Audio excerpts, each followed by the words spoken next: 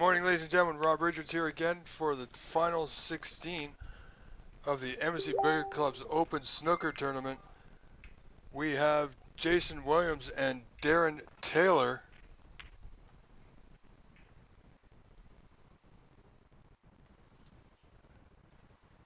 This is a 4 out of 7.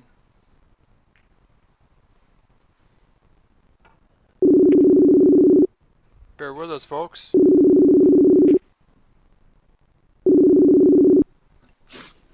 Hi, Rob. All right, good morning, Cliff. We are live with Jason Williams and Darren Taylor.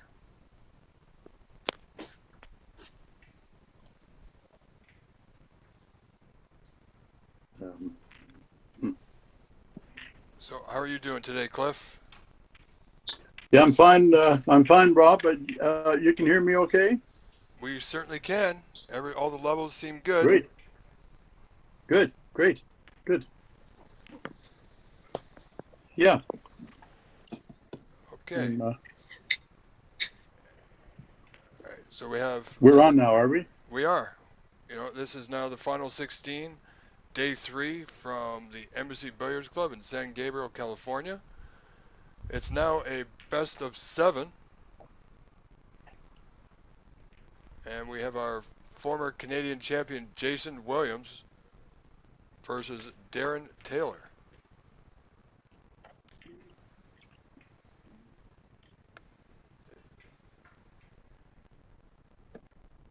So, Jason in early here.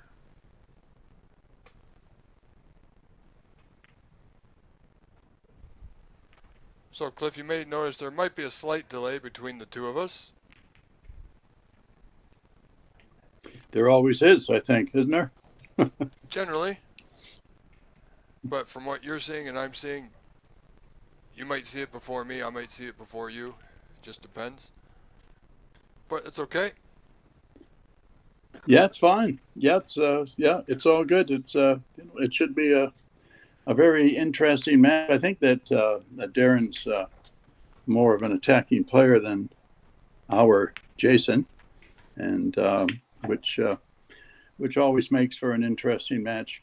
Sure. When one fellow's offensive and the other one is a very good break builder as well when he gets in, but relies heavily on a good safety game.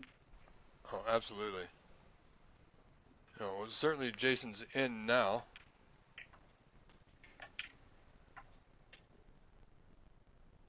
So far, 14. I have noticed, Cliff, when Jason gets going, he can be hard to stop sometimes. Yeah, without being negative, I think he could, he should have maybe won a few more titles. Just sticking his, just playing more of an attacking game, and he's a wonderful player to watch when he gets going. But I think he almost knows too much about the safety. But that wasn't a good shot that he played there. But it's early days, of course, and he's only cued about 4 or 5 times so far, and sometimes when you're playing it, you could practice for an hour and then go straight to the table and feel like you haven't practiced at all. So that's right. We never know with the no, and I have noticed. Yeah, I have noticed, Cliff, over the last couple of days. This table, I'm not sure about the other ones, but this table has been, if you're not center pocket, there's a good chance that ball won't drop for you.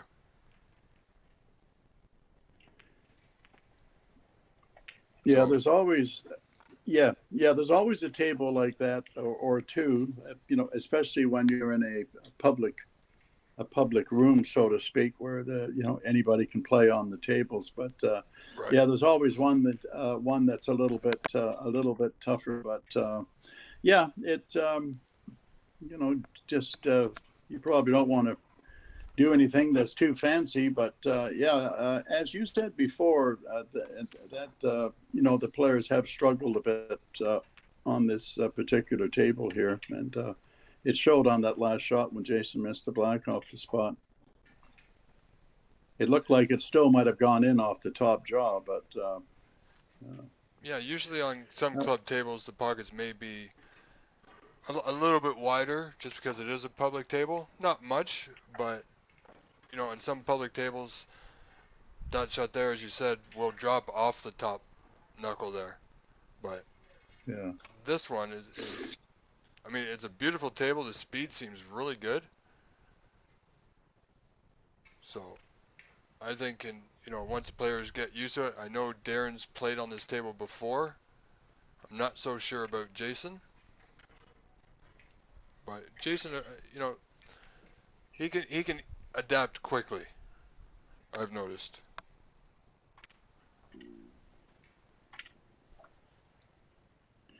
yeah, that's the sign of a, well, it's what we used to call a good road player. That well, first of all, you don't roll too many pinks into the side pocket, and Right. you know, when you're playing safety shots, the you know it you know, the table's not going to be perfect, we'll say, but you know, there are sort of natural drifts that appear, but you know, because of the nap. But yeah, you know, there's only so many things that you know, a player can you know, be surprised by, but he, you know, I don't think that he could be surprised by anything on a table, Jason, and the same with Darren. I guess that although Darren was born in England and now lives in Phoenix, you know, he's still quite comfortable here because they've had quite a few tournaments here. I think they've even had the U.S. Championship here at one time, Rob. That's right. Oh.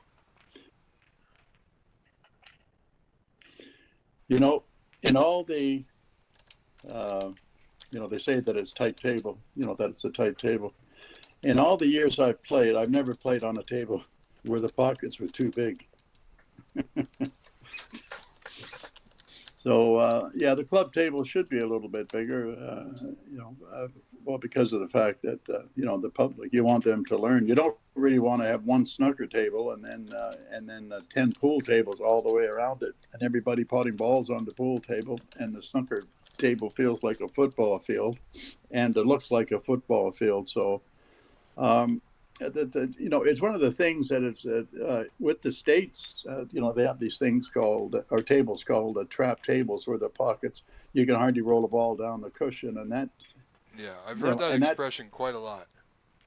Yeah, and that set the game back a little bit, and then you know, the Americans started playing on 5x10 tables with 3 reds, because it just like to clear the balls up with it. You know, it's one heck of a feat, and.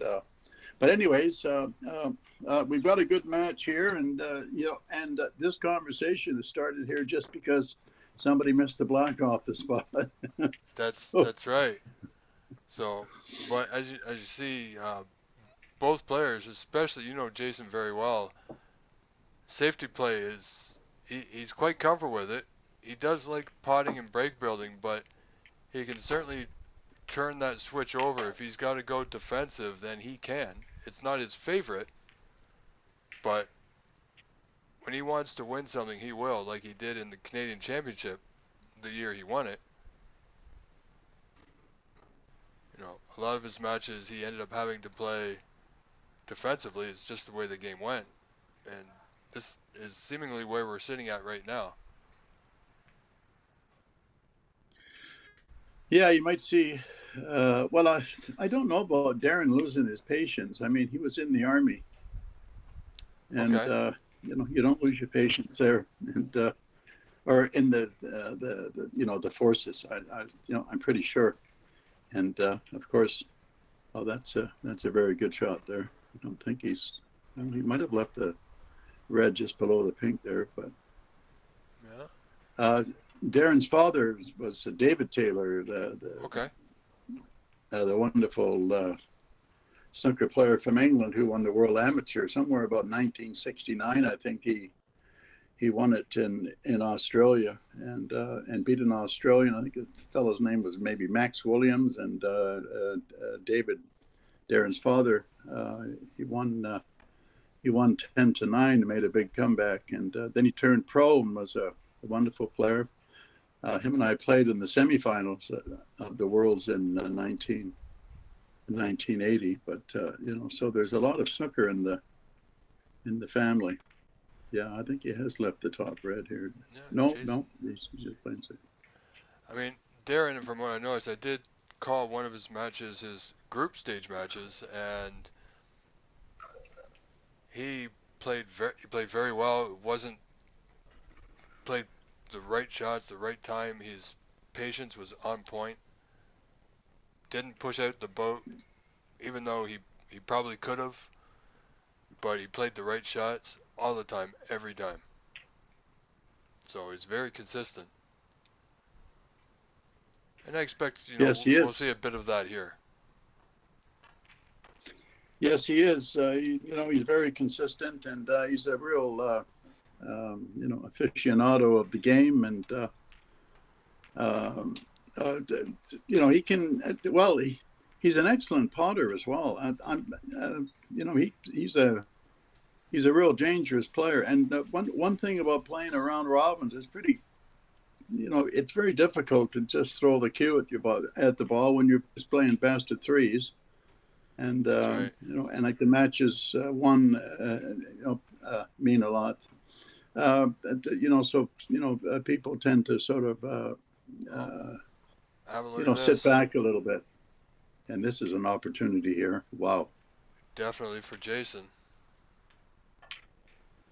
Jason can be patient. Sometimes patience pays off, Cliff.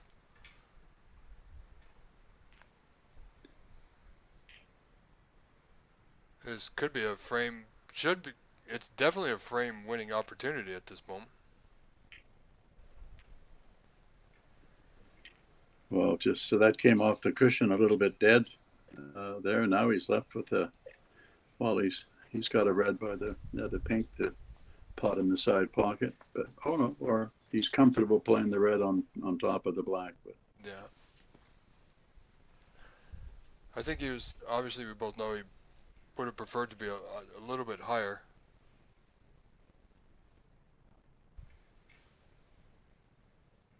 But he's got it, so he's still at the table.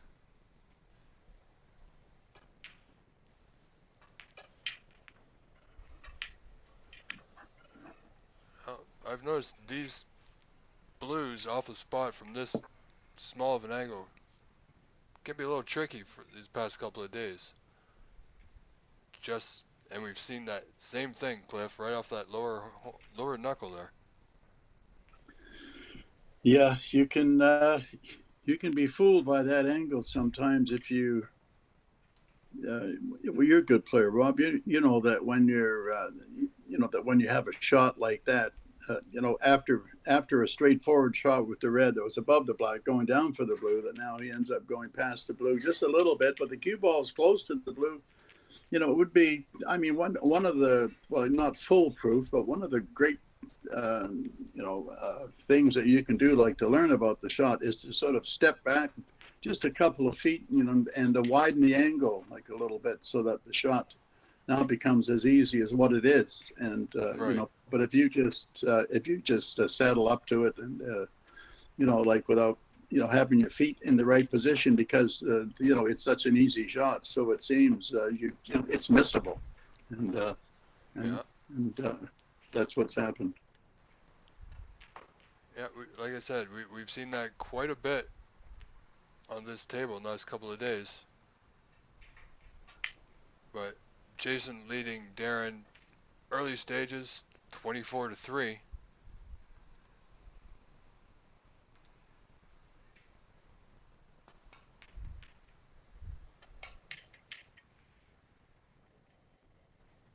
May have a shot to nothing here.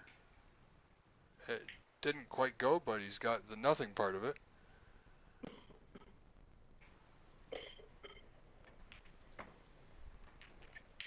I think these reds are just going to be nudged towards that right-hand side cushion here.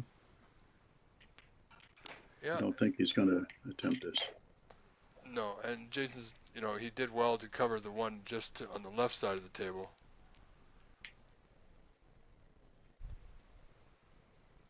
So, like you mentioned, it seems like one of those frames where everything's going to get pushed over to one side here.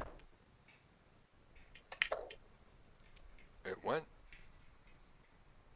Yeah, that was a little bit surprising just to see him, because he potted it and such a difficult shot. Then the cue ball came off a two cushion, just missing the left-hand red there. But that was a heck of a pot. And I don't think he's getting restless. It's just that he's a potter, and oh boy,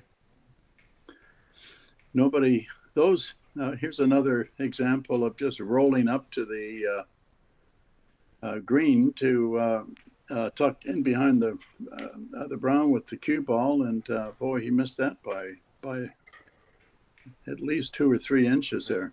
And he just about made the green in the left middle.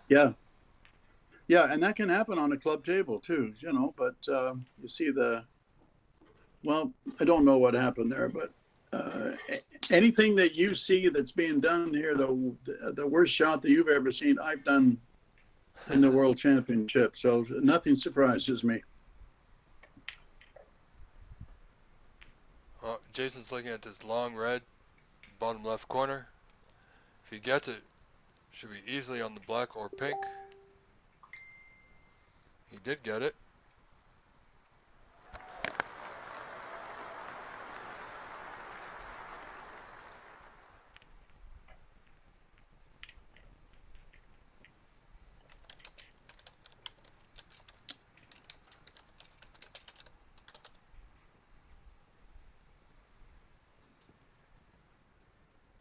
Well, I would have thought Jason would have potted that black.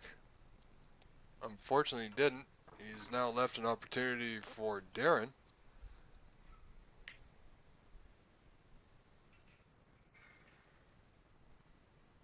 So see if Darren can take advantage of this.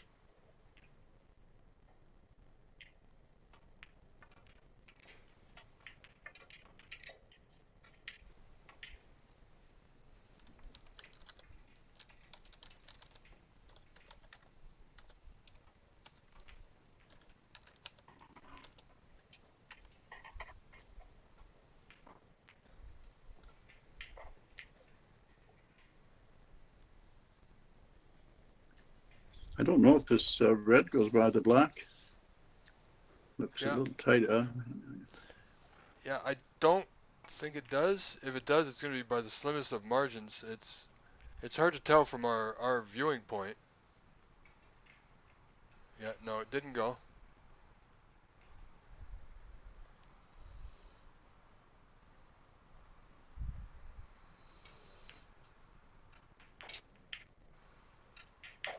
So,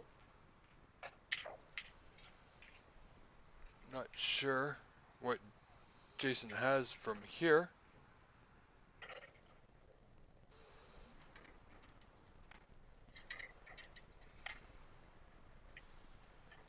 This type of situation is not something I'd like to be in. And you see there, little nod of the head. Jason knows he's in tough at this moment.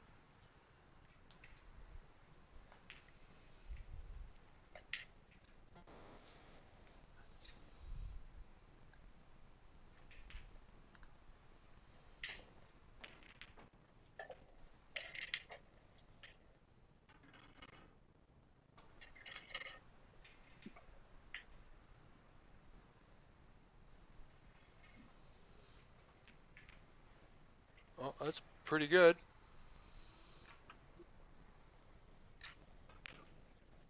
Yes, that was a very good cue ball, and of course, the angle that we've got there looked, shooting that red, which deflected off the red that was over the pocket, wasn't a bad play at all. But the green there, he's played a very good shot there.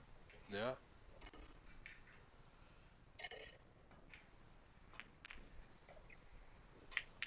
Well, again, Jason certainly. Darren hasn't really given Jason easy or opportunities. Jason's come to the table and he's created these opportunities for himself, Cliff.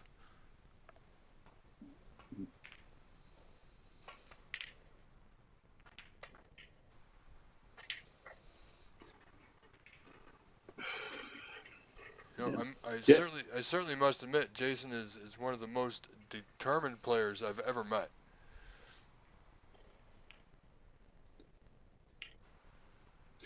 Yeah, he's never been guilty of not trying, that's for sure. And if he could just take advantage of like the auto opening that he has had, then although they haven't been great openings, but he has had an opportunity like to pot balls. Like that last red was a little bit awkward, but he's the things that I'm looking at is that he's he didn't come very close to the pocket, so that says something. It certainly does. Well, I'm not sure how much Jason coming off thin here. Well, that's pretty good. Could be tucked behind the green here, Cliff. That's very good. I don't know what the rule is here. Is it, can you miss all day, or is it 3 misses, or? I think there's a limited amount of misses. From what I've seen, there only, I think, 3 foul attempts. Mm-hmm. Yeah. That was in the round robin. Now I will find out just to confirm, but for the round robin, or the knockout rounds rather, it could have changed.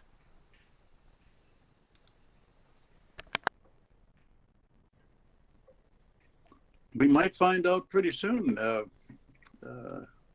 Yep.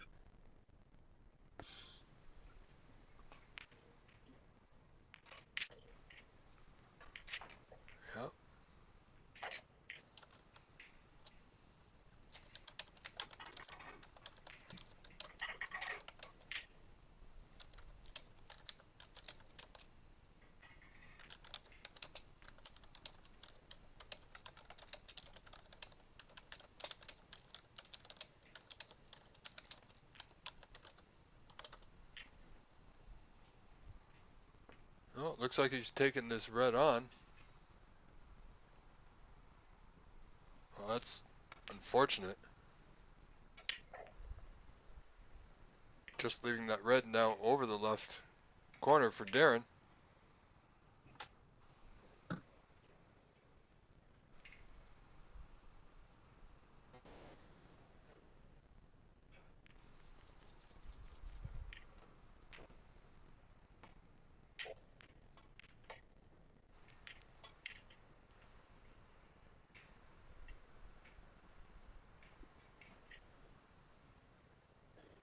Well, I can tell you, Cliff, there has 4 of our Canadian friends are in the top 16 today. Was our Jason Williams, of course, Levi Miller, Chucky and Kwan, and Charlie Brown.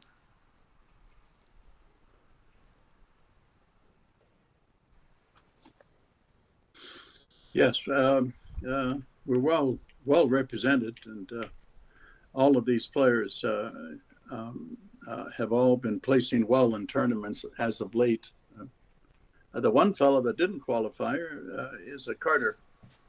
Exactly. Yeah. that owns the Master Q, one of the great, fantastic snooker rooms in Canada. And Carter's the Canadian champion. He went to Montreal and won it at the end of May, and that was a bit of a surprise. But all kudos to the 4 players that are here right now. Is it 4 or 5 here? I believe we got 4 left in it. Oh, okay. Yeah, there's Jason William, Chucky and Kwan, Levi Miller, Charlie Brown. So the 4 of them. Okay.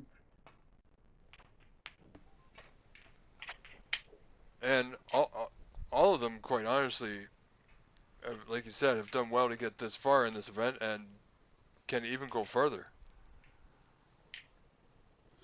Well, there's no doubt about that. I mean, they're all, they all play in as many tournaments as they can. But I think it's great that the Ontario players have actually gone down to Los Angeles. There's been a few complaints just about that. Like the Ontario players doing well on the Canadians because they just have to slide out of their bed and play. But this. In Toronto, we'll say. But now we're moving the Canadian Championship around, and finally for the first time in years, and that's going to make players more competitive and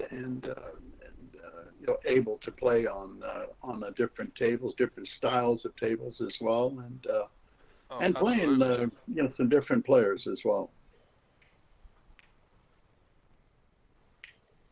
Yeah, it's nice now that the championship is moving around to different venues, as we see Darren there with a nice putt in the red.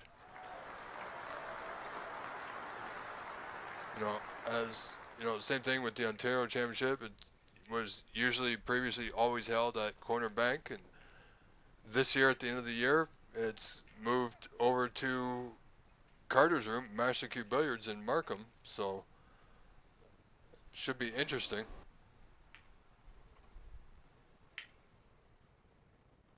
Yeah, we have 3 rooms in Toronto that have at least 8 snooker tables, and that's really helped. And there's a lot of good players in each one. I think that the Master Q with Carter, they spend a lot of time with the juniors. Carter does, and it's really nice to see that. Yes.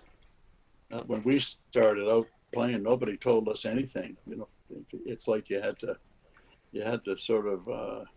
You just had to learn by playing people. Nobody was going to tell you anything. There weren't any videos, books, word of mouth is what I say. That said, you can't. Nobody was going to give away any tips at all. Yeah, when I started learning Cliff, I ended up getting gifted from my parents an old-timey instructional how-to VHS video on how to play snooker. Well, which I watched religiously. Yeah. But yeah, now there's with people like Darren Taylor, even though he was being around all the top players and everything, now is the time to learn. And Darren takes advantage of that too. That they're watching Stephen Hendry's channel, etc. And Michael Holt, and there's quite a few players that have got videos out there now, and just videos of the former players. Absolutely. Well, Darren didn't quite get out of that escape and left Jason with a red right over the right corner, and he does have a shot at the pink into the left or right middle rather, but he'll have a shot at the red next to the black, but it won't be completely ideal.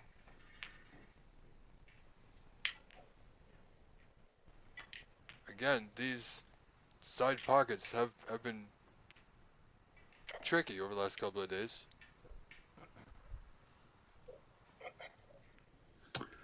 Unfortunately, I don't know what tables are these. Are these star tables, Rob? No, they're Riley tables.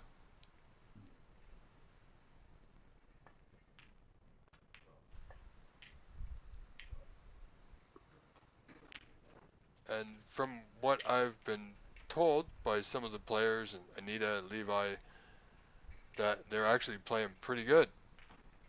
They like them. I mean, the people over at California Embassy reclassed all the tables and re-leveled and did a whole bunch of work for this event, specifically for this event.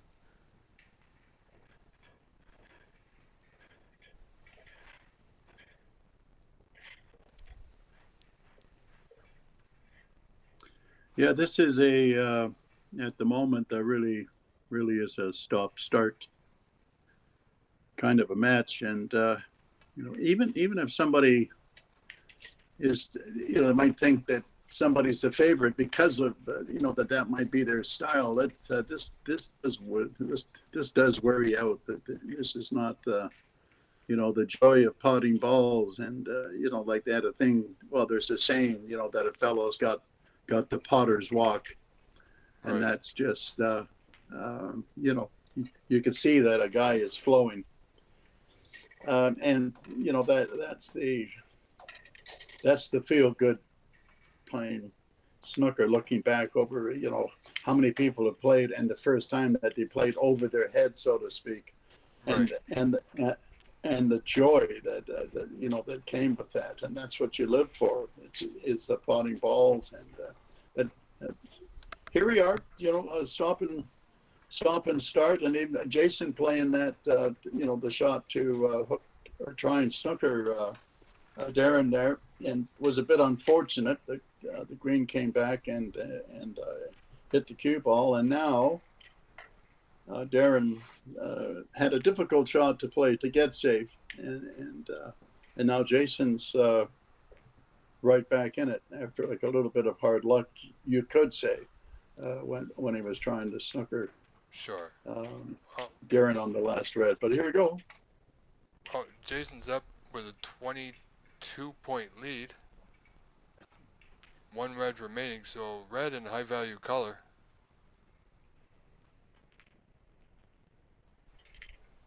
See, he didn't hit that ball at all, and the table is so playing well, it just flowed, just seemed to roll on and on.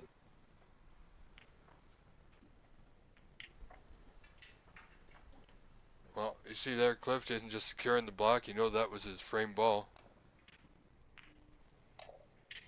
We saw a few players yesterday on the stream that they had frame ball and it's just out of instinct they tried to punch the ball into the pocket to play position when it wasn't needed. And ultimately the pocket would not accept it. And a couple times they end up losing the frame. So Jason, knowing this, smartly just took it the way it was. Now Darren needs a snooker.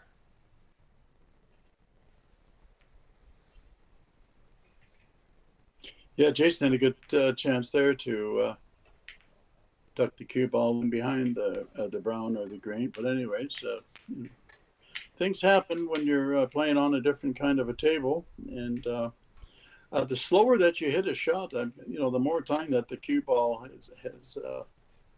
has got to, well, or the object ball, to deviate from its line. It's got too much time to make that, something might go wrong, and that, like not hit it hard enough, for instance. Right. And I think Darren's had a little bit of luck here. However, I think Jason can catch just a slim edge here on the left side of the yellow.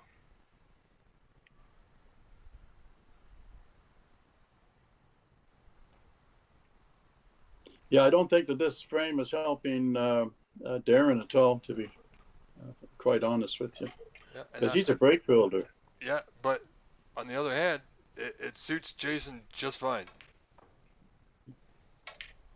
We've seen him play long matches that seem slow but some cases, some frames are just more defensive than they are potting.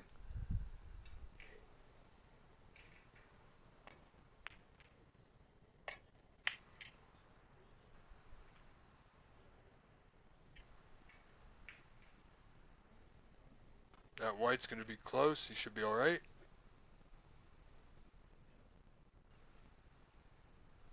Well, let's see here, Cliff. Jason play the straightforward safety or the in and over? I don't think he wants the in and over here, where especially where the green's up there next to the brown. Yeah, he could have played a shot that all the pros would call the dump shot, where you just hit the or strike the cue ball, and the yellow goes one cushion back up towards the green, and the brown and the cue ball might have a chance to nestle him behind the pink going off the side cushion. But anyways, there we go. And well, once you get these balls together like this, anything can happen now if you need a snooker. Yeah, I did not think Jason's intention there was obviously not to leave the yellow available for Darren, knowing that if he gets position on the green, it's going to give Darren a good opportunity to lay that snooker that he needs. And as we see, this is where we are right now, so yeah, it's just a matter of if he can, it's got to be a good one.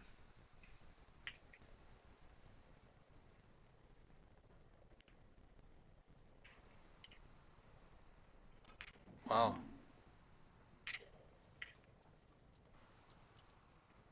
Cliff, I think he was actually trying to pot that. Yeah, he was. He was just that, it didn't, well, actually, I shouldn't say that it didn't look like he could get a snooker there, but the balls were in a good place. Yeah, that's another very surprising miss there. I think you and I are on a bit of a delay here, so yes. With the time, so yeah, this might, I might be like a little bit ahead of you. So if that happens, that's okay. Yeah, no, we work it out.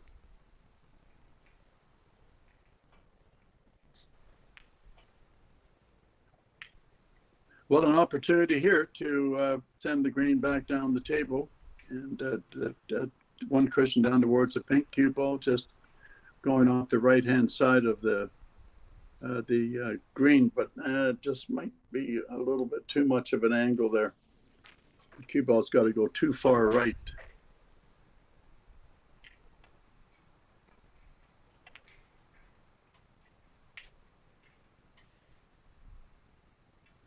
I think it was easier to go for the pot there. Yeah. Well, Darren may have an opportunity here.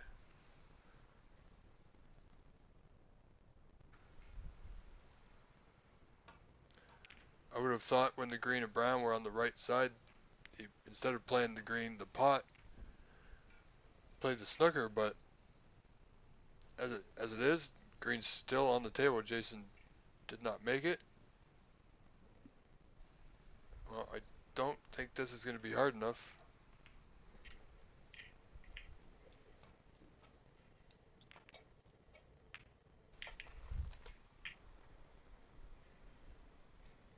You know, sometimes it's hard to see what angle or how much of a ball they have.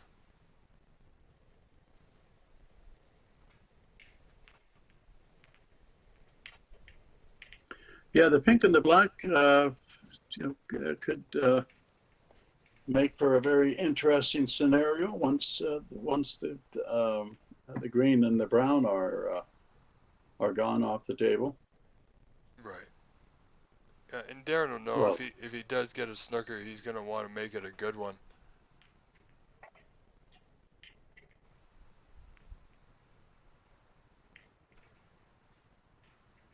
You can see that it's almost like the something just sort of feels like the table's a little bit harsh. I don't know what, I don't know how to explain it really, but Right. those shots there that he like missed, and a few of them have been missed like that. It's like it really is out of character, to be honest with you. Yeah, and as I mentioned before, I mean, these tables seem tough, and those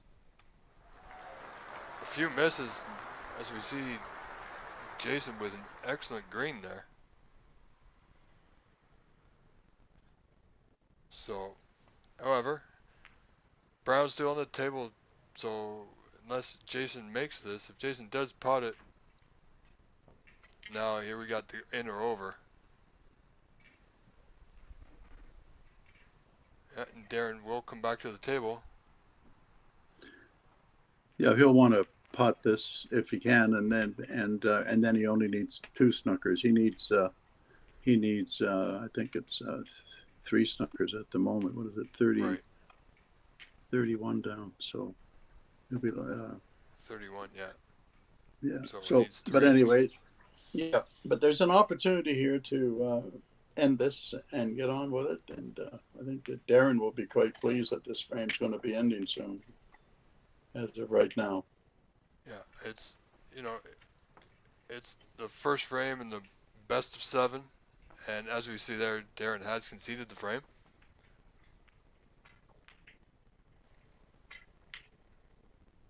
So I'll just update our score here.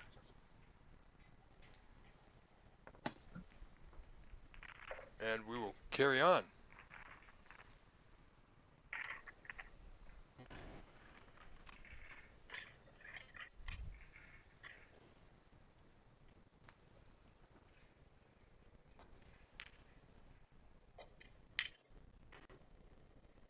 All right, frame 2 coming up, and I believe it will be Jason Williams to break.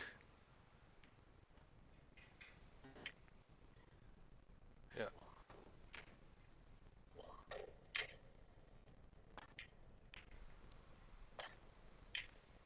So, as you see, Jason Williams, as we mentioned earlier, was quite patient, and this is not going to be a good break. Darren with a very early opportunity, Cliff, that he would not have expected to have at the moment. Yeah, Jason seemed to hit the outside red a little bit thicker. It was almost hitting, almost accidentally hitting the second to last red there. Because that's about the only way that it happens. But of course, Jason's probably thinking, well, who racked those balls? And of course it was yes. Darren. But still, you shouldn't. Oh dear, that's really under hit. Yeah, there's something fishy going on there. That the black ball cushion just seems to be a little bit dead, so to speak. Yeah, it's kind of strange. Well, that that definitely seemed kind of strange.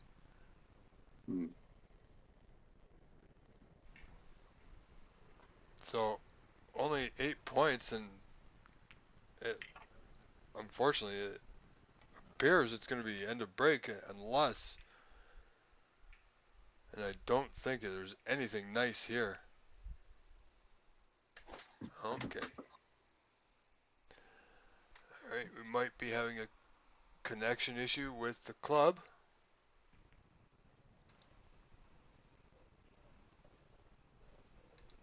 But I think we're okay, Cliff. Well, the red might go on the side?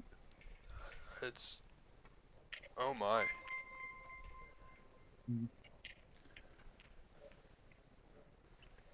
Yeah, as I mentioned, there wasn't anything nice there. I wouldn't have...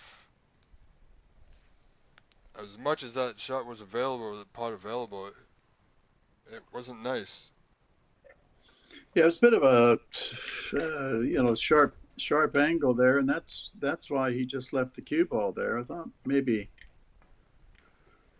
that he might have actually pulled it back just in case that happened, missing it. But boy, it's pretty easy being sat here, and I mean, I haven't missed a ball yet today. Being sat down watching, but it's totally different when you're down there, of course, and it can get a little bit confusing. You got 8 tables going. Even the players are walking around next to each table, and yeah, your concentration. You got to be spot on. You got to really be in the bubble. That's right.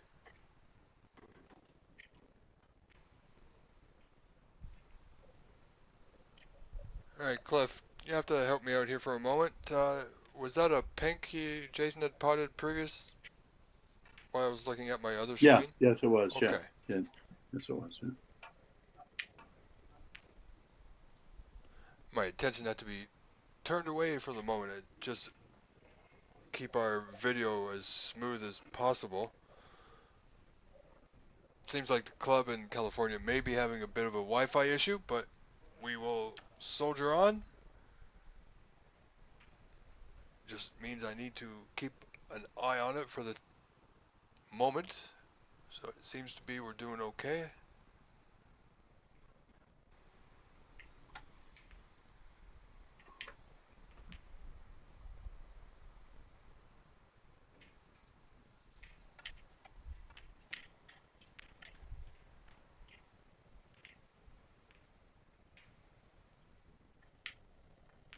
Yeah, you see that shot? He just sort of,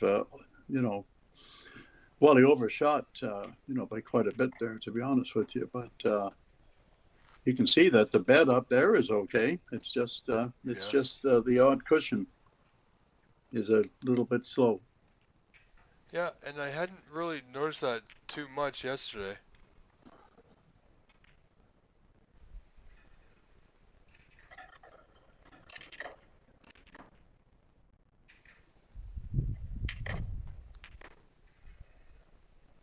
Now, Cliff, they were having what I found nice a little bit was after each match, the winner of the match would go and rebrush the table, but they weren't blocking it. Now, wouldn't that leave, the fibers of the cloth in up, not flat? Uh, well, well, first of all, to actually see like to know that the players are brushing the table, I think is fantastic. Yes. And secondly too, is that the players are helping each other spotting the balls, which is something that sort of stopped in Canada. I don't know why, but I mean, if you're spotting your opponent's balls, you can, like the colors, you can. I mean, you're right in the game there. I think it's good for you, like to actually do that. You're part of the game. Nobody likes to sort of help their opponent to a certain extent, but it's really nice to see. As far as it does actually put the nap down, to a certain extent. It certainly helps it, Rob, but Right. it takes away all the chalk marks and everything. It looks clean. It beats what people were starting to do is vacuuming the tables, which actually, the expensive cloth. I mean, you don't want the nap like to be leaving the table. You can. Oh, that's missing that shot. He really is supposed to be. He really is supposed to pot that ball. And thinking about that, he's got a really a good opportunity here. But yeah, tough to see. But that's. Like I said, this stop and start kind of a match, is conducive to things like that happening. But That's um, right. Well, I think Jason is gonna have a go at this long red. So, Cliff, I've been given a question by some of our viewers. Um, what was one of your most memorable matches?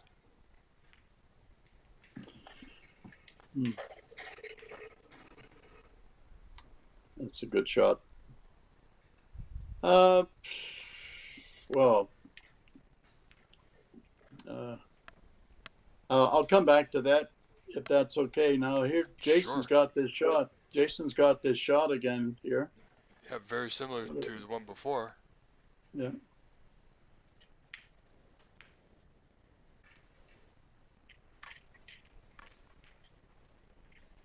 I think he played that one a little better.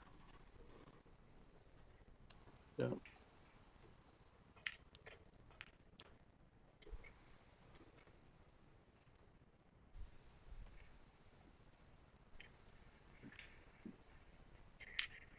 Yeah, he wants to. Well, if given the chance to, he doesn't really want to be, just moving the cue ball like around a bit. He wants to be, he wants an angle on the pink to maybe just sort of have a slight angle, like something like this. He probably went too far there, but just where that, he might be able to go into the other red now and, open up a couple of the red balls here by hitting the one that's loose there. Oh my. No? Yeah, he's not, it's, instead of, you still want to be trying to win the game in one shot there. I know it's, it's to get the balls open, but when you're shooting a color, and you're planning on moving out a couple of reds, that's the ideal scenario there. But like I said, pretty easy from here. But yeah, he would be disappointed with that. Well, who would have thought Jason would be in the lead 28-8 after that opening break from Jason? Yeah. Yes, true. Okay, let's see a good safety shot here. Okay, yeah. See, that's that's not really a shot to nothing when you're playing. If you're going to hit a ball on the side there, but he did hit that kind of thick, so that wasn't the angle that he wanted the cue ball to. After he hit the red to go down the table. Well, looks like Darren's getting back in it here. Yes, and an opportunity here with the one red sticking out, if he can just sort of push this through. And although he's a right-handed player from that side of the table, if he's going to leave himself an angle, he's got a bit of a stretch shot here. But yeah, he was forced to go too far, so it looks like he's going to be screwing back for the blue to have a nice little angle to go into a pack without the pink, obstructing, the line of the shot from the blue, like the breakout shot. Let's see how he's done. Oh, a little close to the cushion. Yeah, so.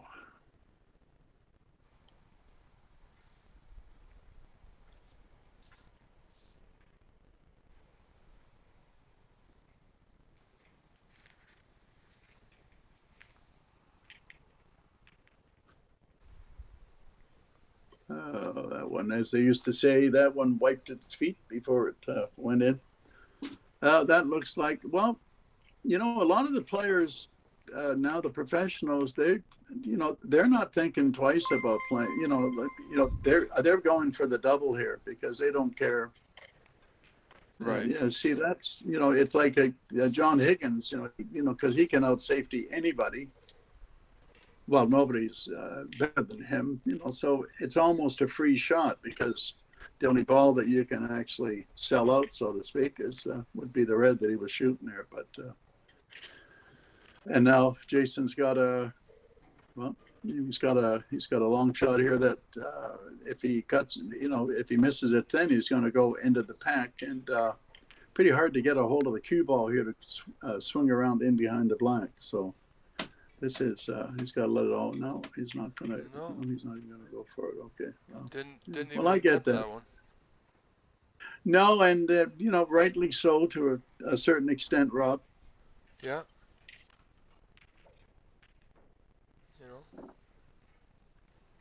So Darren just You know, he was looking to see if there was a plant. There isn't, so the one loose red. Wow, that was an attempted pot. Yeah, well, there's an example of that. He could only leave the red that he was shooting there. So that was, and just needs an angle on the color, and like to go in to the reds and break them out with the 6 reds all in a bunch. There was certainly the right shot, and that you're thinking about winning the frame even off a shot like that. So I like the way that Darren's thinking.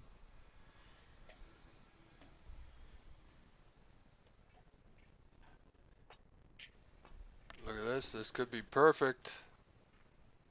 Yeah, that was an excellent shot. That's a beautiful shot there. Yeah, you can clear the black spot, pot in the yellow. Maintain cue ball control on the red.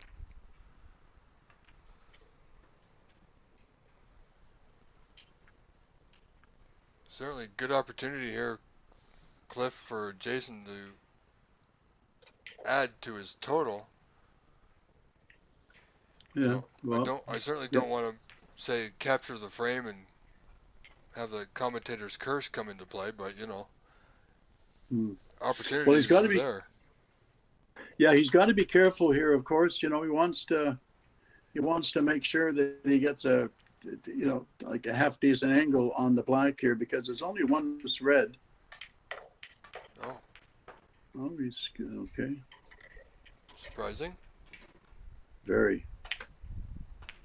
Yeah, he's smiling there. Yeah,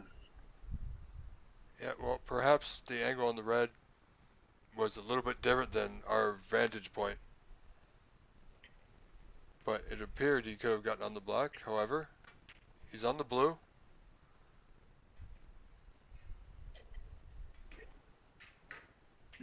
Look at this, Cliff. Wow. Yes, an excellent shot. And, well, you have to be thinking that, he's got to be thinking that he could win the frame from here. Oh, there's that bottom cushion. But I think that one there, Cliff, was just a simple case of Jason not rolling it too hard. Yeah, I think he ran out of cue there, stretching. Yeah. But it's okay. Still expect him to get it. And he fooled me. Oh, you don't expect that, do you? So, Darren now, 4 open reds, blues easily available. Not a lot stopping him here, Cliff. No, and he doesn't need the pink either. So, when he's running out the colors, so that's a bonus for him. Oh, how far is he going to go? Ooh. Wow.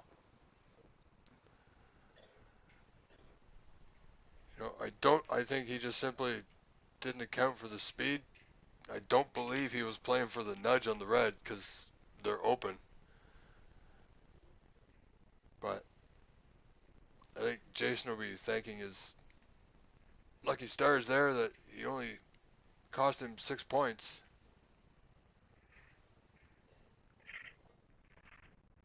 Oh no. Oh, Cliff, I'm not sure if you're as surprised as I am, and some of our viewers are. Yeah, that was, well, I'd like to see that shot again. Just wasn't the right shot, was it? I don't know. Well, he wanted to obviously, have the cue ball hit before the side cushion there. But anyways, that's a decent lead there by Jason.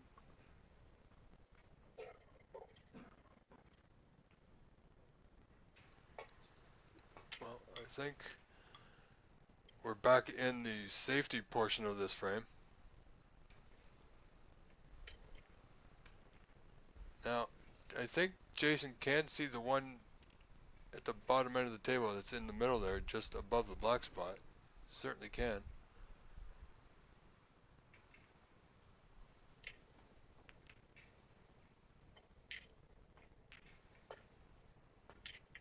Oh, and he near miss, so he's gotten away with that one. How to get down the table without hitting another ball. That was not a stock shot, as they say. Yeah. But Darren has long red to bottom left corner. It's a thin one.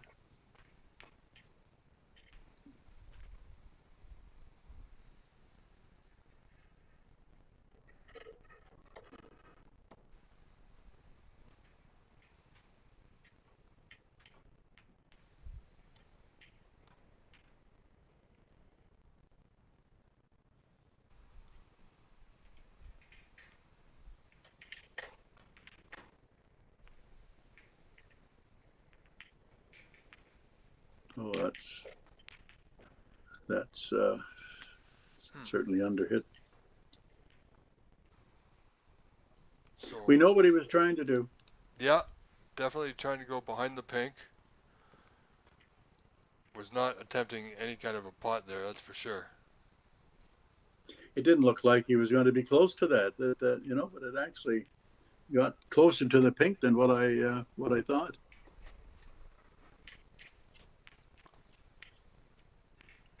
Well, that's what I've seen happen this week. The table's playing fast. So when players know the table's playing fast, they can sometimes over adjust and not hit it as hard as they actually need to.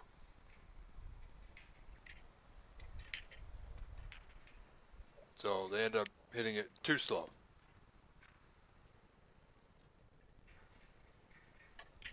Jason looking for a nudge. Just coming around the backside.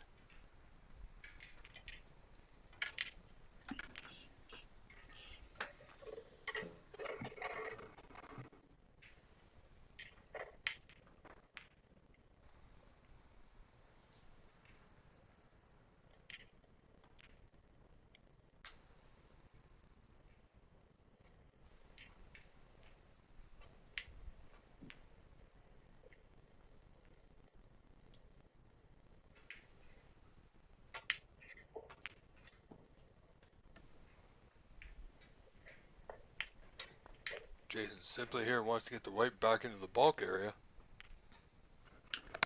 Yeah, you really want to be on that particular shot. You really want to make sure that you at least cut it to the pocket, because this can happen here. And the thicker you hit it, the less chance the cue ball's got to go back down the table. But yeah, I think they've both got it now, whatever it is. But I think that, well, you can. I mean, this is the kind of match. Of course, the people watching this and go, "Oh my God, this is, you know, it's not it's not happening." But one of the players is going to break loose. They're just going to find what they're doing. They're either putting a little bit of side on the cue ball at the, you know, cutting the balls to left or right. They're not doing as well as cutting it from right to left, and they're getting, you know, left to right shots all the time. But that's right. There's something's going to happen here. Something good. I got a feeling. And I think it might actually come from Darren. Yeah, and look at this. This, Cliff, I think you may have called it. Yeah, it doesn't mean I'm going to rush down to the racetrack, though. Well, I'm crossing my fingers for Darren here. Certainly has the opportunity. Oh, boy. I think he's going to get a good bounce here.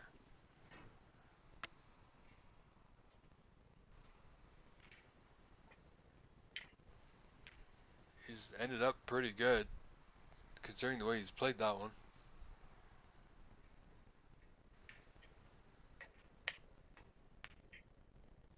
Okay, so we're back in the colors.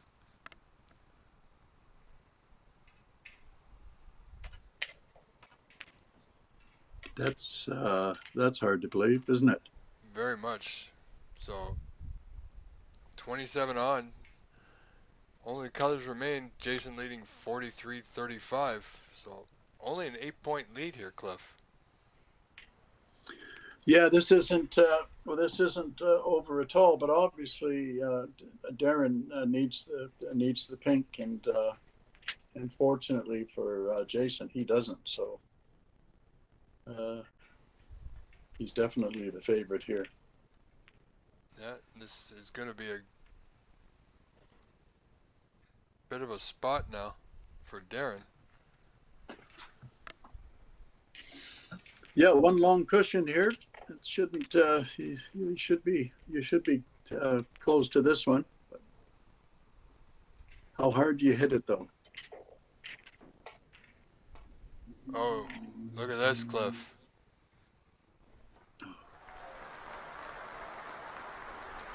I used to say that, if I'm practicing, that it never happens in a tournament.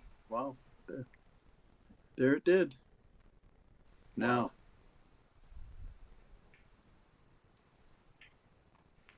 Oh boy, watch out. Yeah, there's something going on there. It just, it's almost so many things can, have happened. Like sometimes they wash the balls with, with some kind of soap or something, or else. Right. I remember playing in a place once where they had a damp face cloth kind of a thing and went down and. Okay. Like the nap and dragged it down the table and, didn't tell the players. There's something definitely going on there where it's not completely the player's fault. Yeah, no, I think both of these players have visually had trouble, but Darren missing the green just there, he missed the yellow previously, which for the caliber of player that both these players are, it's too surprising to think that it's them. Yeah, It's not just them, as you mentioned. There's got to be something else going on here. that's absolutely right.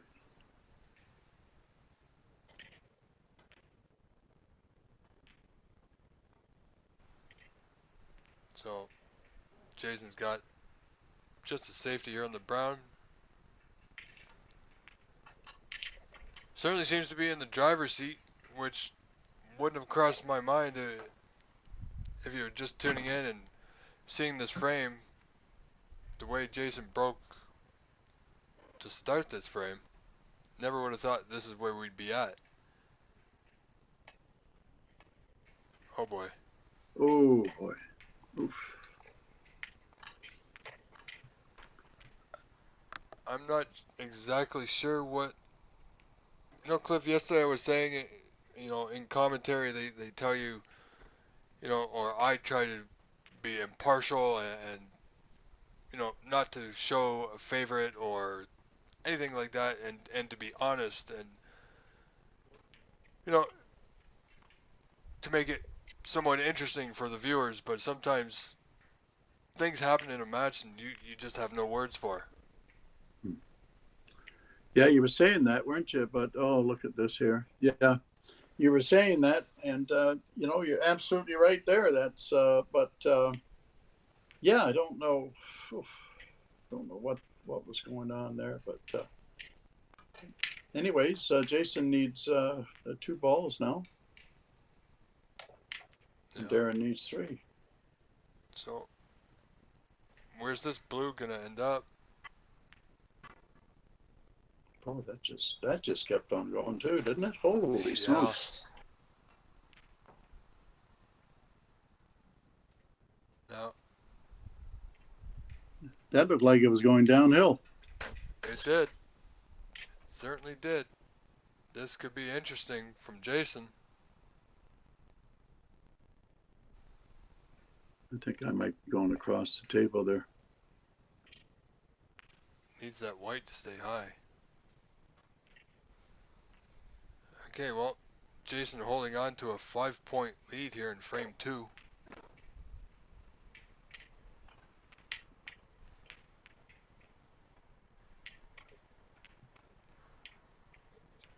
going to make for an interesting ending, that's for sure.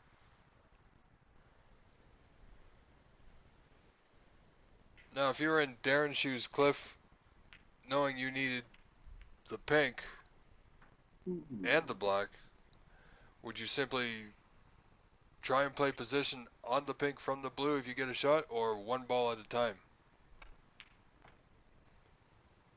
Well, I mean, like on that particular shot there, I just thought he, it's possible the shot that he just had is just like to roll the blue forward, short of the middle pocket.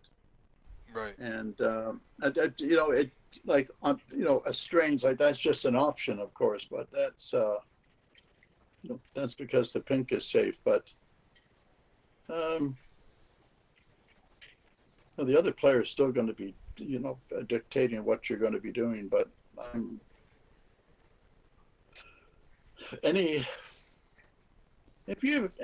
even like if the black wasn't there, even like on this shot here, I would still be trying to pot the blue and break out the pink. I would still be trying to do that. Sure, absolutely. Because Jason, needs the pink.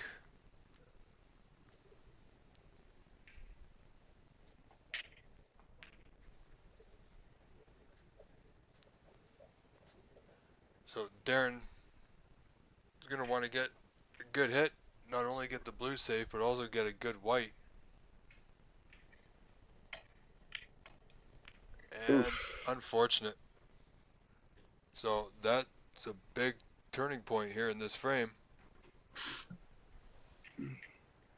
I would think now, Cliff, Jason would certainly have a go at this blue to the bottom left. Yeah. It's seemingly almost like a free shot. He doesn't need the pink, so he doesn't need to play position. Yeah, you're right there. You're right, and this is one of the shots where we can see that if something else is affecting it here, because really, you're supposed to pot this or at least hit the jaws, and the guys are okay. They made some good pots and the longer pots and everything, but you've got to play this shot with a bit of left-hand side, and this is where the guys have been having a little bit of trouble. I look forward to seeing him making it or hitting the jaws. He's taking his time. Yeah, I think there's a bit of a disturbance. I'd move the cue ball over a bit to his right, like a foot to the left, so that this way, if he misses it thick, he's going to. That's a good there. That's a good shot. So you can tell that there's some normality there. That just with the way that he potted that ball, that was a good shot.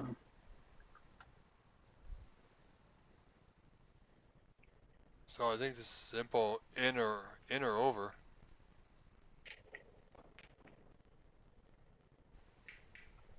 Well, I must say this is going to be difficult for Darren, but he's no player to give up. I know that.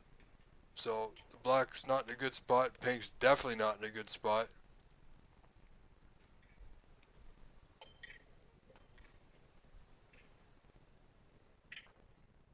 But Cliff, if Darren manages to get a snooker at some point down the road, if the black's still there, it's going to be a good one. Absolutely. But it's going to be very difficult. Yeah. And from one of our viewers, just wants to say hello to Cliff, is Floyd Ziegler saying hello today to you. Floyd, yes. Hi, Floyd. Floyd's, I think, a 3-time Canadian champion. Certainly is. And is started snooker late in life, so we're all thankful for that. But a wonderful player, and he's a gutsy player, a good potter, and well, it's nice to hear from him, and nice to see him, wanting to learn something. Yeah, he's a fun guy, Floyd. Good He guy. very is, yes. I've had the pleasure to play him in a tournament, so that would be something I'd be looking forward to. Played in many tournaments in the same events, but just never had the opportunity to play against Floyd. So. Well, you'll have to have one of your challenge matches, which you have done. It's been very good for the game. Yeah, Yeah. That's a good idea. But some people were just, well, that was a tidy shot there. Somebody was just talking about, I think it was Jeff White, former Canadian 8-ball or 9-ball champion and two-time runner-up in the Canadian Snooker Championship, just talking about Floyd's 65 now, and just his standard is very, very high for someone of that age, so to speak. Actually, Floyd and Kirk Stevens were. Kirk Stevens are 5, 6, 7-time champion. I'm not sure. Yeah. It was their birthdays on the same day, same year, and they've got about 9 Canadian snooker championships between them. So that's a day to remember. There's a lot of quality snooker there, but yeah. So Darren has given up on this frame, and he's going to be gone. Like wherever he goes now, if he just goes back and sits down, and he'll be talking about or talking to himself about, okay, well, what can we do to change this? And I think he's got to go back to the basics of not putting any side on the ball almost, and Sure. and just and I just getting the feel of it again. But this is tables, well, the black ball cushion's dead. The table's nice and fast though. Yeah. But almost. And I've just got it confirmed from Stephen from the Embassy Billiards Club, Cliff, that they can put it back, the white back, 3 times on a miss. So. Okay.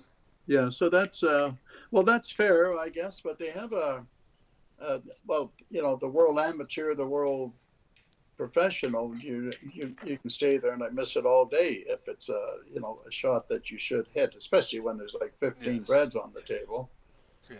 I mean, I do imagine though, even though there's a limited amount of misses, you still have to make a valid attempt. Yeah. There's still I know it's mostly a referee's call. I call it, when there's no referee, it's more like a gentleman's call. I've called myself on it a couple times, and I've said put it back, even though it's a 4th or 5th put back, just because I know I can do better. So there still is 3 misses, but there's still, as you know, an intentional miss. Right? Yeah, one of the when they first started to do that, they even back in the old days, and I know a little bit about that. I think in the first set of rules that I saw, it if you didn't try and hit it, it was called willful evasion of the spirit of the rules. Right. And I thought that was very fair, but I still think that a guy should stay there and hit it, especially when you can put it back in the same place. And I get that, and it's all because of one situation where the pink is, the pink is over the pocket and the black is right on top of it, and then the cue ball's on top of the black. Well, that's, for the sake of that rule, like they've got this 3 miss thing. But I mean, the 3 miss thing comes from people that don't like getting out of snookers. I mean, that's basically what it is. And just, so you're very limited to I mean, like you're keeping yourself out of the equation. I mean, you could have getting out of snookers. I mean, I'd like to do that. It's, Canada's national coach. I'd like to, have something like that happen. Like, people that have trouble getting out of snookers, you just put the balls where you think, and I'll tell you how to get out of it. I mean, it's, and And I can honestly say that I've never tried to not hit a snooker from what I can remember. Okay, I might have been in Thunder Bay or something like that at the age of 17, playing for $5, and it's at midnight, and I don't have the $5. Well, what would you do? Hey, well, there you go. Yeah, yeah, but You that's know. the but I mean that's the I'd like to see the people. I'd like to see them. Everybody learn how to get out of snookers. Okay, so wow. Here we Great go. pot. Now, just when you thought that it'd be Darren coming alive, it's Jason. So there you Yeah. go. Well, yeah. I think those two frames, the first two frames that Jason's managed to win, is might, sometimes it happens. It just loosens up your cue arm a little bit. It might, bring his mind into a little bit more of a focus. He may not be at his best at the moment, Cliff, but being up 2-0 will certainly get Jason to be more aware of what he needs to do to keep this going. Because if he can win 4-0, because he's got another match to play today, if he should win, he can rest a little bit, which may help him. Yeah, that's a good. It's a good point, Rob. And it's just that. Yeah, Jason. Sorry, Darren. I don't. Yeah, he's sort of in bits at the moment. I don't know. It might have been because of a shot he's missed earlier on didn't make sense, or. But yeah, once a player gets his tail up, especially Jason, it's then when it starts to become like a practice game, well then he's got to be well. You could just tell by the flow of his game, or and like it just even right now, like the way that he shot that red without putting too much into it, he just That's right. he can get that potter's walk a little bit. Yeah, people used to tell me I used to strut around the table when I was a kid. Yeah, well, there's nothing wrong with that. Yeah, the old peacock, right? With your chest out, and yeah, and there we go again. You have these back cuts where Jason isn't cutting them enough, and it's easy to sit here. I know that, but you've got to either make it or overcut one of these things just to get the resemblance of law and order. See, that ball just sort of kept on going there too, like not in a bad way. That's that's what you want. I mean, that's you basically want in billiards you want you want a fast bed, like a three English three cushion billiards. You want a fast bed and slow cushion so that you can keep the making caroms like along the cushions. And with snooker, you want to have a slow bed and fast cushions to be able to get around the table. So but there's definitely well. Next to that, this table's playing okay. Just seeing all these shots being like the cue ball being left short after coming off the black ball cushion. But anyways, they're still missing pots that they should get, and Jason's friends and probably especially Darren's are going, Darren, what are you doing? But, Exactly. So, well, again, Darren has given Jason another opportunity, and you know,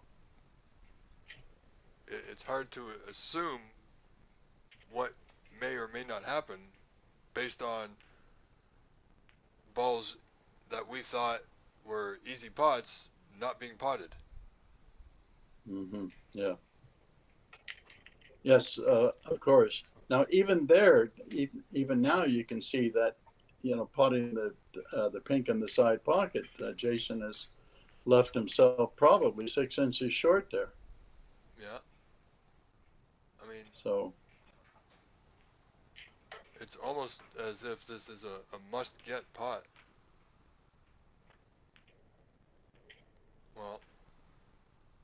again. See, like you said, it might be a little strange. It almost as if he was just. I don't think he was counting on getting a nudge just like that.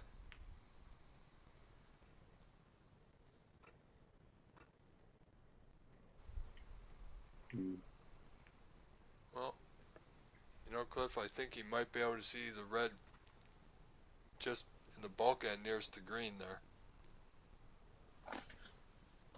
Yeah, good eyes there. Yeah, once again, you see they're slow rolling the cue ball there, and they've lost it. He's lost the cue ball.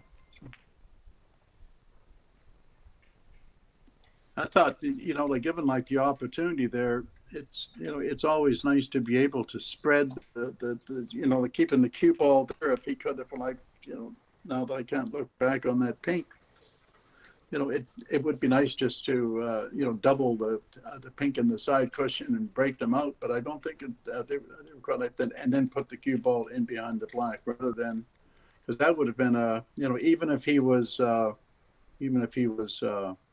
snookered on the red that he did eventually hit there, it would have been an easy hit.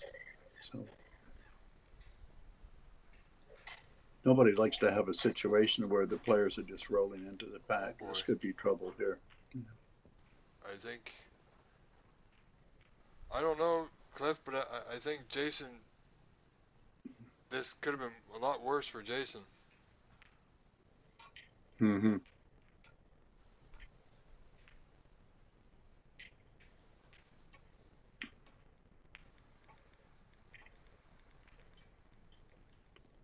This is, nobody's that good.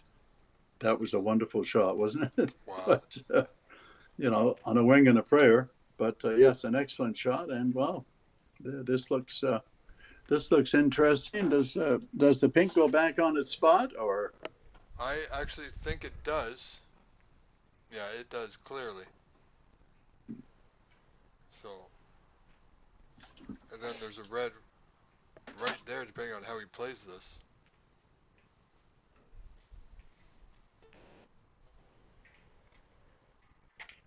Okay, well, he played it smartly, trying not to do too much with the white.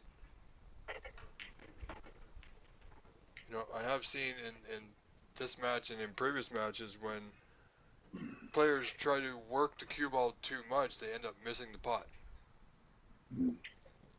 Yeah, it seems that way. Yeah, that's.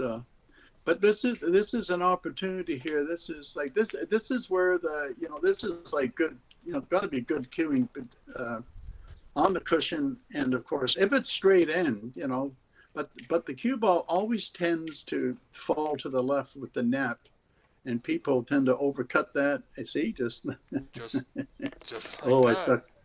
I stuck my neck out there, didn't I? I thought he was going to make it or overcut it, but there you go. And he hit it thick. So a few more hellos for you, Cliff, from James Power joining us. Oh, James Power. Yeah, yep. And Nitin also has joined us, along with Mike Millar. Okay. Nitin, yeah, Mr. Action Jackson. He likes to. That's right. Yeah, he likes to run the tournaments, and he likes to run everything. But he's a good player, and a good solid player. And James Power is his company actually sponsors the Ontario Snooker Association. So hats off to James, and he's certainly got added interest, and there's a few people on the board now that have really helped the association, and it's a pleasure to see what they're doing. So and having we've even got a 12-year-old playing snooker,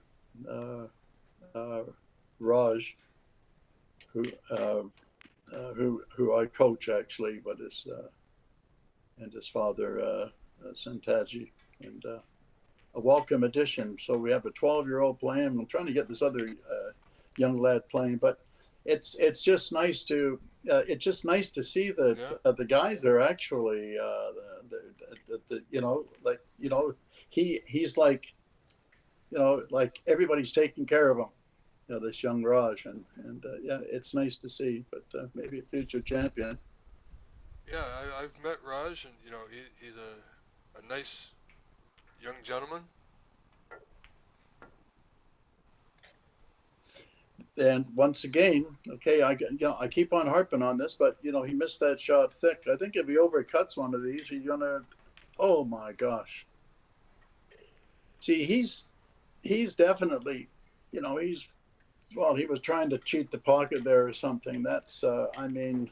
Yeah, and on these tables, that's a tough thing to do. I've noticed if you're not.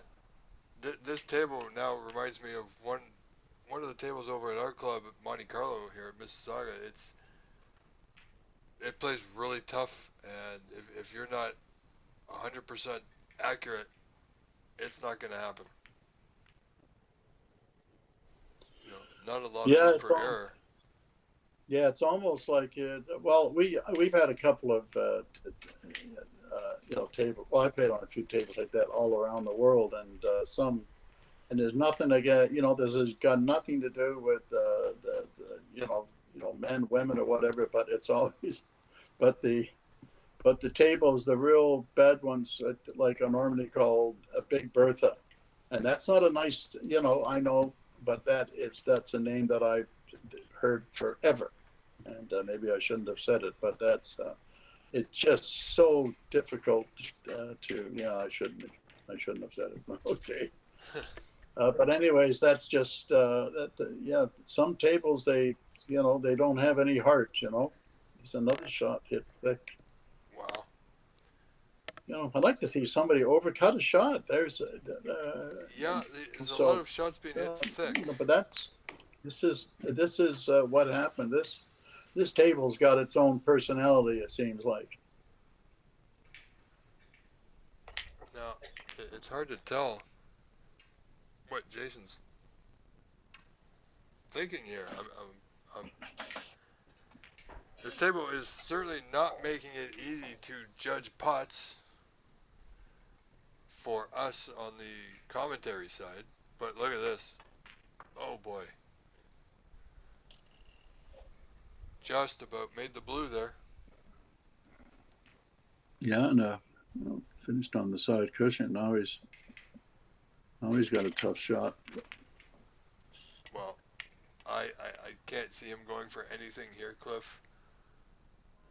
Well, there's a saying that we have in the pro game that if it's more difficult to play safe, then you go for the pot. And then you go for the pot 100%. And sometimes that's difficult to do because you're staring at it straight in the face. But this is a situation where do you want to win the match? Sit back. I mean, it's only if he pots a color here, then okay. Well, you can't. You can't condemn them for that, can you? But no. But this is like an easy situation. Side cushion, hit that red. It's not even full ball, and the cue ball is just going to the red that's over the right hand pocket. That's right. But he looks like he's going for this one in the center. Okay. Oh dear! Look what he's done. I think he's opened it up. Yeah. I think the two lower reds, I think both go. Yeah. And I'm not going to say that they're playing a game that I'm not familiar with. But, it's amazing when you're out there and things aren't going well. I know all about it. That's right. And how is your coaching going, Cliff, with Raj and anybody else?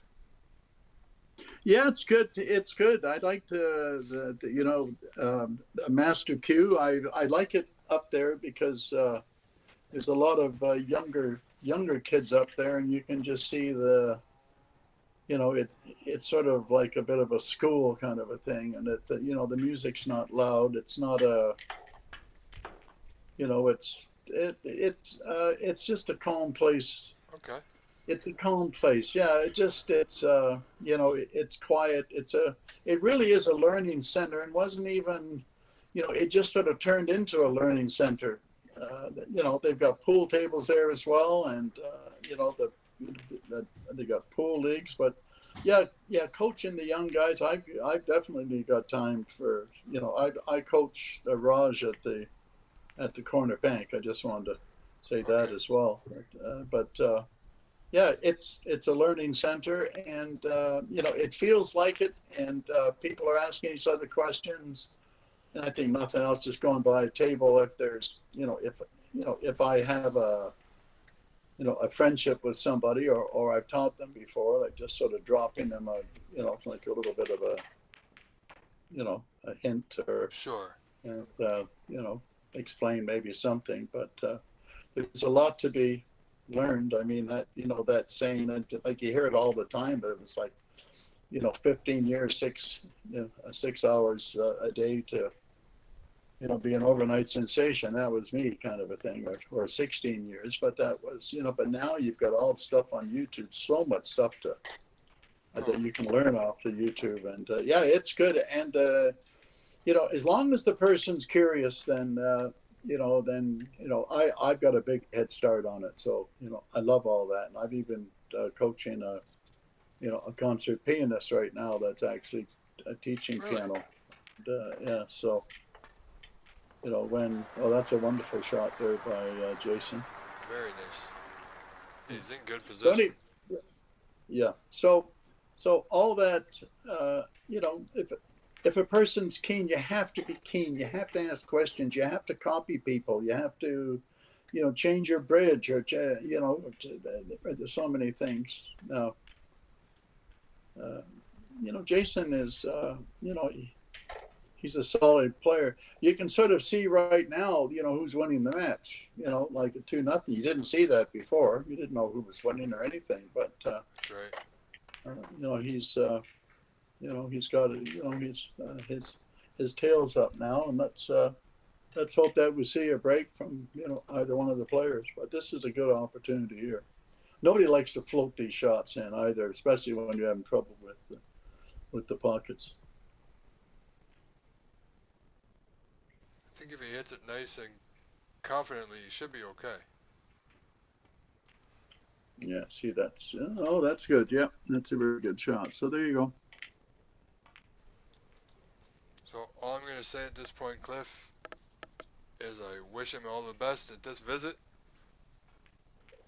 And come what may, unfortunately, but he does certainly have all the talent and ability to make this a good visit and add to his ever-growing total.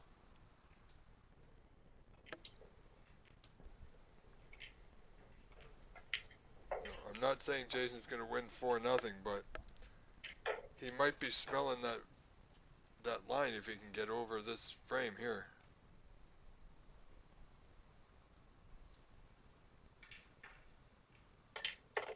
See, that was very confidently done. Needed a bit of luck. I'm not sure how good he is. I don't think it's ideal though, Cliff.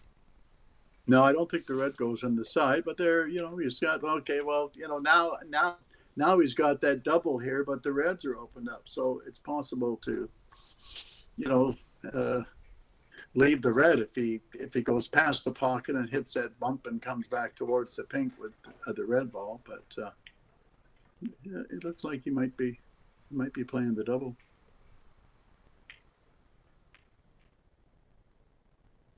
Okay, no. Just hiding It's that white. different when you're playing. Sorry. Yeah, just hiding the white. He's quite content. He knows he's got a 2-0 lead in the match. He knows he's up 34-7 in this frame, so it's Darren that's got to do most of the work to catch up here. Jason can be a little bit more patient and simply wait and capitalize on any mistakes from Darren. Yes, that's what it. Yeah, that's what it seems like. But Darren put. He put that red safe, which is, if you think about it, well, what is he? 27 points down. Those That's two right. reds can. Jason's not going to try and break them out if he can help it, but Darren can use those reds for later on in the game. But okay, let's see what Jason's got in mind here. It certainly could be very interesting.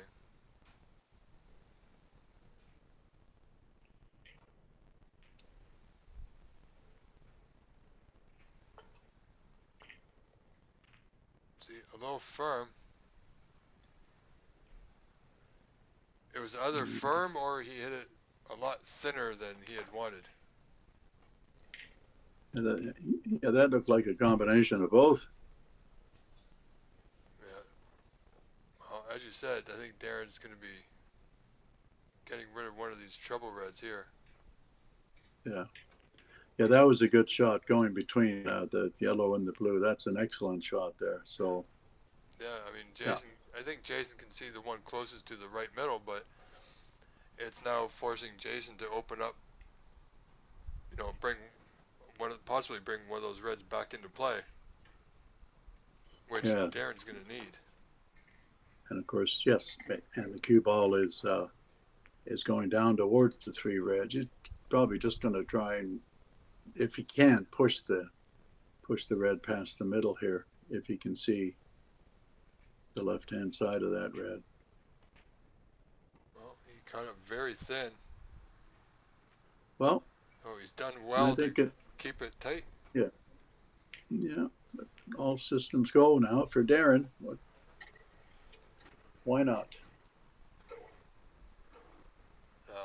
Darren's certainly going to maintain his cue ball here, just stay steady. Well, that's okay.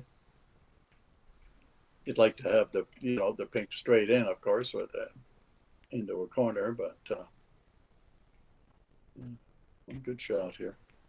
Certainly will need to be. Yeah.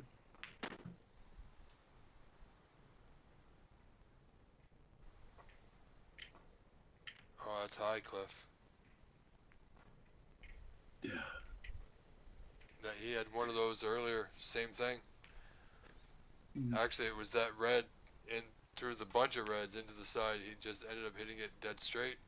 That was early, wasn't it? Yeah. That's right.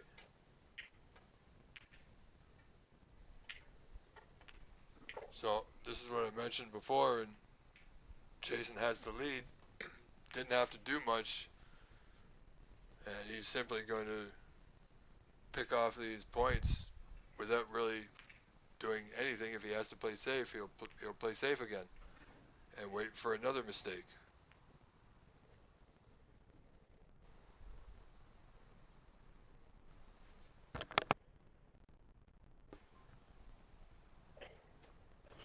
Yeah, I think Jason. I mean, he playing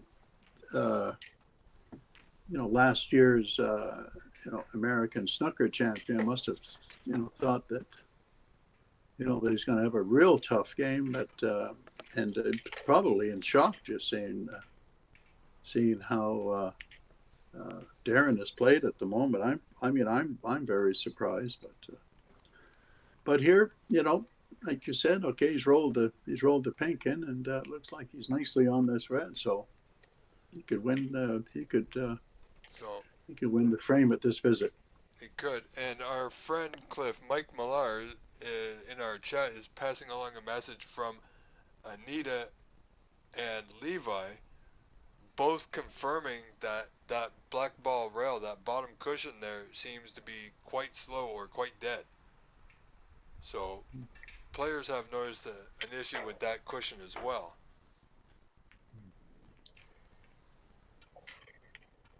So okay. We knew there was something. We're not seeing things then. That's right. Yeah. To us, it appeared like they were hitting the ball super slow, but it's not.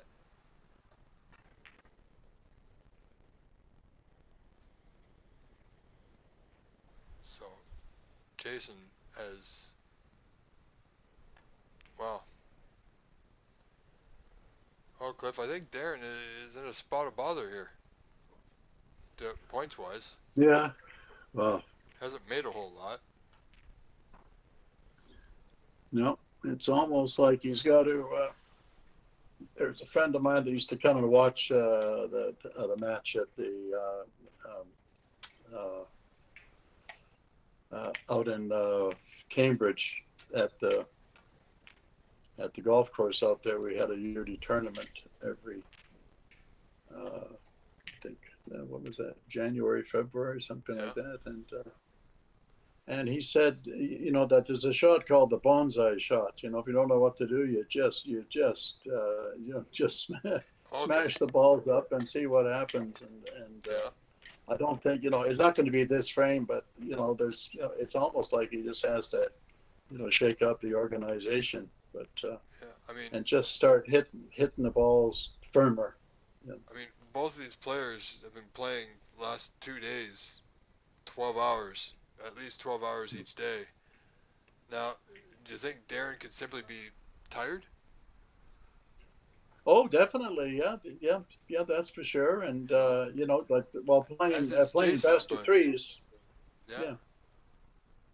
So.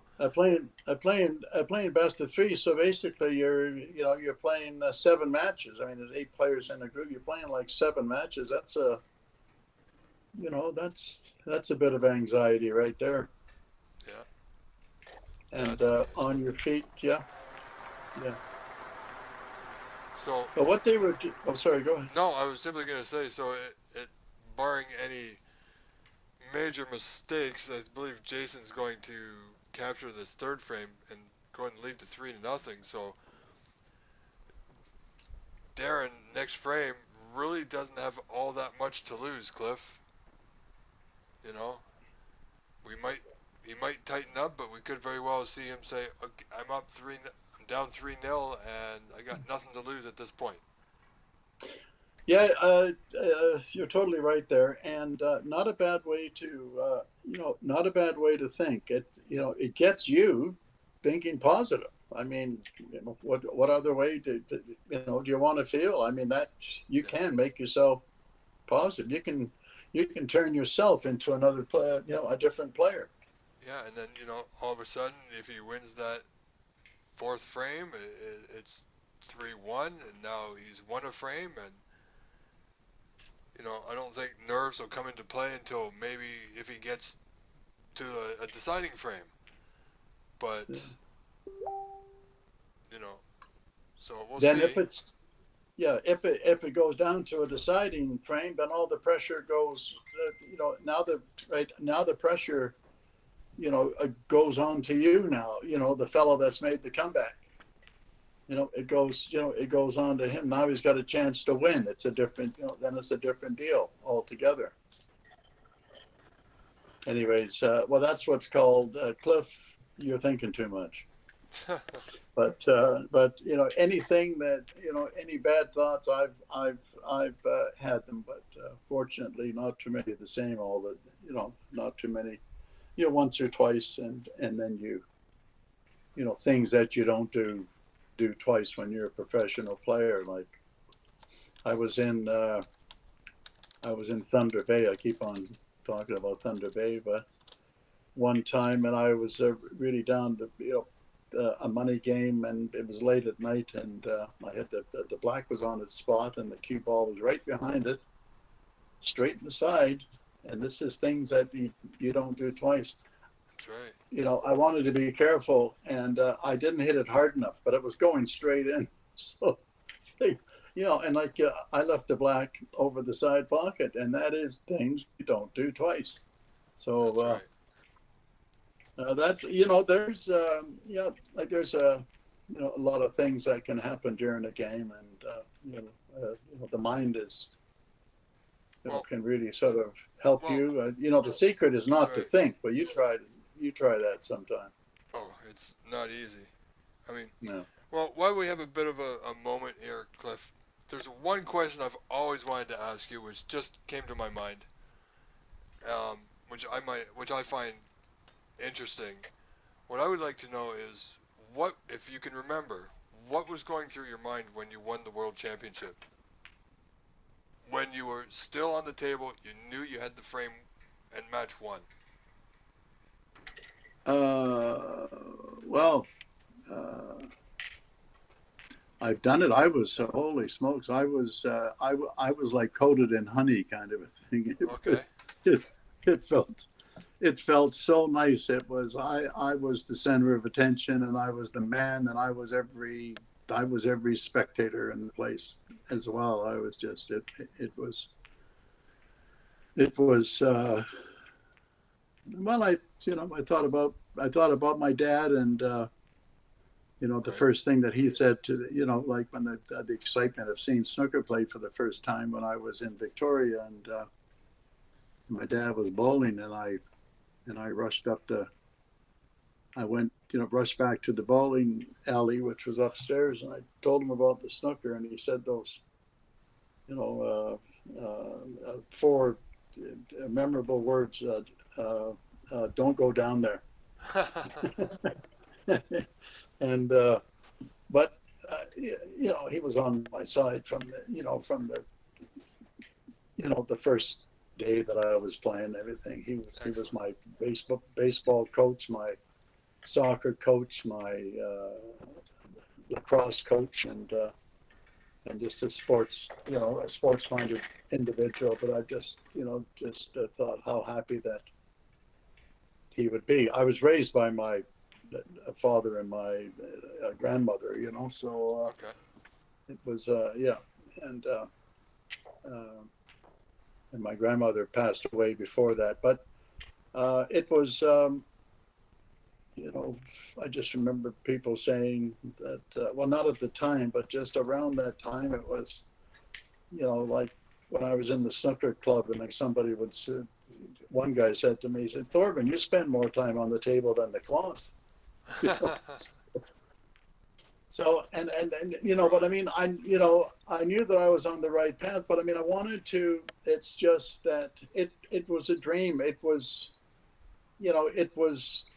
it was happening, and then when it finally did happen, that at the Crucible, and it was an unbelievable feeling that Yep. I forgot to thank the sponsor too, I think, and they never let me forget about that for a while. But I was just everything was absolutely perfect, and I didn't miss a ball the last two frames. I made a century break without shooting the black until well into the run, and then the last frame I made a 75, and then and during that frame I Yeah. I made a couple of plants where the balls were 6 inches apart, and slam those in. It was all it just came to. I didn't really know that it was going to happen, and but it just sort of happened. We were 16 all, best of 35, Right. and I was feeling that good, and I made it happen. So that was I did it, and that's a sort of a long answer for your question. No, that's But anyway, absolutely brilliant. yeah, wonderful feeling, yeah, Yeah. I wonderful mean, feeling now, and yeah. to do that, I mean, as every snooker player that we know of that I grew up knowing and play with today, the place we all think about and want to go and play is the Crucible. Even if it's only one match, we all just want to do it. Vito has had a chance to go there, and he had a good time. Didn't win, Yeah, but it was a good experience. yeah, you need to. I think we're lacking is that we don't, we don't have the tables that they use over there. we Right. don't have people playing on television. We don't have large crowds. We don't, you've got to. It's not like even somebody like Vito would have been great for him to maybe sort of popped over 7 years ago and just spent 3 or 4 days at the Crucible watching some matches and knowing exactly what it was going to be. I mean, it was just it's just it's overpowering if you're not prepared for it. But yes, he had a good time. His lady was there, and he learned a lot from it. And I'm surprised that he isn't down here playing. Sort of down in In California. yeah, at the Embassy Club playing. Yeah, yeah. Yeah. But yeah, we've got some good players. There's just we don't play on the same tables. Although they have some star tables at the Master Q. That's right. Yeah, and they're they're honest tables, and they've got the tables at the corner bank. The pockets are like a little bit generous, and there's nothing wrong with that. And the Monte Carlo in Toronto, they have nice tables. They have one table that I particularly like, and that's where you and I played our match. I mean, I love that table. I only got to play on it once there, but yeah, they need they've got to have they've just got to have simulated conditions. And right. one thing that I like, right, or you would like to see is that when there's a tournament on, that the players have got cards above the tables of who they are, and people like their name and lights, Oh, and absolutely. big scoreboards or big with their name on them, and introducing, and it's all sort of quiet and hush hush, and no, it's not quite like that. I just want people to feel good about themselves, and like you're just not on a dead end street, like yeah. I mean, here we have tournaments in pool rooms, not in venues. Yeah. So, which I understand, money is an issue at the moment, but if we as an association or we players still want to be treated like we're in a big venue, that we are there. Yeah. Right. Yeah. It's not terrible, is it? That's for sure. No, And no. there's no. That's a good shot that Darren played there. He's in now, so let's. Yeah, this could be that moment, Cliff, that we were speaking of, where he's got it all to play for and nothing really to lose.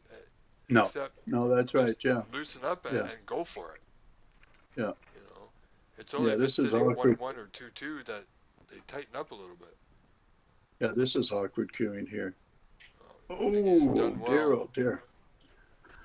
Yeah, and that was a good shot. That was that sort of had overcut written all over it just because he was stretching. But this, even a little shot like this here, just with what's been going on here, I don't know if he's going to come back to the same side. Oh, there you go. Yes. So he's probably feeling pretty good, but he probably took a moment and said to himself exactly that: just play your game and just go, let the arm flow, and so far so good. He got okay. He's got red in the left middle. Yeah. And in the right middle as well. The right middle. Yeah. Okay. What's he drawing back here? Oh boy. Yeah, that's. Well, those can be missed. I mean that Yes. they're. Yeah. Like you want to make sure that you cut it enough. I don't think you don't. Yeah, but all right. Well, this well, he's got 22 points, so he's got to be feeling pretty good about that. I mean, that's a shot. The shot he just played was a shot that could be missed, and sure enough. Yeah, sometimes, it's been said what can go wrong usually does. And I know I've played in matches where everything's gone wrong and seemingly don't get the run of the balls at all, and nothing you can do but smile to yourself and just carry on. Yeah. Yeah. Yeah. Good point. I find it humorous to myself sometimes. Yeah. Well. Yeah. I mean, you got two choices at that point. You can laugh or cry. So. Yeah. I prefer to find the humor in it. So. Well, there's no crying in snooker, Exactly. There's a lot of moaning, though. Yes, absolutely. Every single time. I don't think that will ever change, Cliff. So. See, that wasn't, I like to see him. That's a good shot for him to play there. Okay, like he's, I don't think he's left anything. I don't even know if he looked to see if he's, if he was going to leave anything. But now he's left, a very missable shot here for Jason. Yeah. Usually Jason's quite comfortable with these, but on this table at this moment, like you said, I agree. It's very missable. Played it well. Yeah, it's a good shot. But now he's got a straight end black now. It's all it's almost like he's going, like they're going from shot to shot. It's not like they played a poor shot to get there because he played a good shot there. But now he's got to draw it back, and there's nothing goes in the middle. So he's got to if it's straight end, he's got to. He's going to have to hit this one well, and I think he's playing a draw shot. Yeah, he should get this. That's for sure. Yeah, it's just it's almost like every shot's a problem, and that's what happens. Yep. I think his shirt's. Well, the referee's not going to say anything, but in the pro league, if your shirt's hanging out, the referee will say, tuck your shirt in. But that's it's hard to believe that I'm old school, eh? I'm similar in that fact, and I've seen in a few of our events that we've had, players' shirt comes untucked, and there's just things you don't need to see, and I've gone up to them and just asked them to politely, would you mind tucking your shirt back in? Yeah. Well, it's almost like it's almost like I'm everything that I'm saying is a complaint sometimes, and I do, so I always say, I do have some happy stories, and I will think of one. But yeah, it's just nice to see everything all uniformed up. But now, the world's changed, and of course. I've even noticed overseas that for some of the events, the dress code has been relaxed. Let's say, where they're wearing they're wearing just almost like it's a collared shirt, almost like a golf shirt. As long as they have somewhere to put the sponsor logos on their shirts, then they're good to go.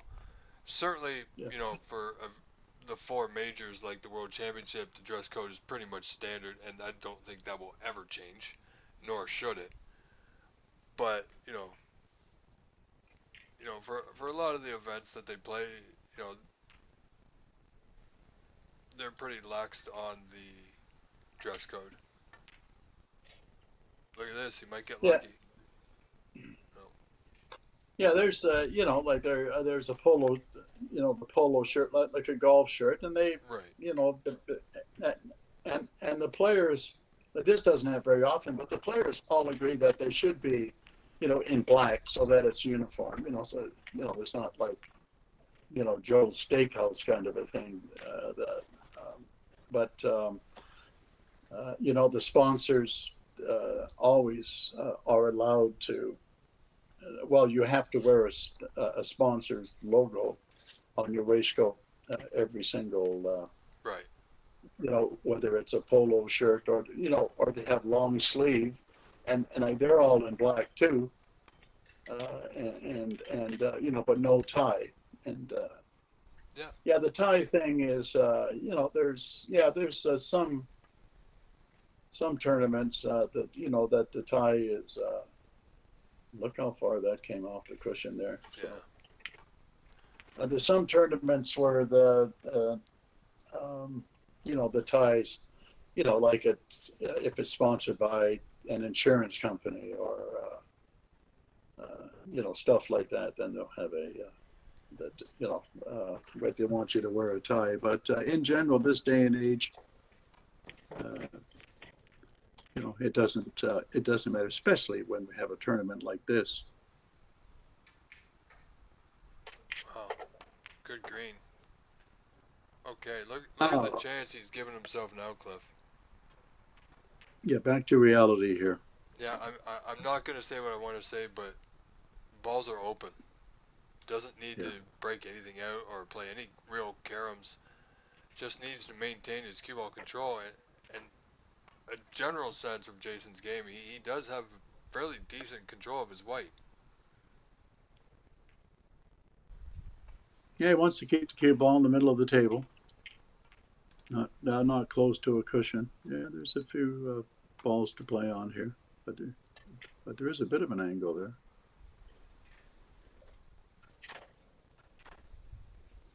I might have just. It's very close to the other red. Now this red that might go into the right-hand corner pocket. Might have to play with the rest. Yeah, if that goes, that left middle. Okay. Yeah. No. So it is left corner. Played it well. Yes, he did. That was, it's a chance to foul the red there. So that's an excellent shot. Yeah. Now let's see how high that he comes up off this cushion here. And that's short. That was just a little bit short. I mean, he's not playing on the black, I don't think. So Presley Backus, OBSA president, says hello, has joined us in the chat here, Cliff. Presley. He has, yes. What, he's going to be talking? No, he's joined us on. Oh, okay. He says hello on the YouTube stream. He's watching. Great. Oh, wonderful. Yeah. Presley's our president. Although I don't play in the Ontario Snooker Association, just through whatever reason. And he's done so much for the game, and he's like he's the iron fist and the velvet glove kind of a thing, So, right. He works hard, and it's gone from strength to strength since he became involved in it, and a very decent player too. Yeah, he's not too bad, eh? No, he's not at all. Okay, I think Jason's feeling it here, Cliff. So he's gonna take his time. He's not gonna let anybody bother him. As you see him, he did stand up there. Well, he was down on a shot and somebody walked by him. Yeah, that's right. As you see in the lower right, there's somebody there. So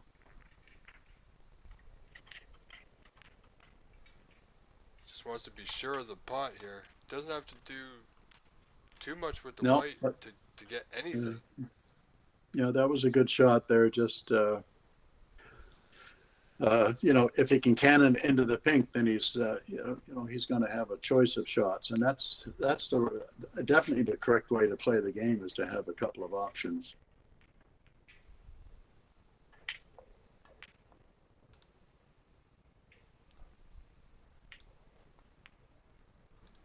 Well, that was a bit of a surprise, but then again, that's one of those middle pockets. Well, Darren with 22 is in much better shape this frame. Yeah, I just have to make a score correction here. It should be 22 for Darren and I believe 41 for Jason.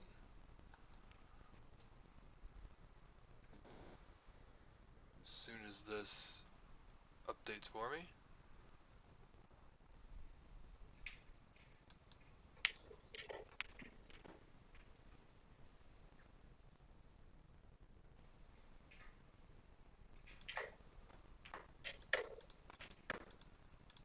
There we go. It should update on the screen, ladies and gentlemen.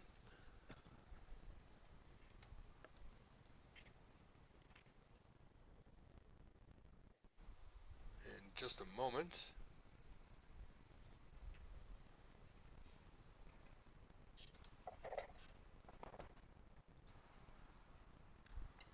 There we go. Jason 41, Darren 22, so 19 in front now.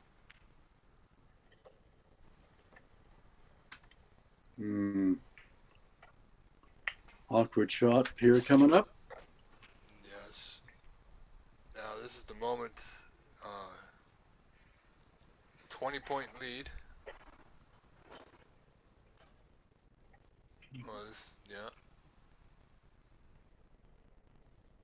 Not willing to push the boat out here. Put pink safe, put the white safe. Waiting for Darren to make another mistake like he did last frame. You know, that strategy served him well. So. Yeah. Yeah, he's got, he's certainly got patience, which is something that you need with this game. But you can almost, sometimes you can have too much patience. But we're not going to go into that. But it reminds me of a story about patience. There was a hockey goaltender. I'm going to just stop talking here for a minute. Look out. Oh, he got the red, almost made the white. And oh, Cliff, I don't think there's a lot of time for Darren to wait. I think he's got to, this is an ugly black, but I think it's almost at the point where he's got to go. Yeah. Absolutely. Yeah, sure. But he wants to cut it enough. That's a good shot. Okay. Almost went on the side as well. And he's got another opportunity here. It's good. Nice to see. Yeah, I mean, he's not going to get many more opportunities, only 4 reds remaining. So if he gets a chance to make a red in a high value color, he should take it like he did there. Yeah, that was a good shot. This quick story just about yes. Roger Crozier was a goalkeeper for a goaltender for the Detroit Red Wings, and he complained that he lost his patience as a goaltender, and he said, well, my problem is that I want my patience back right away. So that you can. I mean, patience is, when do you decide? When is it, when is it go time? And that's just, that just comes from experience. Yeah. We have a little problem with the feet. I think we should be okay. Double check everything here. Yeah, it should be okay. Okay. All right, so Darren's got another opportunity here. He forced an error, or not so much an error, but he forced a bad shot from Jason.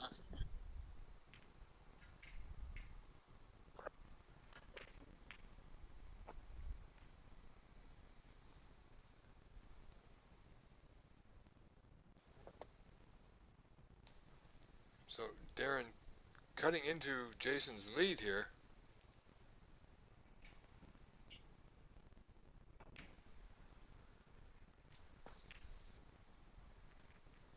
So he's certainly made a game of it now.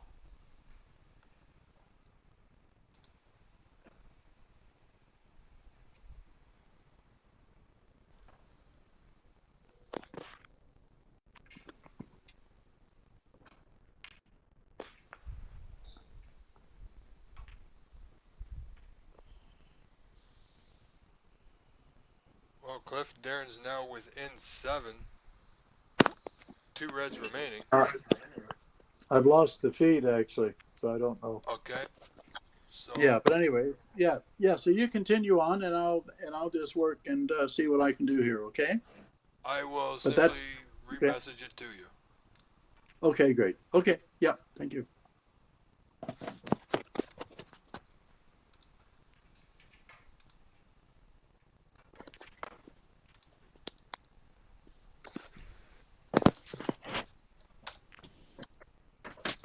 Okay. I just sent it back to you, so you should have it there in just a moment. Okay.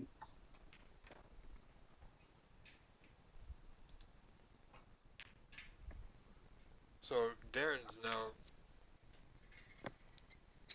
potting that final red. Only color not on the spot is the pink.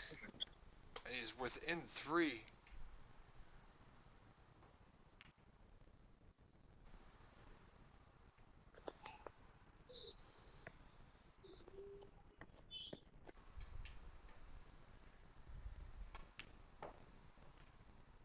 Alright, I think Darren has found his form in the later stages of this frame, this 4th frame.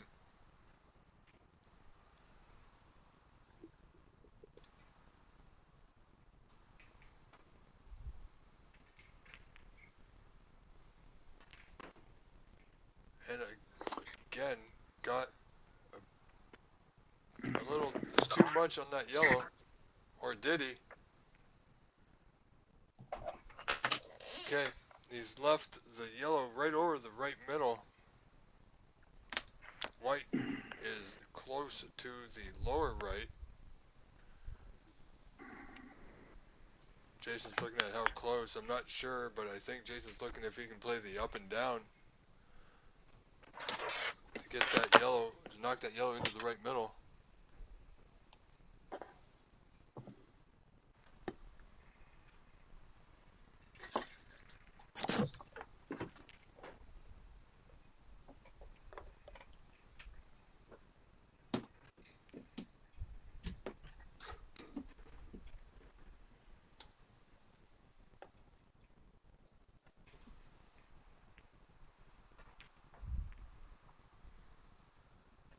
And he ended up just playing it safe.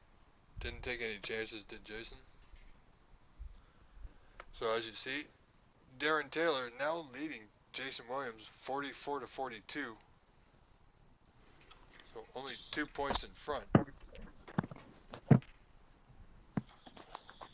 But just a few moments ago, he found himself 20 points down, so he's done well to come back here. And as soon as I say that, he's left a pot on the yellow to top right for Jason. May have to work that cue ball a little bit. I don't think position is going to be ideal on the green, so as we all know, as we found out, these tables are playing tough.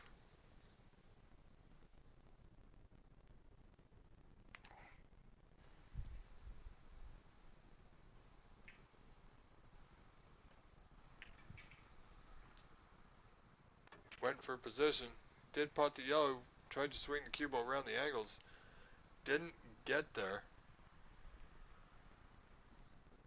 But it was important that he potted the yellow, as he's now come even with Darren at 44 apiece. So each player requiring green to pink.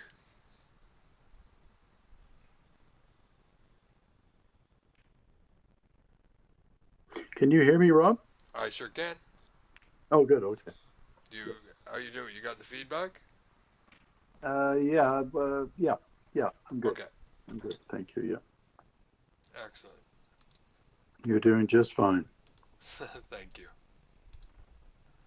So as we see, just the green left on the table, Darren's made a little comeback, as I had mentioned.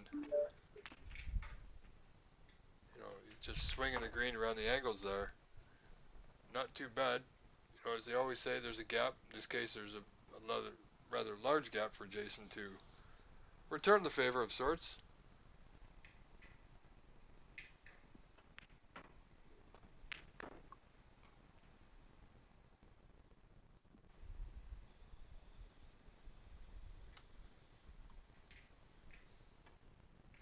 Oh, I don't think he counted on that. Well, Cliff, this may be a turning point.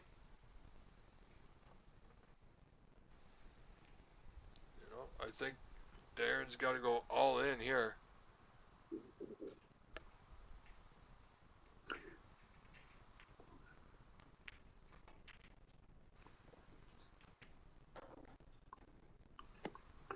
Well, he needs the pink, of course. Yes.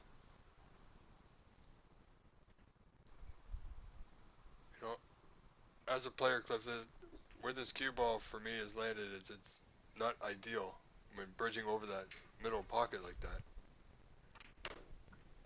Yeah, this is it's more of a finesse shot than what most people think.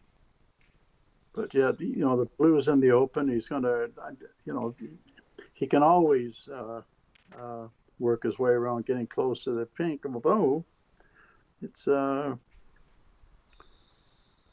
very, very, very tight circumstances here. Just as far as the cue ball has to go to the left here. He's going to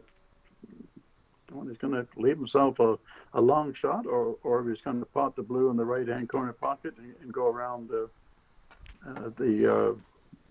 1, 2, 3 cushions and then go towards the pink, or he can basically just sort of keep the cue ball hanging around. Ooh, he's really, well, he's made it difficult for himself, but a chance to win the frame. I think it might be if he pots this one, it might be a fist pump, but let's see. Yeah, this is a difficult shot. No doubt about it. This for 3-1. Let's see. I'm not sure what if he was trying to play that off the bottom cushion to the top cushion in the bulk end, then if it didn't catch the horn, it would have been really close to that top pocket. Yeah, that was dangerous. But I think he just aimed thick and didn't cut it enough, which Right. is sort of the way that I play as well. But so tough position for Jason. Yeah, and he's left. He's left a shot here. Now here's that shot where you want to pot it or at least hit the jaws, but. Ooh.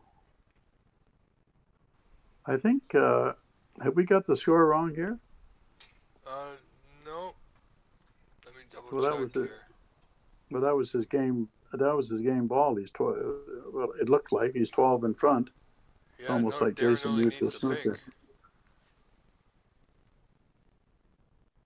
Yeah, because they were even on the green, so Darren's made the green, brown, and blue. Put him 12 in front. But he slow rolled it. No, I said no. He needs the snooker. I think he needs the snooker. Yeah. Okay. Yeah, that's all right. I made a mistake once. So what I'm going to do? So 12. I'm going to add an extra 2 to Darren. Okay. Just to make that make more sense to us. So you know, sometimes with the scoring and the internet connection, and I'm using the tablet, things happen. Totally. So running 2 streams and commentating and the score, and it's making sure I got their computer going because I got full control of everything. Oh, it's a You fun don't day. have to. You don't have to apologize. So this is going to make for again what was seemingly going to be a 4-0 blowout. Could have turned into quite an interesting match now. But I have known Jason in the past to, you know, he'll go up 3-0 in a best of 7, lose. You might lose the 4th frame, but you may see him take a comfort break after this where he'll sort himself out, you know, put himself back together, figure out what his mistake was that led to this, and you'll see him correct it. Or get another, or get a snooker. Exactly. Yeah. That's And only he's if capable. we get out of this frame. Yeah, this is well, with the guys having trouble just having command of the white and potting balls. That getting a snooker really is with the balls far apart, and it's going to be a very difficult situation on here. But if he's got the weight, this could be good. Yeah. Oh. Jason's got the black ball safe. Yeah. So it's good, but it's going to be for Darren. Has put the black safe. Yes, of course.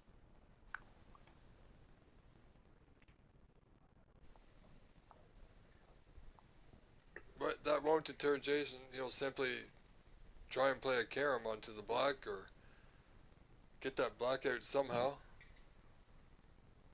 Maybe not on this particular shot.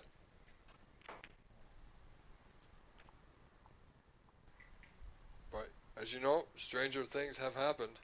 Oh, look at this. Oh, he did get a nudge, ever so slight.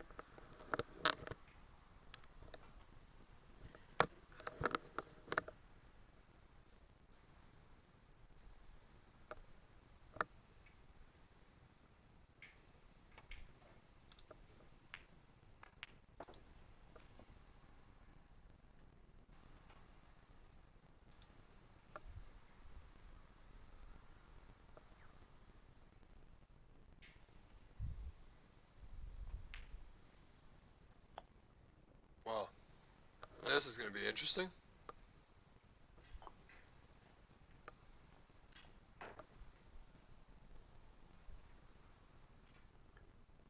Well, we'll see what happens. And I'll be right back. Excellent. Thank you. Yeah, Jason has conceded the frame, so we are now sitting at 3 frames to 1 in favor of Jason Williams.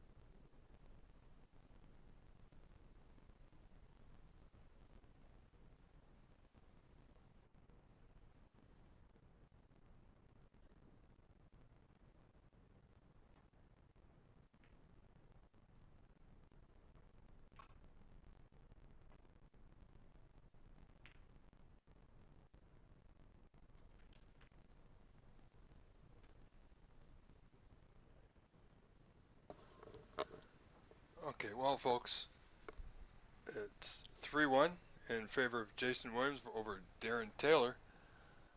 They're just taking a short break, as they're entitled to.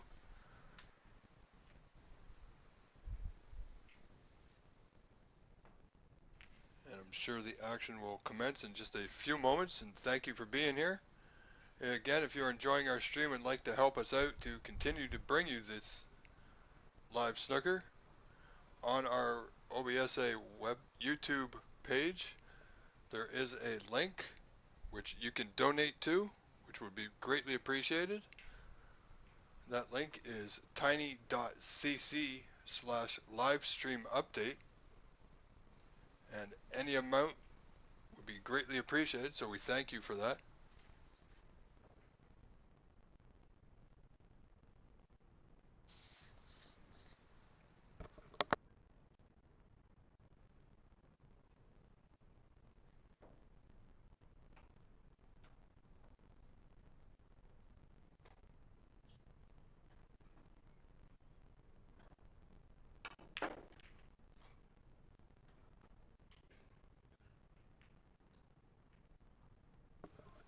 So I hope you're all having a good weekend, a long Labor Day weekend.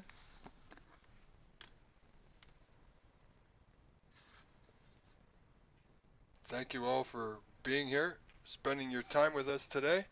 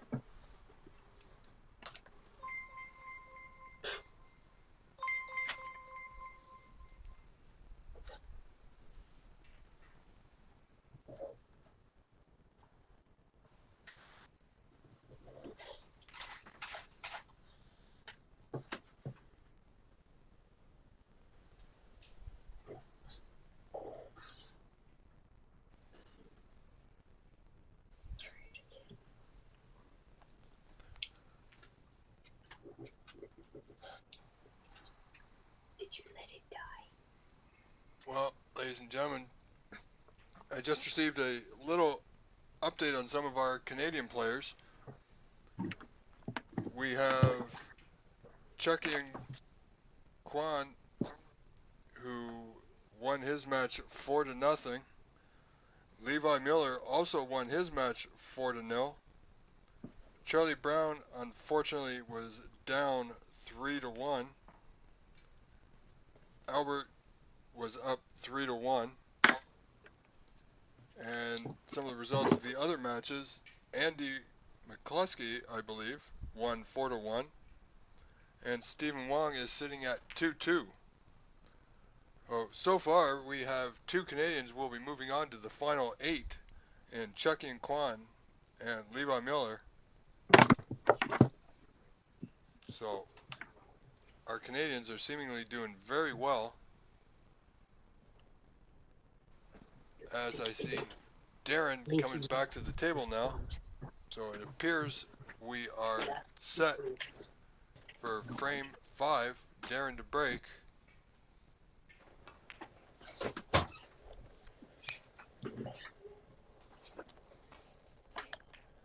And it is your typical break.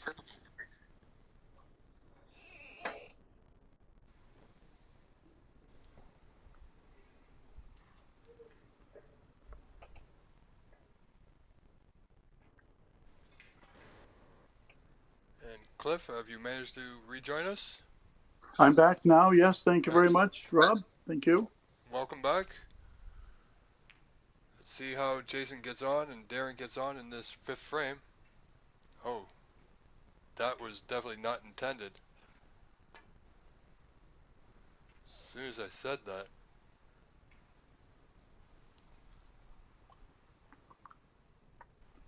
How long was the break, Rob? Did they have a break? Yeah, they had a break. I believe Jason just went out for about 6, maybe 7 minutes. They just started. You know, I believe Jason went out for a quick smoke break, get some air, you know, resettle himself. But he's left an opportunity here for Darren.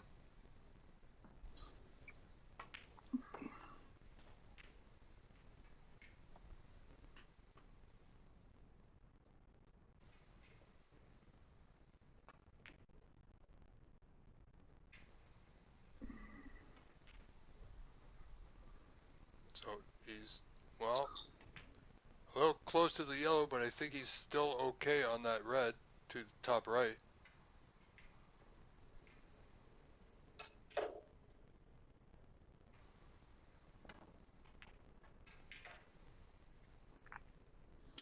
Yes, he got a hold of that one nicely. It looked a little straight. I mean, if that was, well, it wasn't as straight as what I thought it was. So he could actually bring it back between the brown and the green. But yeah, that if that was straight, he would have had to really gotten a hold of the cue ball there.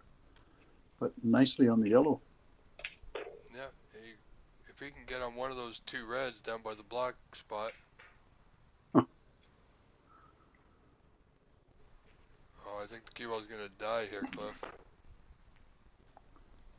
Oh, when it rains, it pours. Holy smokes. You see, look at the gap he came through there, too. That's I think he would have been on a red there, but there you go. So, good opportunity not taken. But sometimes that's just the way the ball rolls. So Darren's patient. It won't let him bother him.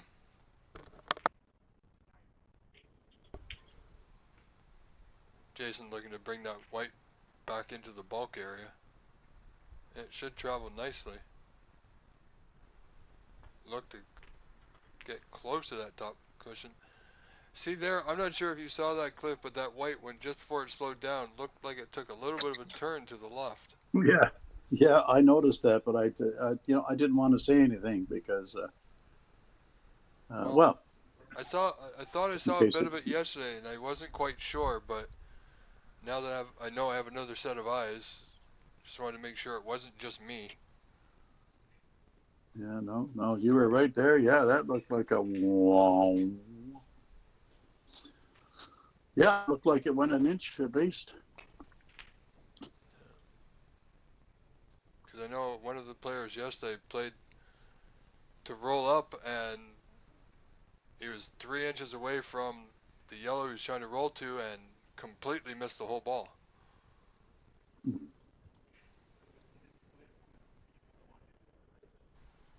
Yeah, that was there was a shot where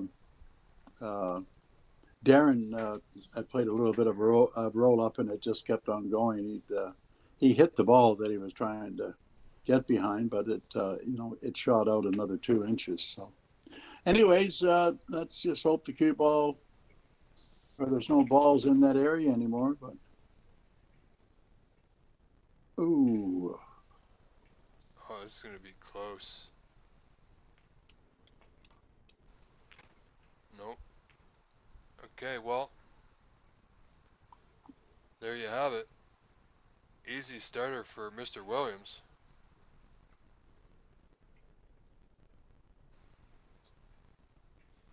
I think he has to go up for the blue here. Yeah, I don't think there's a whole lot of option.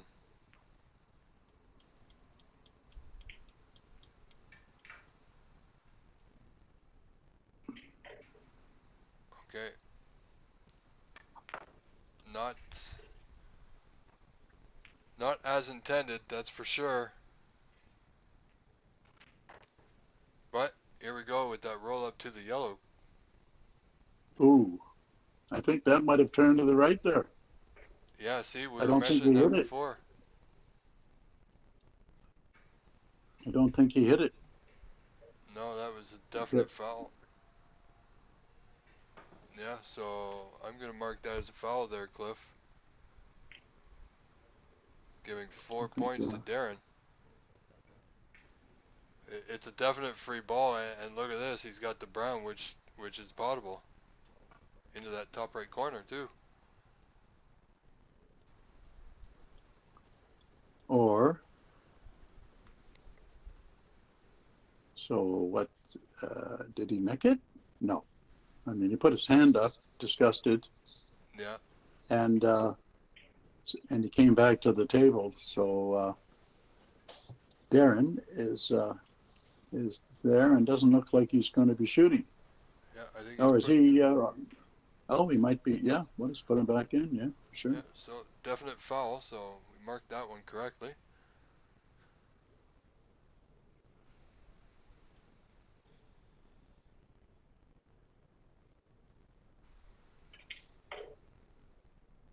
Wow. Did he hit that hard enough? Yep, he did that He one. did. So he's okay. Not too much damage done. Well, if that was the case, it almost looked like Darren could have shot the brown there. I guess it was a bit of a cut, but look, he could have come down for the black there. Yeah, that's what I was mentioning. You know, the brown was Yeah, possible, so maybe. I mean, it may have been a shot worthy of going for. He knows exactly how Jason was going to get out of that snooker, but I don't know. I mean, it's just how he feels at the present moment. So, No, yeah.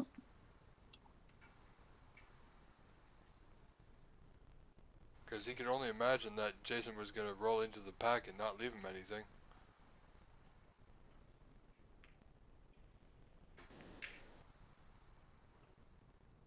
I guess that shot must have been straight in. Yeah. Well, there is that second red to the left of the black spot, available to the left middle, but there's no, I can't see a real advantage to it, unless he can somehow stay on the black, and he's getting up on the cue, so corner pocket, or just draw back, there it is.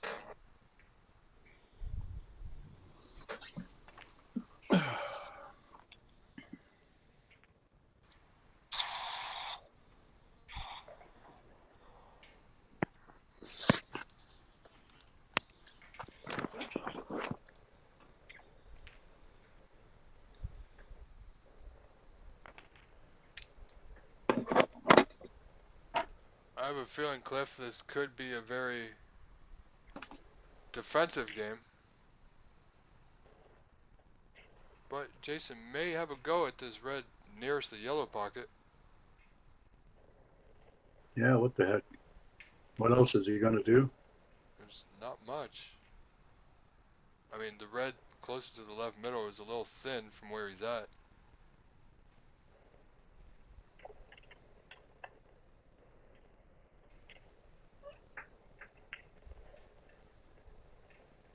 Oh, he did play the one to left middle. Surprising. You know, I thought he may have played the one to the yellow pocket, even at pocket weight, just to lay the weight on the top cushion.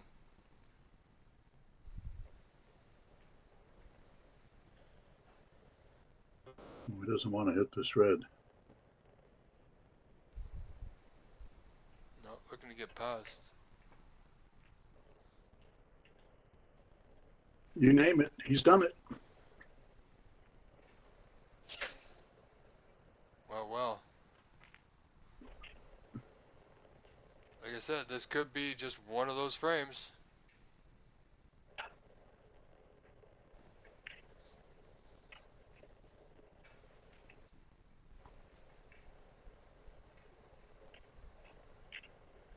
And you know, for the person in the lead in a frame like this, they certainly don't mind.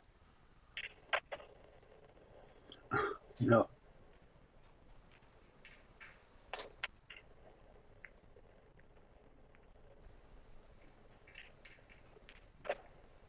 Well, you can get a little bit impatient here, that's for sure. With what is that, 5 or 6 open reds, and 2 that go into the right hand corner, 8 reds that go. Now this is a big shot. Yeah, now Darren looking at that one to the yellow pocket. Yeah, see, it appears the white just came off a little bit. I think Darren's even surprised at that one. Yeah, both players acknowledging that with a smile from Jason.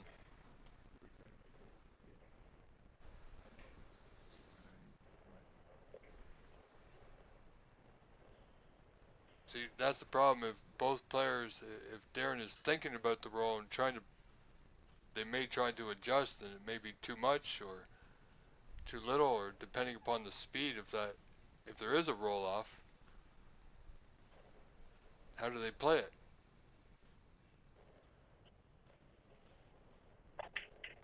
You know, as players, when you're in a match, there's enough to think about than whether the ball is going to stay true or not.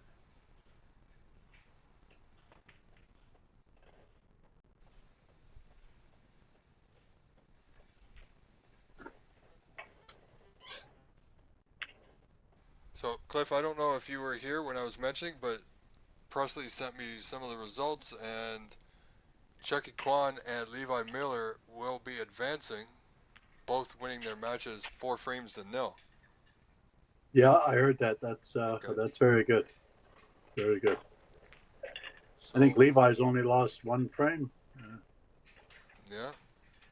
Now, yeah, and well, he won. Yeah. And something also, like these ones. You know, yeah. in a moment, Anita Chan, who was in the event, unfortunately didn't make it out of the group, but she did do quite well. You know, she did win. She did get a win because one of the players didn't show up or wasn't available, but she did win another match completely, a best of 3. And yesterday she did win the first frame on stream, so that was good for her. Yeah, fantastic. Yeah, well, she's playing a little bit. That's good, and she's got a good attitude. So, nothing's going to surprise us too much anymore, I don't think. No, I mean, she's got a good coach in Levi, that's for sure. Yeah. Wow. Yeah. What was that? The blue. He's done that a few times. Yeah, that wasn't table rolling. I think that was just a clear mishit. Wow. So he's not going to forget that one. no, but I think he's gonna, you know, I think he's gonna have to try. If he lets that fester in his mind, then all the better for Jason. But you know, if he can win this frame, make it 3-2, it's a new match. You know, he'll be right back in it. But and Jason will be aware of that fact. He doesn't want to go 3-2 because Darren will have a little bit more momentum. So if Jason could put a good scoring opportunity together here.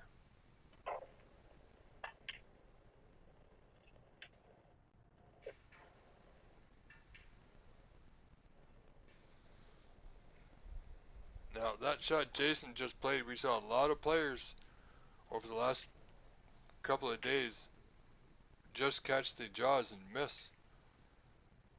So he's done well to make that adjustment on this table, which is tough at the moment.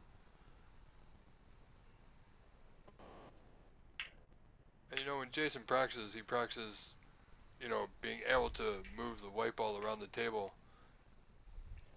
And the way he positions the reds when he's practicing on his own is exactly where the reds are sitting right now, in and around the black and pink spot.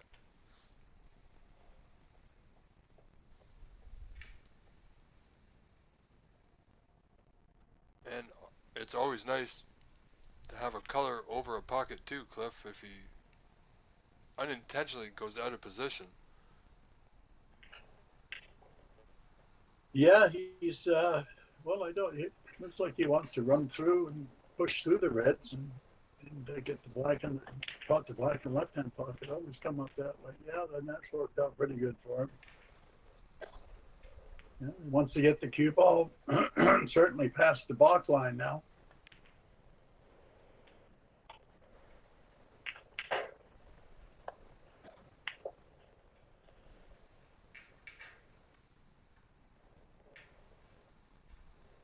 I think he was trying to get a little bit further, but that's for sure. He'll say, okay, you know, reset himself.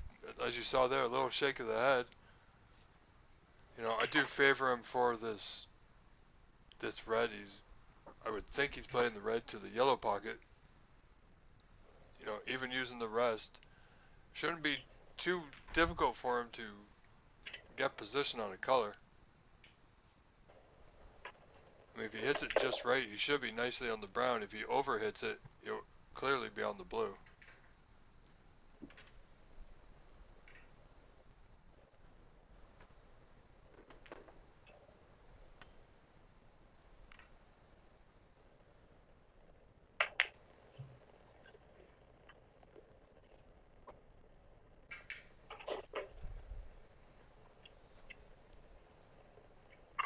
Okay, well, did not expect him to be as that close to the cushion. But yeah, it's you know, he's looking about dropping the cue ball off the yellow down there, but really can't go for the brown as he's well, the match is pretty cool, but yeah, he's just going to stay down there with the cue ball.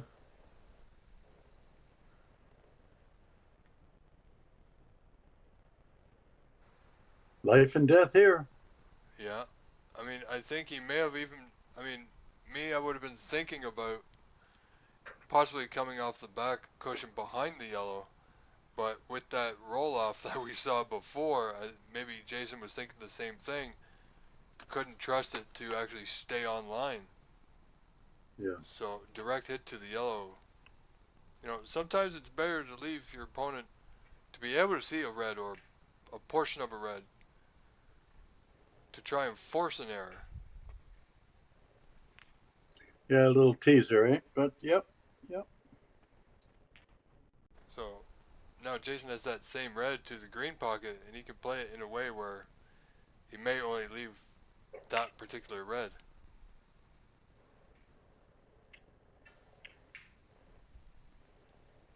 But he played it better. Yeah, Jason's quite patient, as you said before. Patience is key at times, and this is seemingly one of them. You know, it served him well in the first few frames, waiting for his opponent Darren to make a mistake, and then Jason chipped away and captured those first 3 frames. Well, that was kind of risky. I think that I can only imagine there, Cliff, Darren was playing more of a fuller contact on that red.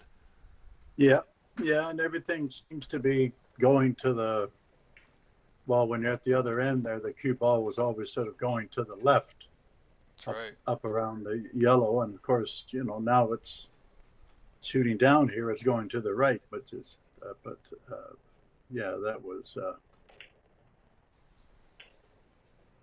that was disappointing. So was that.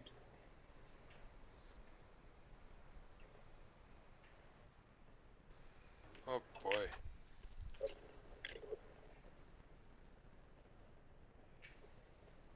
Well, it's frozen. I think it is, Cliff. That'll be almost a blessing.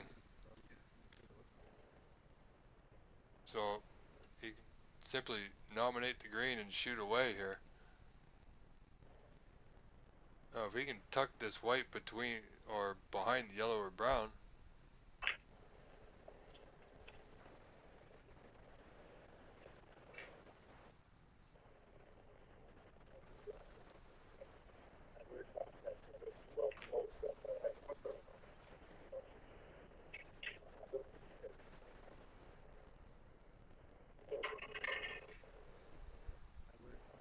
Oh, I think they're still discussing whether it's a touching ball.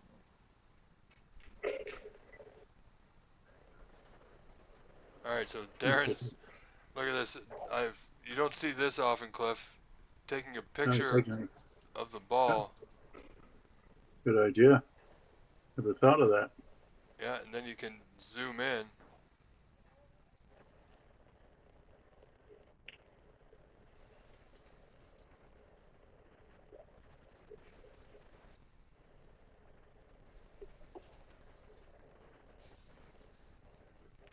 Yeah, I think it's acknowledged now by Darren that it being a touching ball.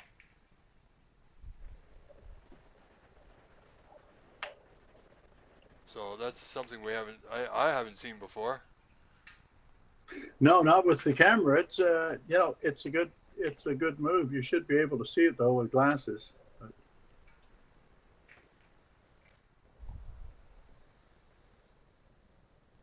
Now I don't. Devils. Definitely can't get to the cushion, the top right cushion. You can get to this one. Gotta miss the pink. So think, well, has he gone far enough? Might have left this long red here. Yeah, I think he has. You know, as much as we can say this ball is very potable, it's on the same coin. You gotta think it can be missable.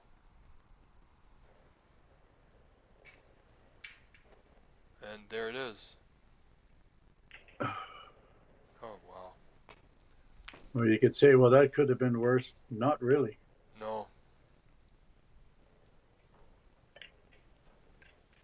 I think Darren's at the point where what does he have to do to turn things around? Well, Jason didn't get a hold of that as well. He's probably left himself at least a couple of inches short there. Yeah. No. Should have anything, you know, he could have been long, but not short.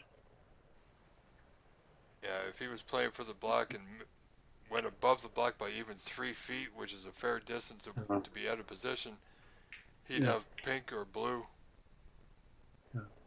But now, you know, now he has to roll the black in, and then you know, what were we talking about? That's it's just as easy as that. Just roll the black in. He's been hitting this shot thick. Well, I think he made his last one, but he missed three of these already, just a little bit thick. So he's probably thinking about that a little bit. There we go. But look, you know, it wasn't a confident hit. We've all done that. I mean, it's not it's not anything against Jason. It's just that uh, you putting the ball is it's just a bit more difficult here. It's proved that there are some drifts and things going on here. So you got to feel for the players. Oh, absolutely. I mean, I do know everybody wants to play on a perfectly straight table, and I've been in and around this game for about 35, 36 years. I've never once played on a table that's or known a table to play at 100%. There's always some kind of roll here and there. Yeah. And then again, if you're thinking about it, but a lot of people think too much when they're playing. But boy, it's tough not to when you see it right in front of you. Exactly. That was an excellent shot there. All right, that's got to put a little, as they say, a little giddy up into Jason's step there. Putting together a little bit of a lead, Cliff. 37-15. Sorry, 38-15 as soon as that score updates. There it is. Well, and Jason got the roll up finally.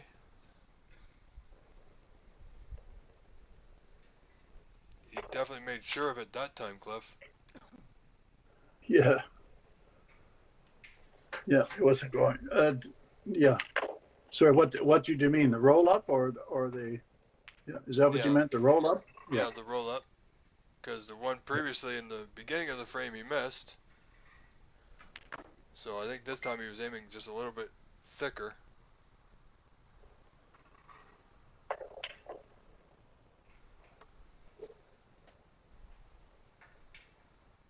Oh, that's still going to come down there. Holy smokes, wow. That is downhill there. That is downhill.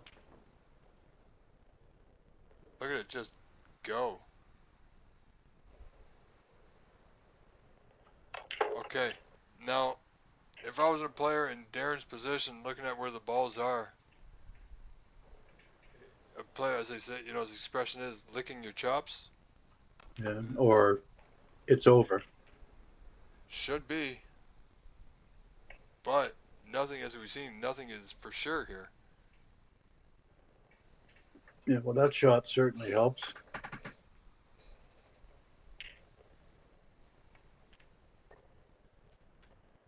There's nothing safe.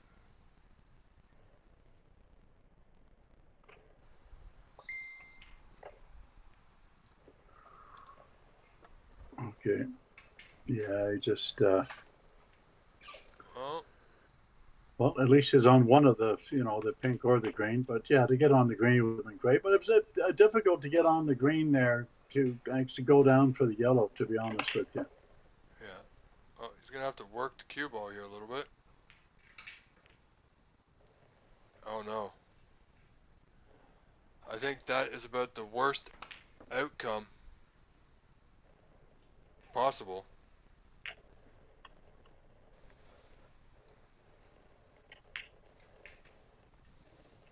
So the score will update and will show 44-24 in favor of Jason Williams.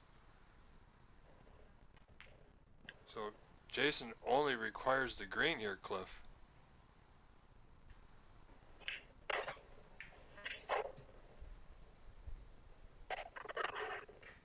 So yeah, it looks like he's going to have to use one of the side cushions almost.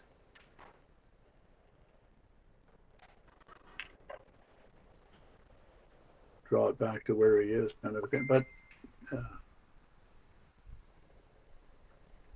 it's going to come down, just go straight down the line there. Yeah, he hasn't hit it.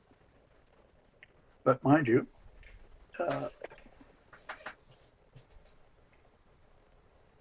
he will have a shot at the green here. That's right. I think I'm a little bit ahead of you on this, on the transmission. Yeah.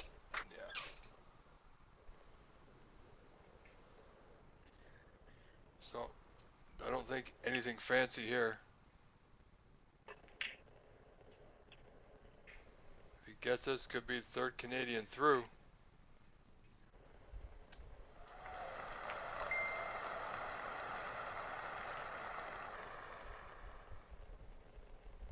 All right, good pot needed here.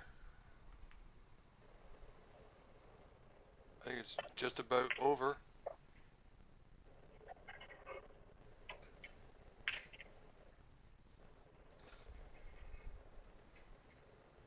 Well, Cliff, this has certainly been one interesting match. Like I mentioned before, Darren did win that fourth frame that Jason needed to take a break and resettle himself. Seemingly, he's done so.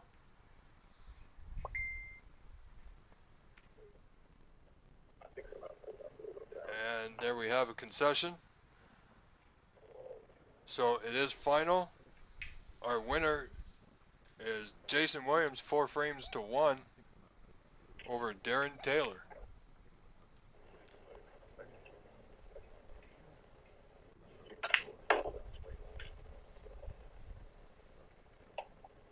Well, an interesting match, and just some shocking misses. Some good snooker played, but the tape had a lot to do with the outcome, I'm afraid. But it's not great to have to say that, but right. Certainly true. You can see exactly what happened. But I've enjoyed this, and somebody asked a question about memorable wins, etc. Yes.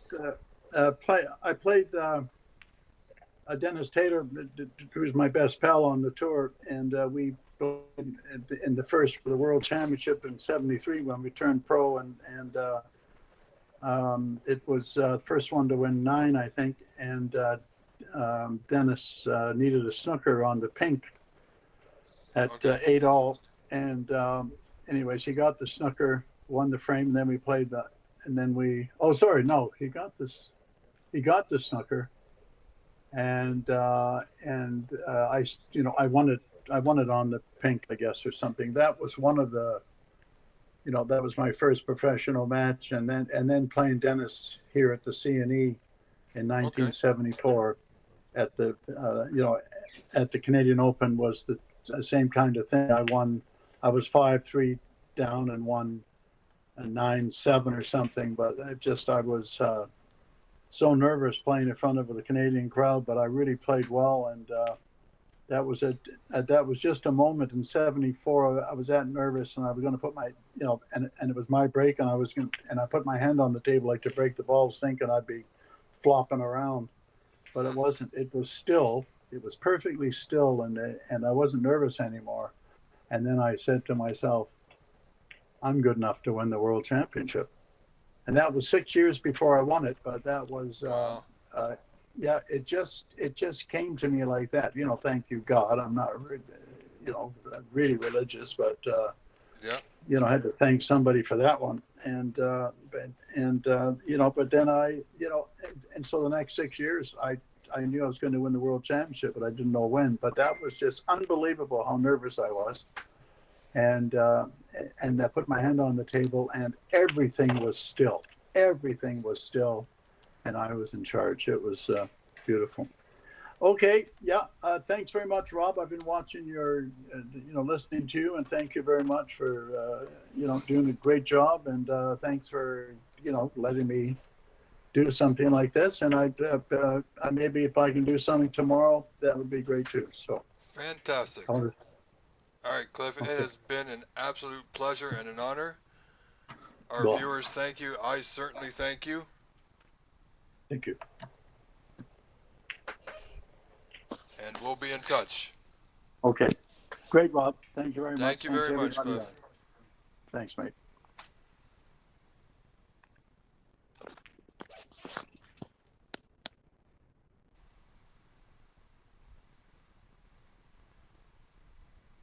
All right, ladies and gentlemen, that was Cliff Thorburn joining us on commentary for that match.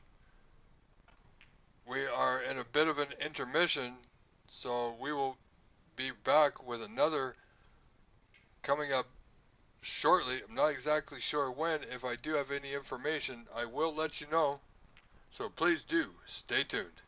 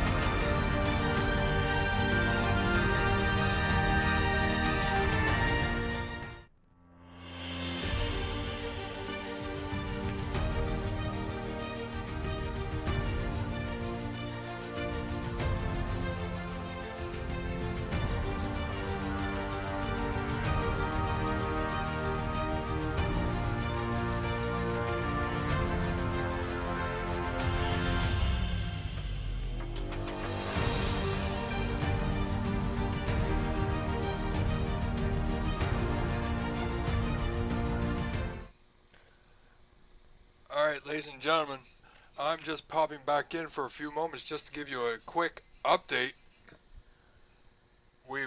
Our next match is set. As you can see on your screen, we will be seeing Levi Mueller and Adam Nijet on our featured table.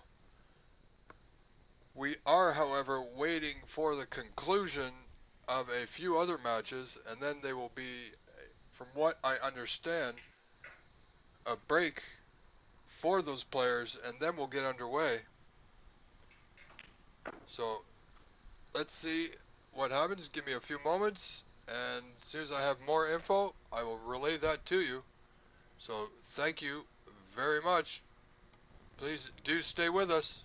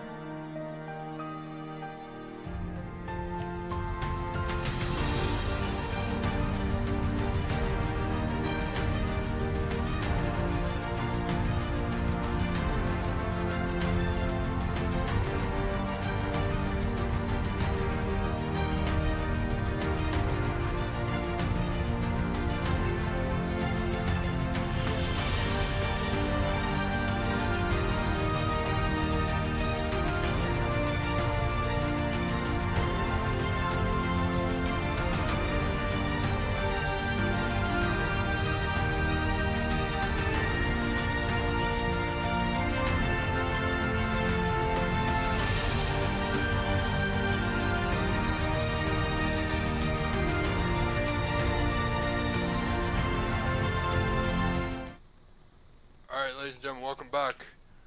We are watching a match between Charlie Brown. The other opponent I'm not too sure of, and I do not know the score. So we're just going to leave this here for your viewing pleasure.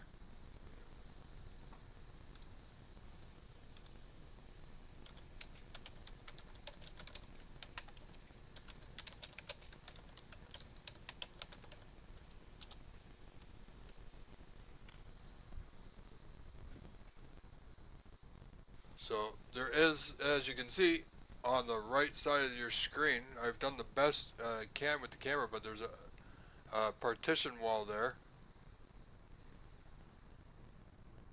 So it's about best view I can give you.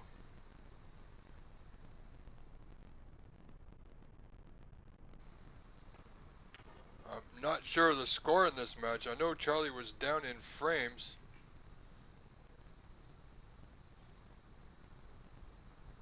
So Charlie looking to be one of the Canadians to pull through to make the top 8 to join his fellow countrymen of Levi Mueller and Chuck and Kwan.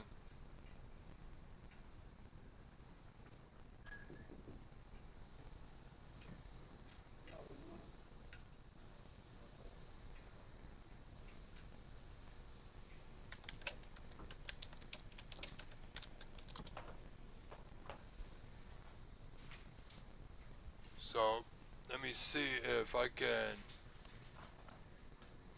change that a little bit more.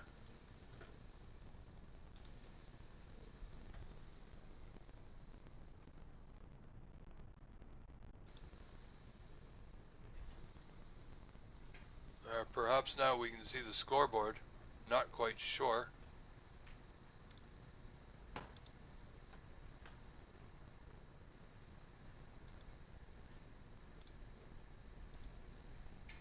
And even if we can see the scoreboard, it's going to be hard to tell who is who. But let me see here, ladies and gentlemen. Okay, the score appears to be 35 to 38, so only 3 points separate these two players.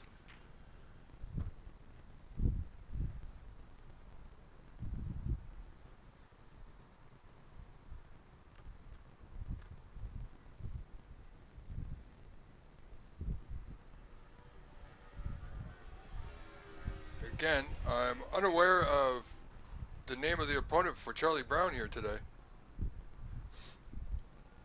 So, appears, okay, so now we know Charlie Brown is on the top rail, ladies and gentlemen, on your screen, just on the left side there. It appears he's at about 35, so he trails 39 to 35, so Charlie Brown is down by, I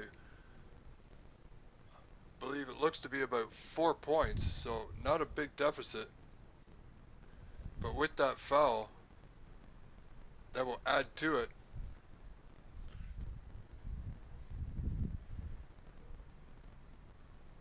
So 43 to 35 now, so 8 points is the difference.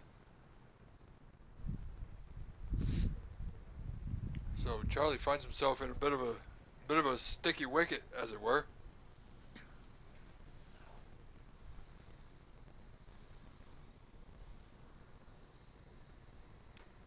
So I do apologize, this is not our main feed, we're just simply coming over here because there is a bit of a break in our main feed. Again, Charlie being put back one more time. Really needs to make a hit here, stop the bleeding. This time got it just right. However, now Charlie's opponent has a good opportunity to put him in yet another snooker, quite possibly behind the yellow. Just like that, ladies and gentlemen.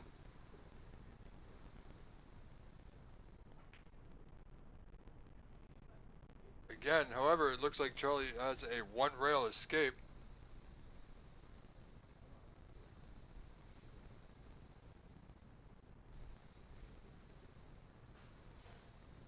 Looks like he's hitting the pink. So Charlie will ultimately be put back here. I can't imagine anything else. As you see there.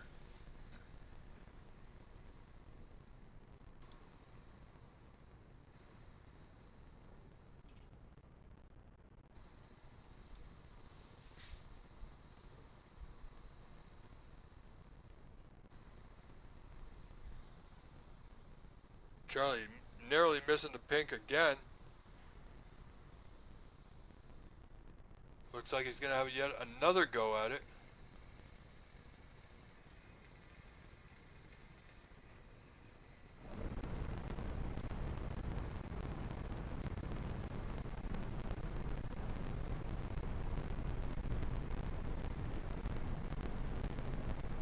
And again, Charlie's getting himself into a bit of a hole here.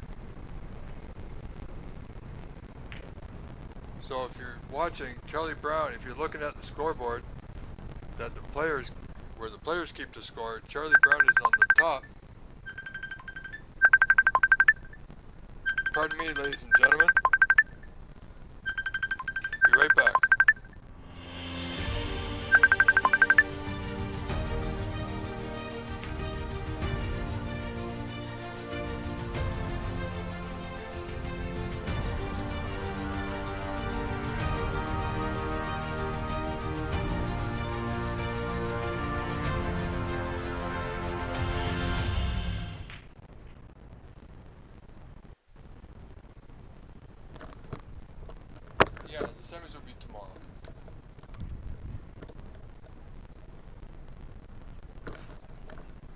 Absolutely.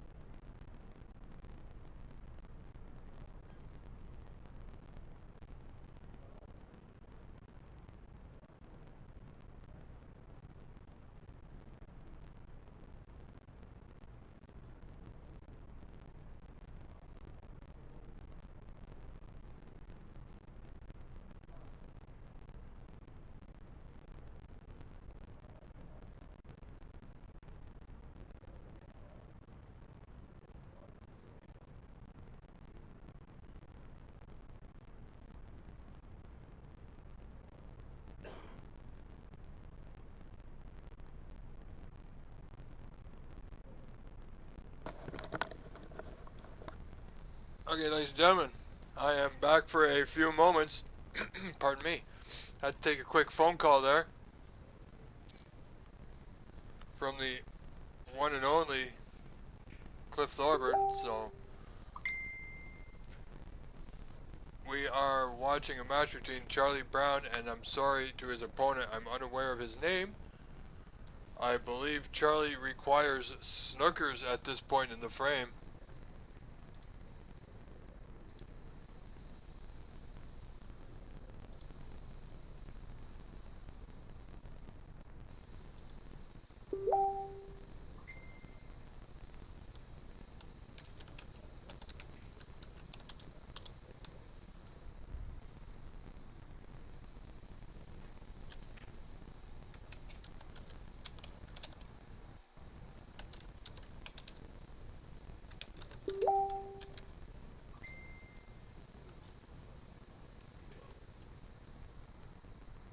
So I just been informed that Charlie trails 3-1 and requires snookers. So he's in a bit of trouble here, folks.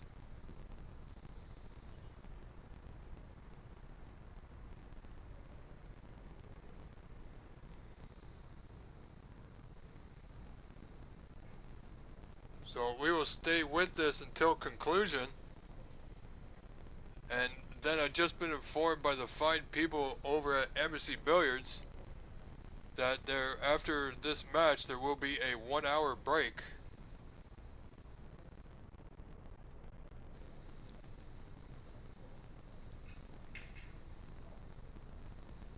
Bit of a wild stab at that one. I'm unsure what this gentleman his idea of play there. This could be an opportunity for a snooker from Charlie, which I think he requires a few. Okay, well, he did get the snooker. It is tight.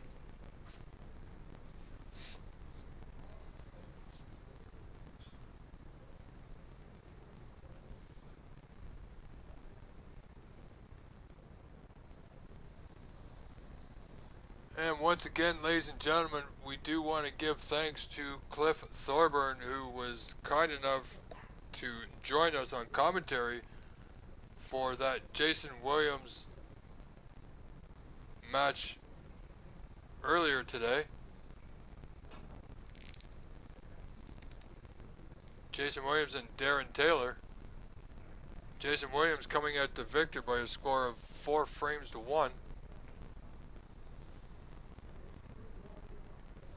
Ladies and gentlemen, while I have the opportunity, do want to thank you all for spending your long Labor Day weekend with us. If you're enjoying your stream as much as we are, and you wish to help us out so we can continue to do this for you, there is a link on our OBSA YouTube page, which is, our YouTube page is www.youtube.com/@OBSA. On our YouTube page, you'll find a link which you can donate at. That link is tiny.cc/livestream-donate. Every little bit helps to help us to bring you this fine snooker in the best quality that we can, as we are always looking to improve, whether it be with better quality cameras and equipment. But without your help, it wouldn't be possible. So your help is greatly needed and greatly appreciated, so thank you.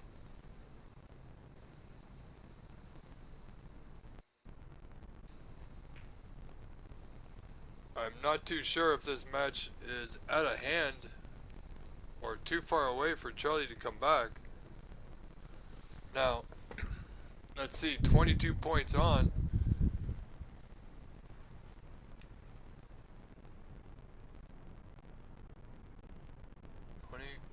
Appears Charlie might have about 53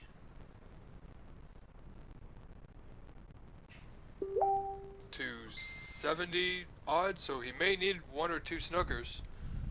But so it's not over yet.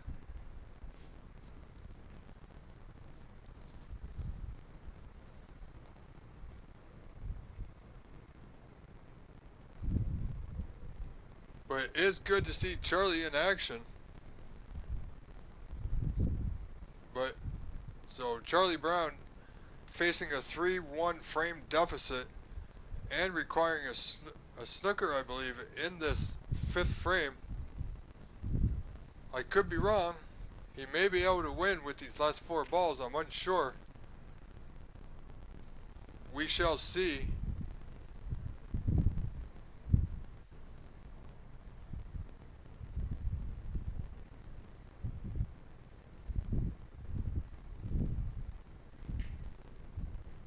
Oh, maybe he can still win, folks. I'm not sure.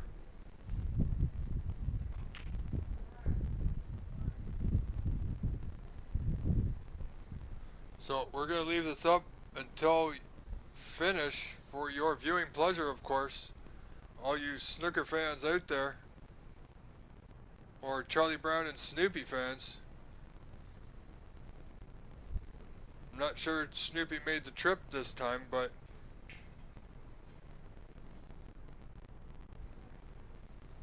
so swing that blue around the angles.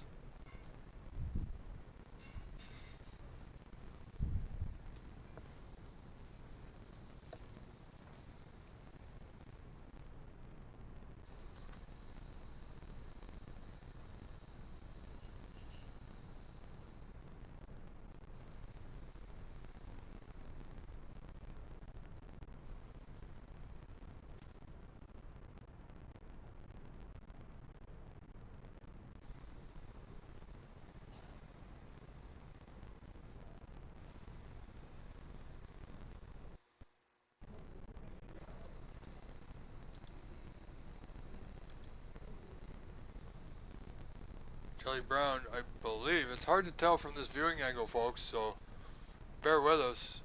I believe he has, you know, a thin cut on the blue, on the right side of the blue, available to him. Alright, so he had more than that. Almost a full ball, so he's done okay. Not ideal. Could find himself in a bit of trouble here. Charlie Brown is a fighter, never one to give up.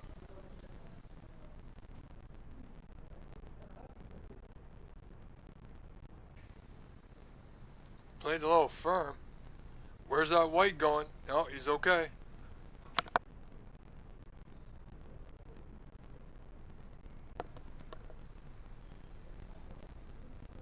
Oh, it is hard to tell the exact angle of the blue here. I believe it's gone past the potting line.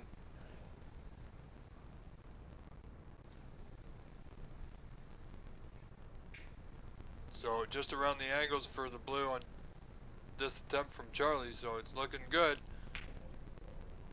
It's not bad. Now, Charlie's opponent here, I'm sorry, I'm unaware of this gentleman's name. If he has it, and I think he does, the right side of the blue as we see it, blue will run into the black will move, blue should stay there, white back up into bulk. Okay, so again, once again, he had more than we knew about.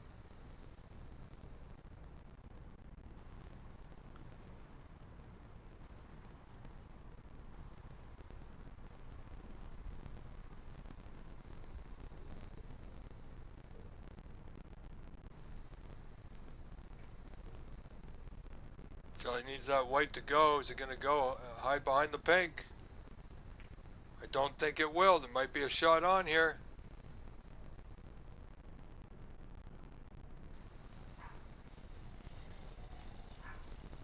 Charlie's got to be in his chair, and all he can do is wonder if he's going to be able to come back in this match, back to the table that is, or if he's had his last shot. So the question now, has Charlie Brown played his last shot in this event? No, Charlie Brown will have another go here. And it won't be a good one.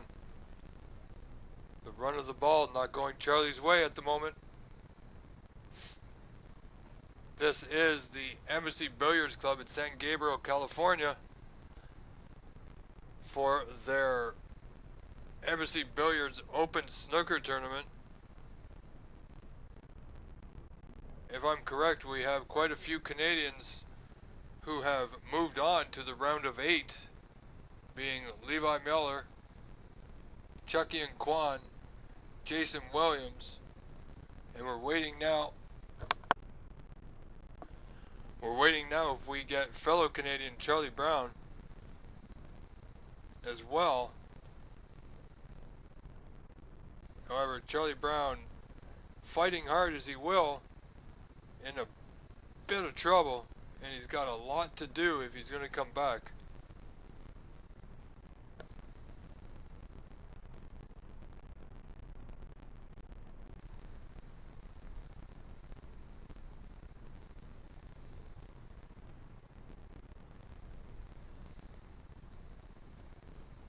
I'm not sure how much of this blue, if Charlie can see, if any at all.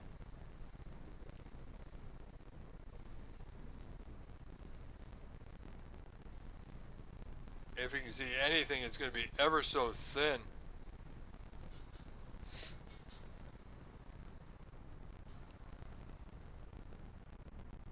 Yeah, it was thin. Needs to get that white tucked up to that cushion. There very well could be a pot on here for Charlie's opponent.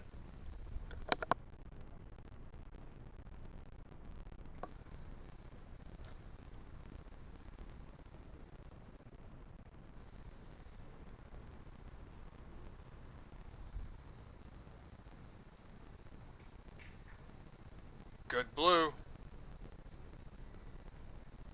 Okay, here we go. I don't think Charlie's going to be able to come back now, but we will see. Unaware of the legitimate score or how accurate we are. So Charlie not willing to give up just yet, ladies and gentlemen. See how Charlie plays this. Might give us an idea of where we're at in the frame.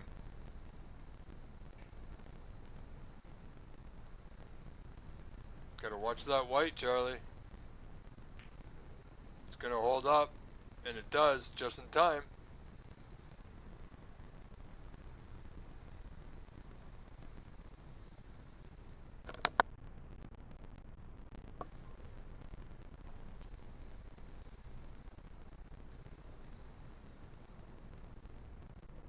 So keep in mind, ladies and gentlemen, just a note, after the conclusion of this match, there will be an hour break for the players to compose themselves, perhaps get a bite to eat. It has been a long day. And then we will have our feature match between Levi Mueller and Adam Najat on our main feed.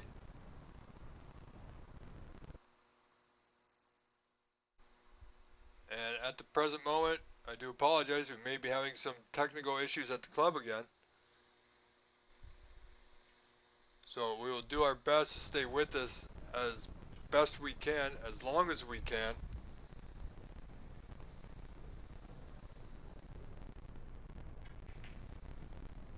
Charlie looking for a good white. I think he's hit it a bit too hard, and he knows it.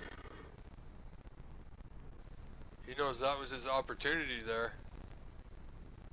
So I believe we're at Snooker's required again, if not still.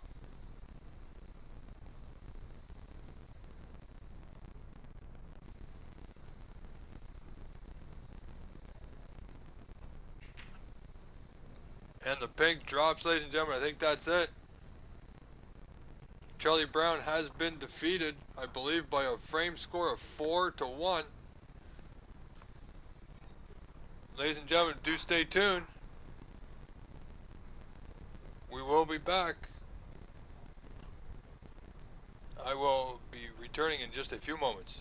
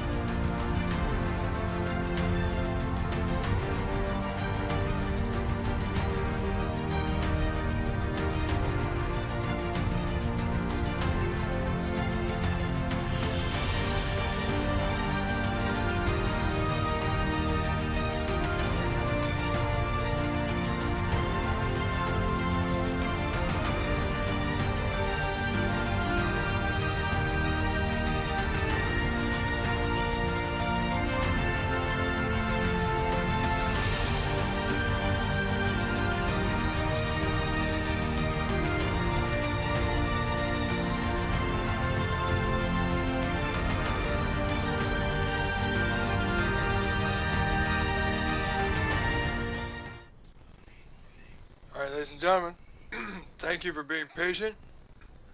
I've just confirmed, just coming back to thank you all for staying with us and to let you know that the action will continue in approximately 30 to 40 minutes. So, let me double check our Eastern time. So, in about 30 minutes, so we're going to say at about 20 after 6,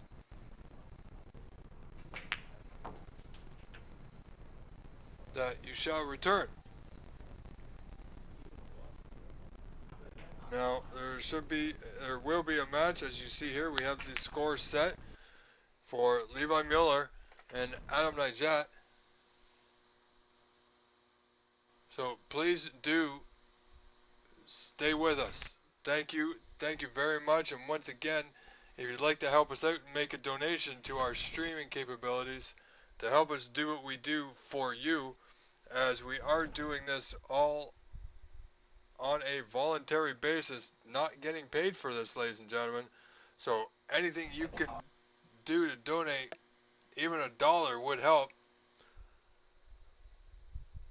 1, 5, 10, anything is greatly appreciated. If you've already donated, we thank you. That URL is tiny.cc/livestreamdonate. You can use your debit or credit card, all acceptable. So you can donate now and pay later, ladies and gentlemen. Alright, that's me, Rob Richards.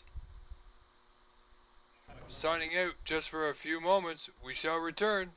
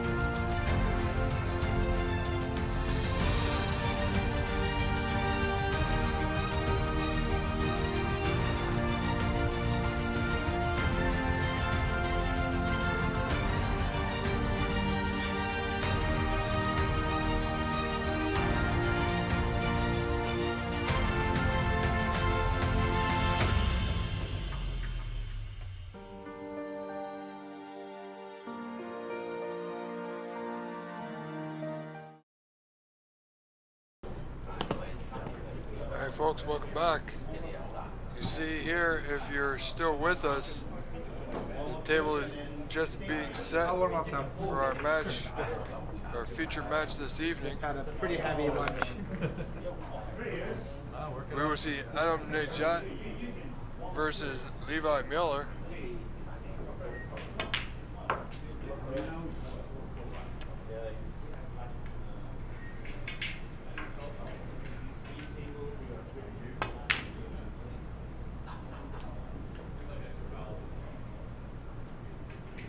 So we will stay here as we see, I believe this is Adam Najat just warming up.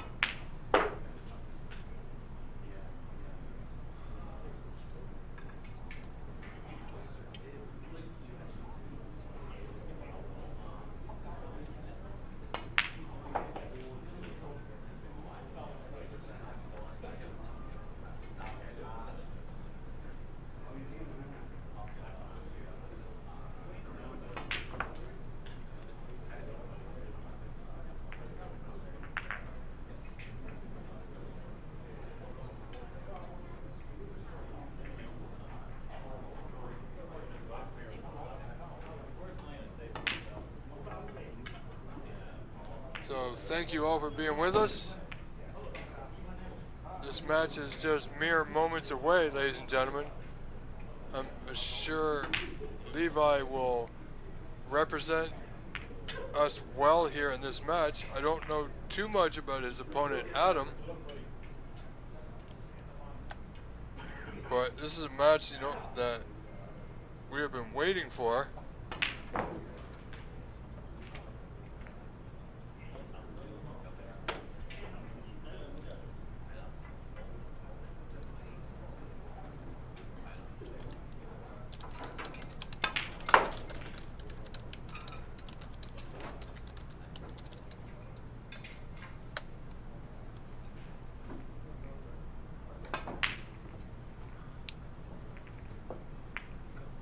So while we're waiting, we do have some of the results for the last 8.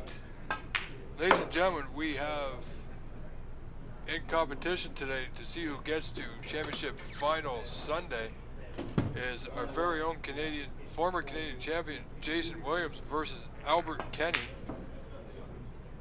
Another fellow Canadian, Chucky and Kwan versus Ahmed Mirza. And as you see on our live features stream right here, will be our very own Levi Mueller versus Adam Najat. And then another well-known U.S. player, Renat Denka, versus Andy McCloskey. So this is certainly turning out to be a great evening of snooker. If I get any updates at all, I will forward them to you. So please do stay with us. We're going to leave it right here. You can watch the players warming up.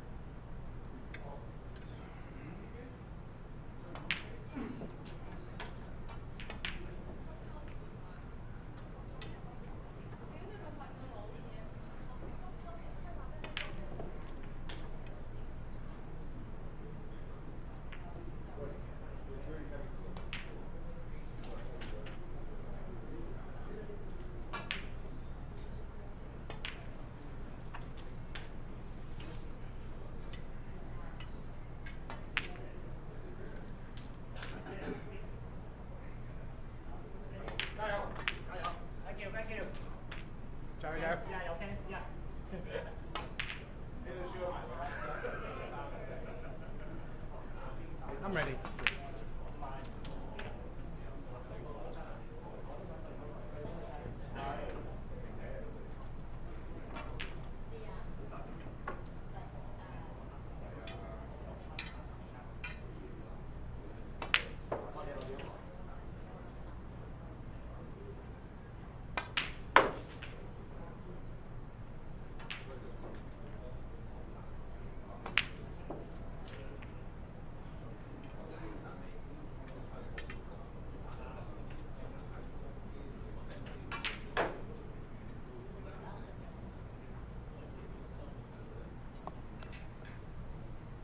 All right, ladies and gentlemen, it shouldn't be too much longer before the action begins, rather. And if you're just tuning in, just finding us, we've been here for the past 2 days, since Friday and Saturday, and all day today. You're watching the Embassy Billiards Club Snooker Open Snooker Championship.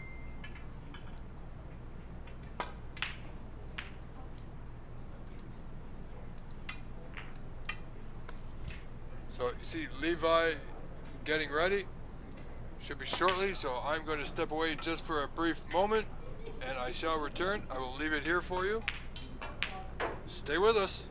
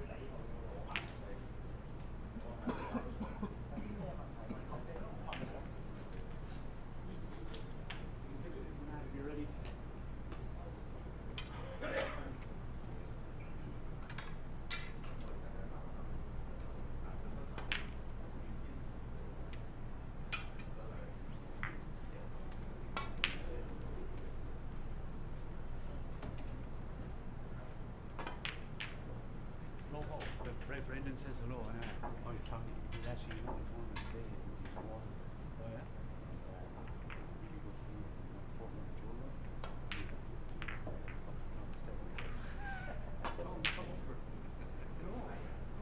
No.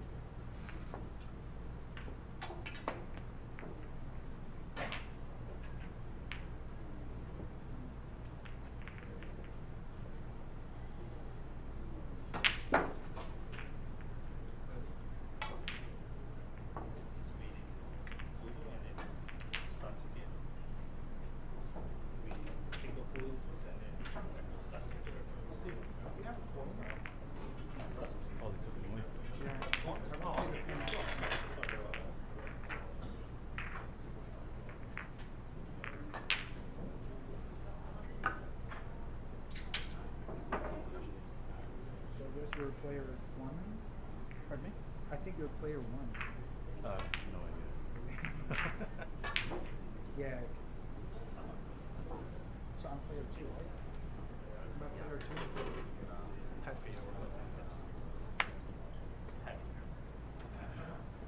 Just wait. Just wait? Okay. All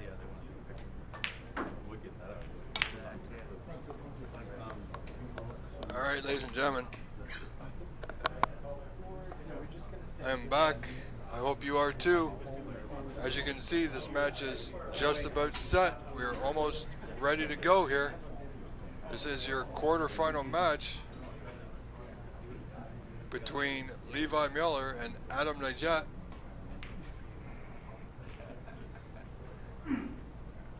Remember, ladies and gentlemen, we are live.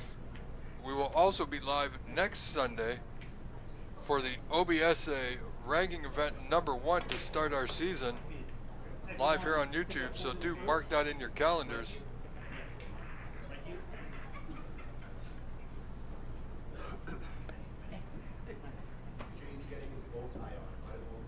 We're just moments away now from the start of this match.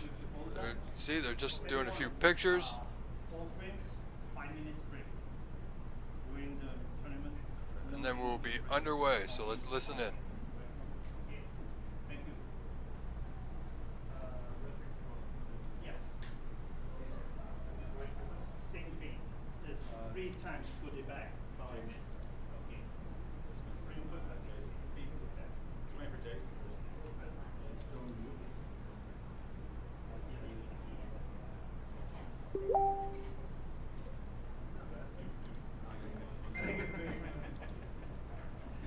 I see the finger in your face though.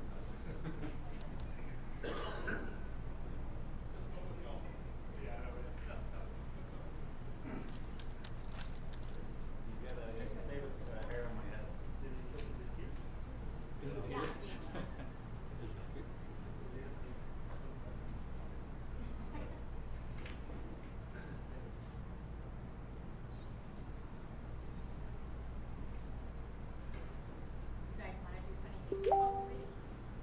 I can't. Too serious now. Just use my regular balls.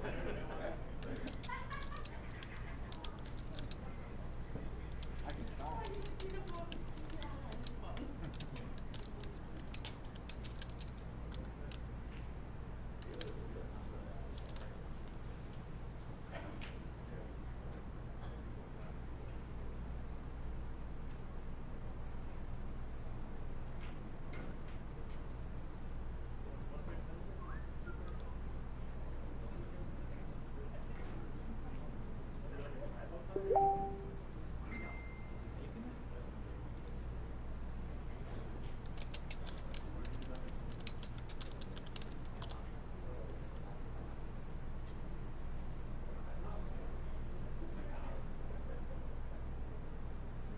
So you can see the players are all lined up on the side of the table there. Just getting some last minute instructions from the tournament organizers and directors. Taking some photos. This is the final 8, the quarterfinals we're at. I believe they had 61 entrants in this event. Yes.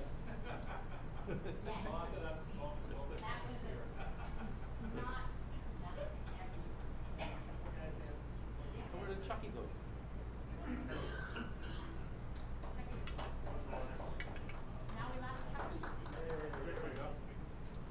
Chucky.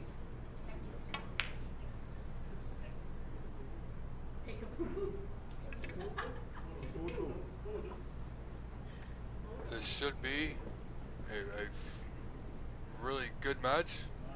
One I'm excited to see. Levi has played well, as has everybody else.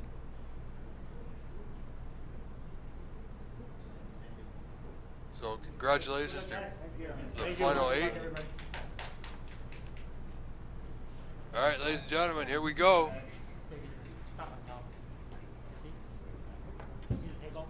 Levi Miller and Adam Najat set to get out of the way here. And I believe it will be Adam to break in this first frame. Still 4 out of 7. Good luck to both players.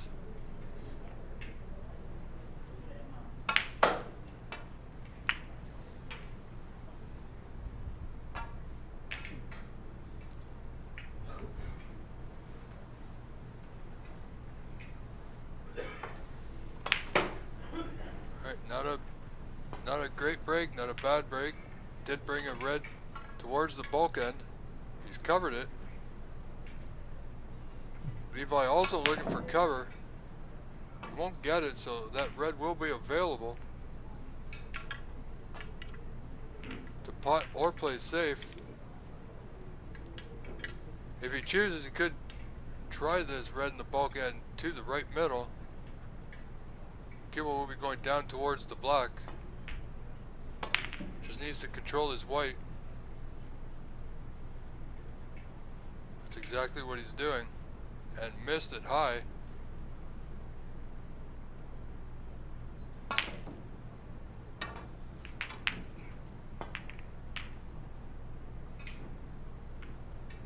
Levi now looking to return the white back to the bulk end.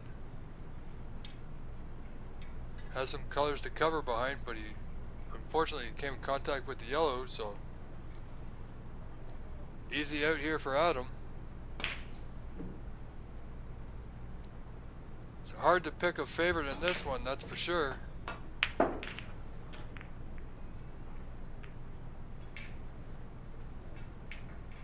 This is just the opening stages of this frame, so a little bit of a feeling out stage. Oh, that's not bad by Adam. This will make any escape that much more difficult, being over the ball and hampered by the green and the brown. So Levi looking to come off a couple of cushions here just to nestle under that low red there. And it looks like he's going to miss it. No, he did get it. Not how he intended. Wanted to hit that full from behind. So first chance now. First opportunity to Adam.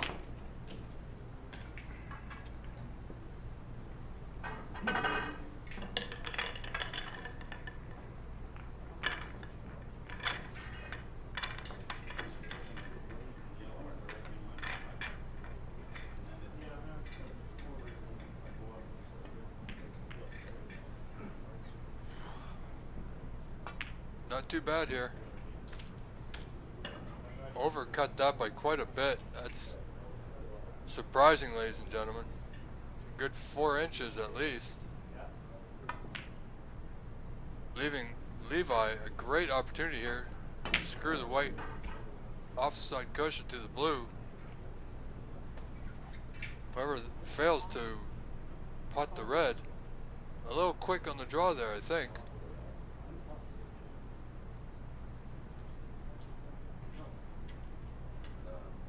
Adam looking at the red on the right side of your table here. I believe it passes the black.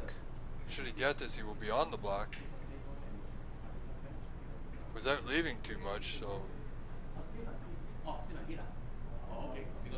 no reward in going for the red into the left middle, so just back into bulk.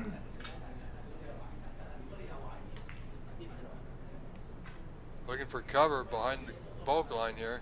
He's got it. Adam, 1 red to look at.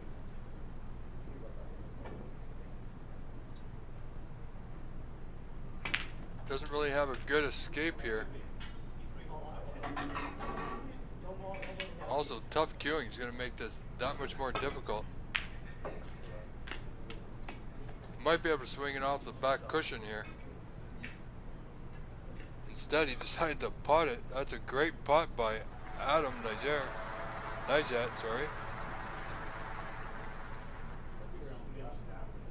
I believe he can get through to the black should he choose it.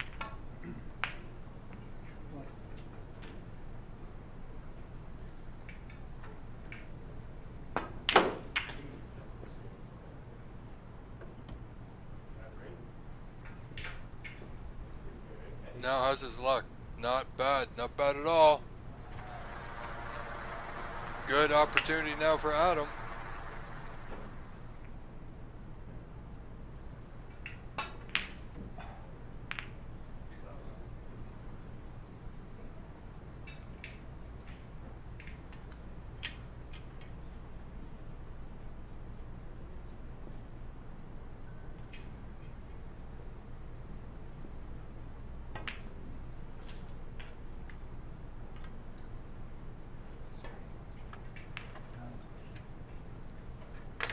could be a great scoring opportunity here.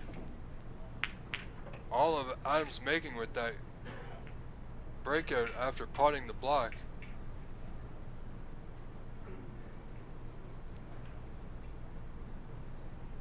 You know, this table's been tough on players previously. Let's see how it's been going to fare here for this match. I can tell you the table during the break was brushed and ironed, so it looks really nice. Let's see if that makes any difference to these two. Adam seemingly having a good pace around the table. Knows exactly where he wants to go. 24.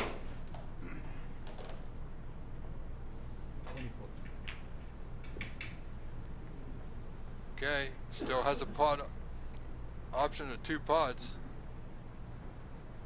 One to the right middle and one to the bottom right corner, pardon me. Right middle is a lot easier queuing.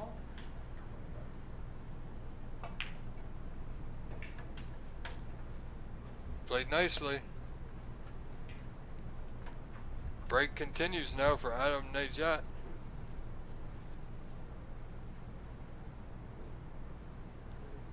A little straight on the block, but he's not bad.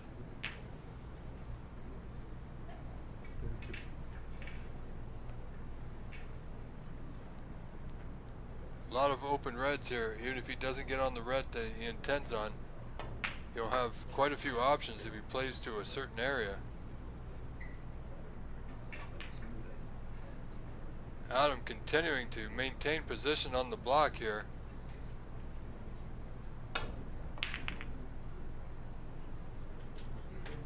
Now leading 34-0.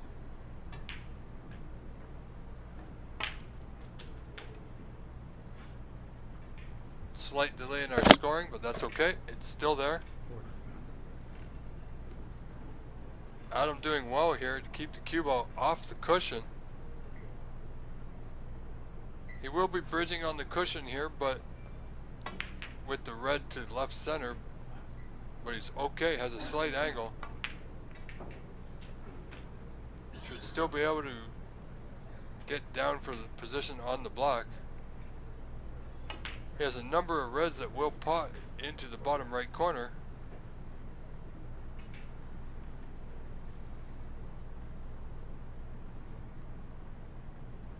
Question is, if Levi comes back to the table, how will he respond to this? Early opening from Adam.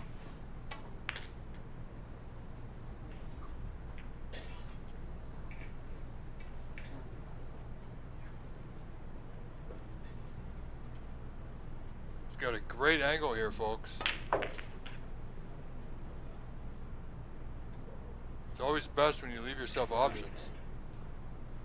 Again, decide to go into the reds, opening them just a little bit more.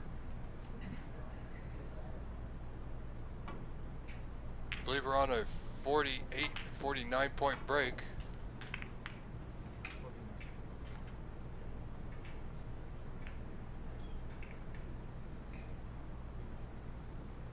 This could be something special here in the making. This frame could be over.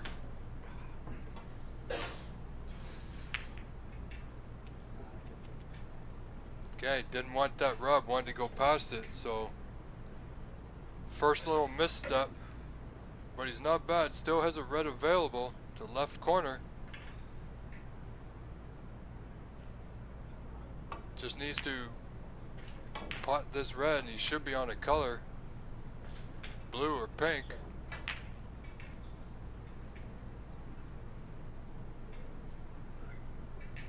Even one of the bulk colors here.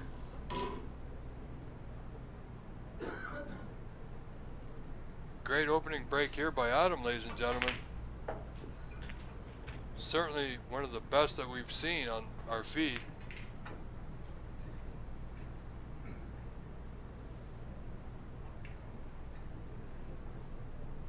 Adam back in prime position now, ladies and gentlemen.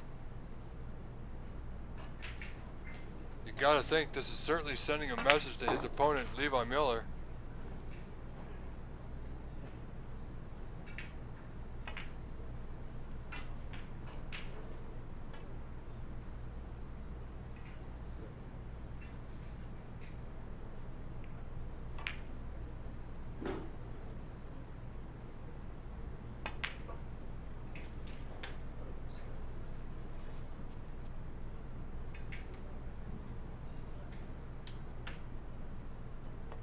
Adam 68 in front, 59 on, so we are already in the snooker's required stage.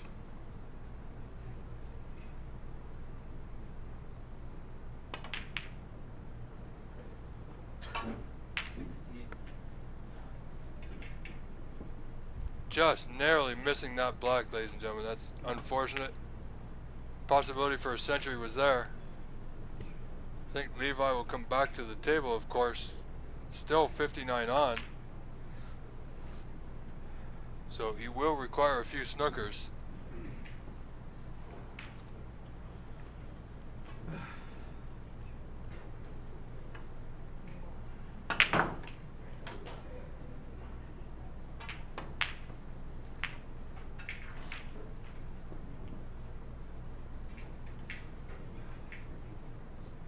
So let's see now if Levi can just get some table time, pot a few balls, get his arm going here in this quarterfinal match, where he finds himself down 69-0 after that good break by Adam.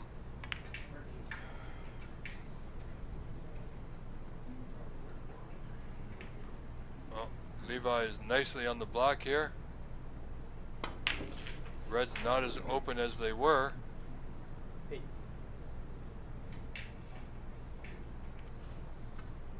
So Levi now looking to chip away.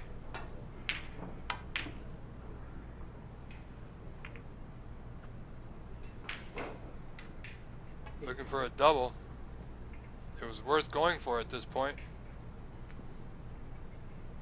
So 8 scored for Levi. 61 point to lead for Adam. 51 on.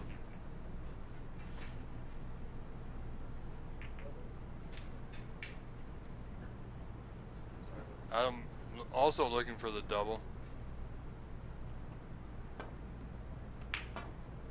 Levi might have enough room to get to that red closest to the top right corner.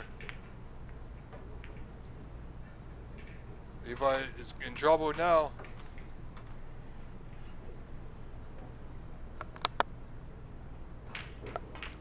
With that foul, given ball in hand, this frame should be well concluding here.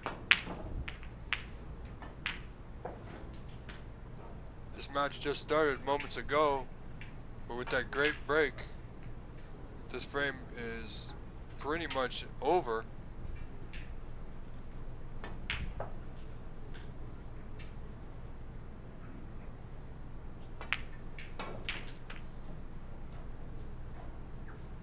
Unfortunately, there's no way back at this point for Levi.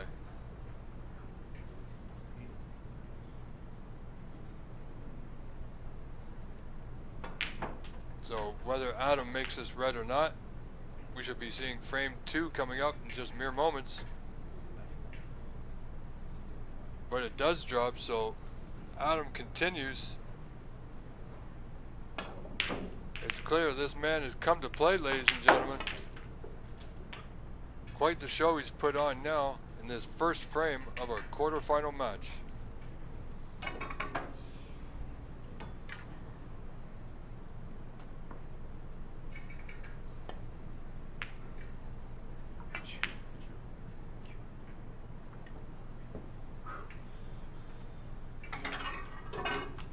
Alright, there we go, concession made. First frame, as we see, has gone to Adam Nijat.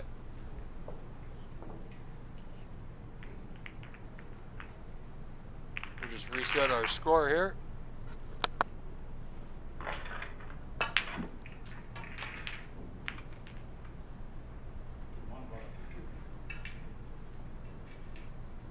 Alright, frame 2.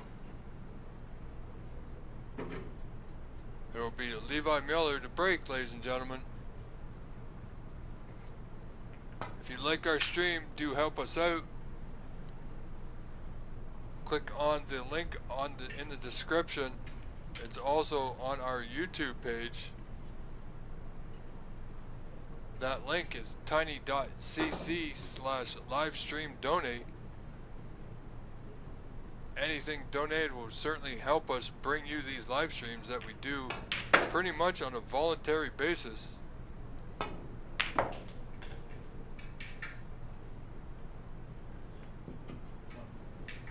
Adam with a great pot there, long red. Adam's still in fine form. Is that white gonna stop? Well, it's gone past the bulk line. So, is this the time for Adam to push the boat out? He may have a go at this green to the yellow pocket.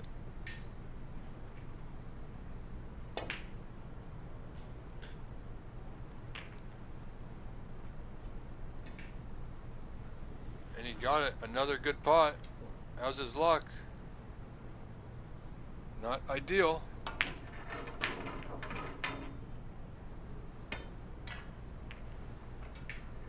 Levi's certainly going to want to show Adam that he's come to play also. When he gets a chance, Adam looking at this red above the block to left middle. Excellent pot there. Adam, I don't know too much about this man, but he seems to be in fine form.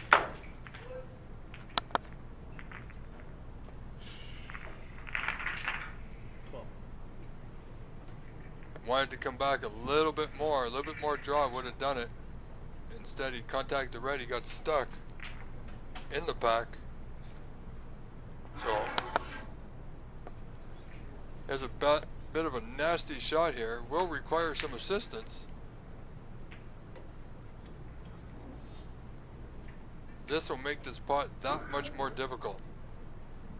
Very easy to put a little unwanted siding. We'll throw the white right off. Just like that. Now, is this the opportunity that Levi Mueller has been waiting for? Well, it should be. Very well could be. Levi now just waiting for the opponents in the table to our right to finish, so he's not in their way. Wants that white to go up. That's not bad. He's okay. Not ideal, but he's okay. Just keep his head about him.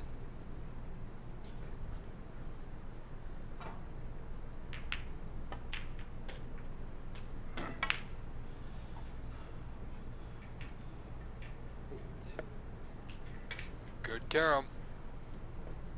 It's unclear from this viewing point if he can get through to a red into the left corner. He may have pushed it a little bit too far, and by the look on Levi's face he has, so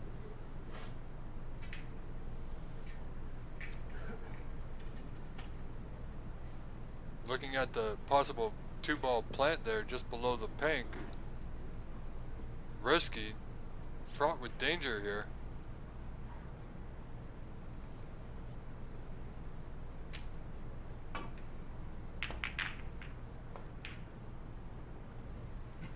He's looking at it, played it, didn't get it.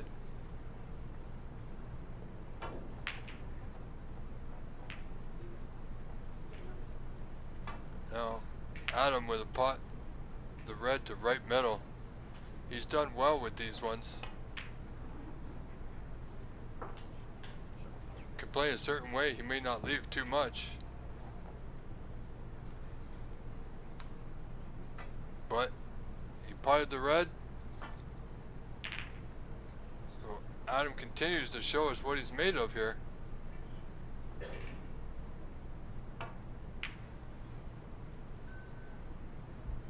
Ladies and gentlemen, thank you for joining us. Rob Richards in the booth. Will be here all day again till conclusion, and again tomorrow Also, I do believe Cliff Thorburn may be joining us again tomorrow, so do stay tuned for that.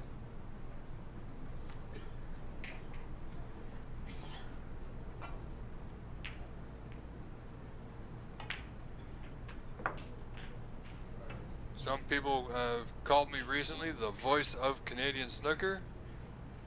Don't know about that exactly. It's a pleasure, of course.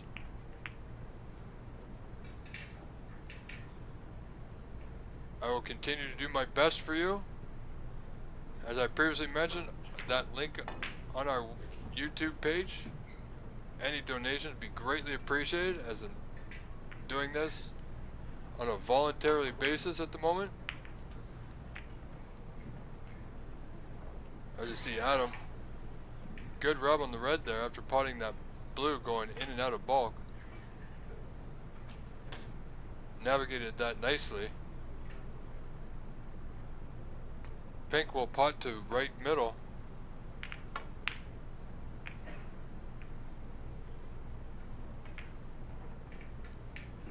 Balls of reds are open rather nicely here. It's a player's dream. Oh boy. That one there just seemed to, the cloth seemed to grab it.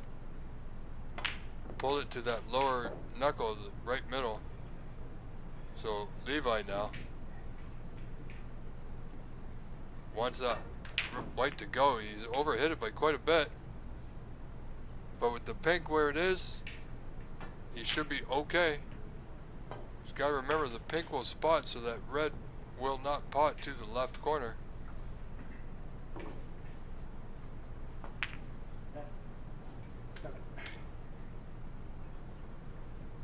Okay. So he does have a pot on, nothing ideal. The red just by the cue ball will pass, but he will need the rest. And he might be able to pot the red just to the right of the pink in the bottom right corner. It's a pot I believe players would go for at this point, and one I believe Levi should get. He needs to start potting some balls and putting some thoughts into Adam's mind. So far, this match has been all Adam.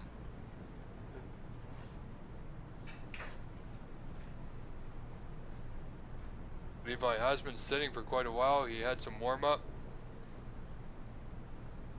which he was okay with. So now it's just time to get his cue arm going again. Let's take his time here with this one. Ensure the pot first and foremost.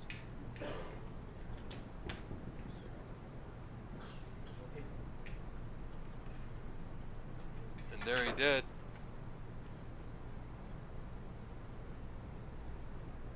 He's on the blue. Just needs to drop this in. 13. Keeping it simple is sometimes the best way to go, ladies and gentlemen. This red here should gain him position on the pink and black depending on how he's playing it. 14. Oh no. Not exactly what he wanted.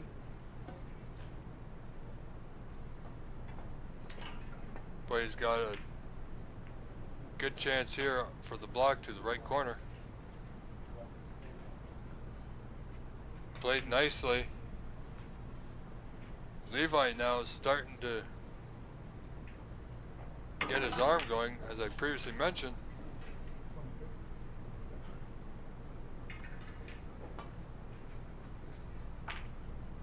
23. Levi's turn now to show Adam what he can do, as Adam did to him in the first frame. Gotta watch his cue hand there. 30.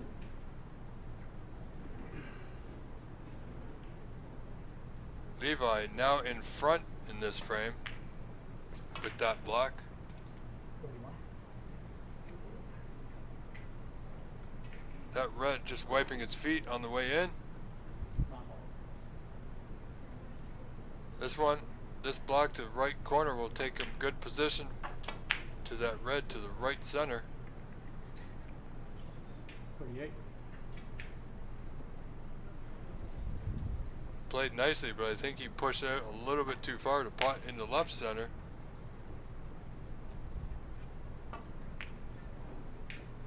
He's having a look. If it goes, it's going to be slight. I don't think it does. So just going to hide the white in the bulk end here. 38.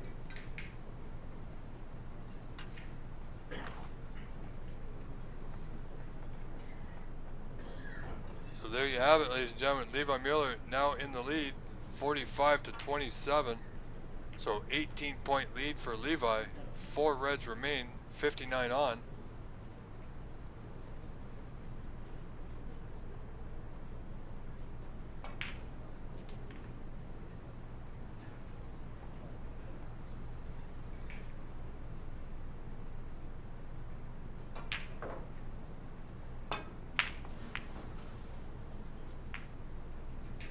Adam looking to get a good white here. Played the pot. How's his luck? Not great, but he did get a good white to that top cushion, so nothing easy here. Can't see Levi attempting this one to left center.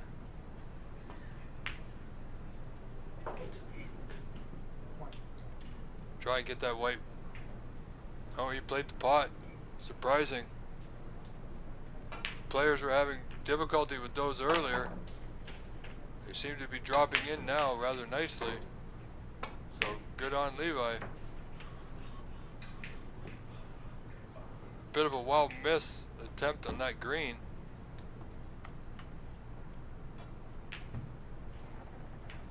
Didn't get position and he blocked the pocket with the green.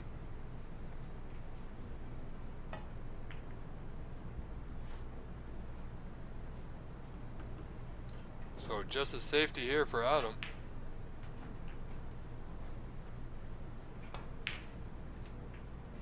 So 19-point lead for Levi in the second frame. Best 4 out of 7 in this quarterfinal match of the Embassy Billiards Open Snooker Tournament. Wants that red to hold up. It will.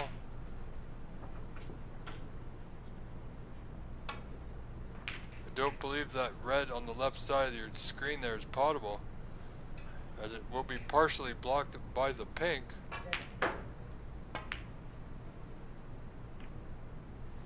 Adam can simply use it to return the white to the bulk end.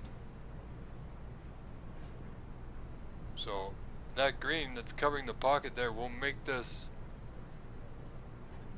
back end of the frame a little bit interesting. As you'll see, balls will get pushed over to the right side of the table here.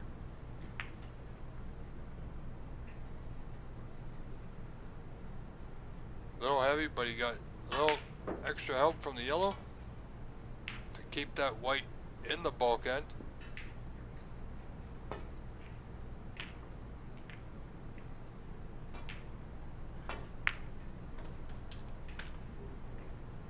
Okay, that's going to make a difference. Now there's only one red that'll pot. The middle red of the 3 will pot into that bottom right corner.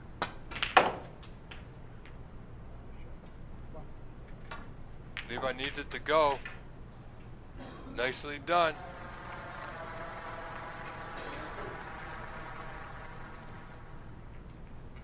Needs to get a color. From this point, I think the red just to the left of the green will pot.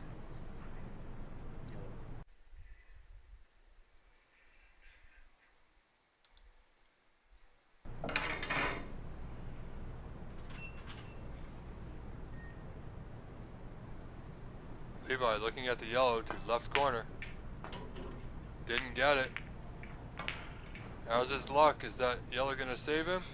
You know, it just might. And the cue ball is tucked under that bottom cushion there. So Levi with a bit of good fortune.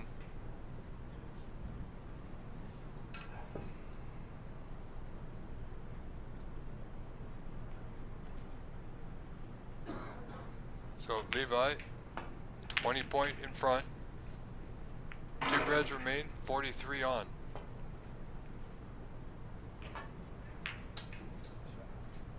Very good shot there from Levi. Very nicely done. Now, both reds here come with a certain amount of risk. I don't think Adam has a whole lot to do here, so a slow roll off the side cushion. However, that white's come out.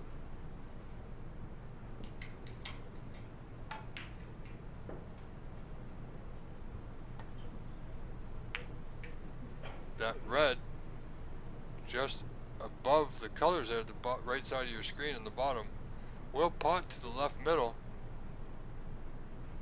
From our vantage point, it looks like it will anyway.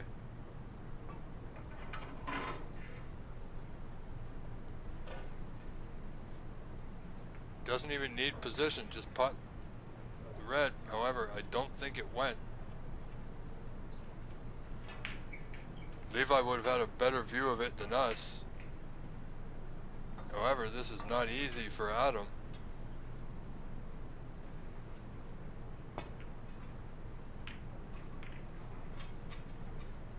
Okay, that's, oh, where's that white going? That's not bad.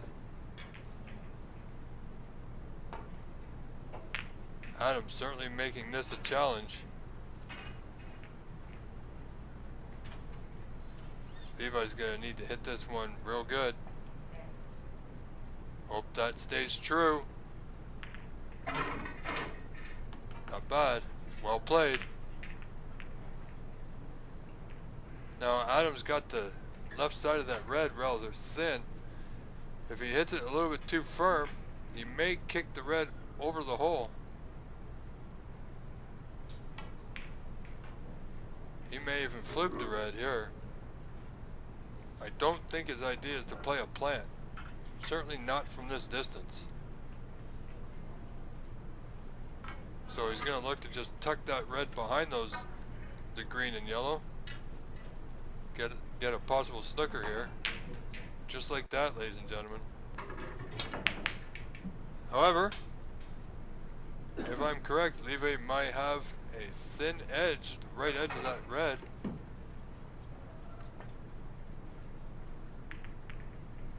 And he did. So that's going to open things a little bit. Adam here was simply thin off of that red in front of him. Oh, and he did at pace just to open things up. One red just below the block spot there in the middle of your screen isn't going anywhere. Unclear if this red by the yellow and black will pot to the right corner. Apparently it will. Nicely done. Levi again extending his lead, not getting a good bounce off that pink. He can't see the block. It's worth taking on. Didn't get it, so I feel a snooker coming here.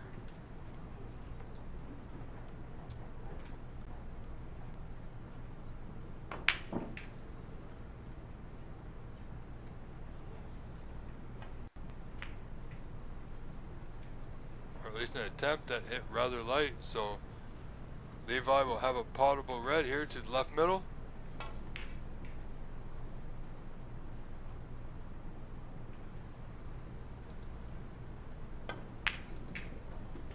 Just catching that upper jaw.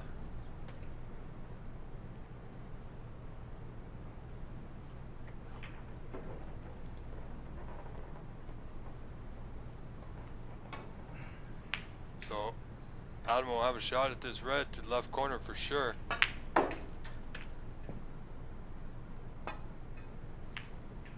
Nope, decided not to. How's his luck? Does the black come to his rescue? I don't think it has, ladies and gentlemen. So we could see another long pot attempt from Levi.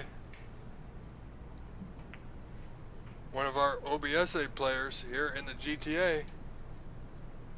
Little swerve needed. Oh, he got a good rub there. Just kept the white out. However, this red's now, or should be, more potable than it was before in Adam's last visit to the table.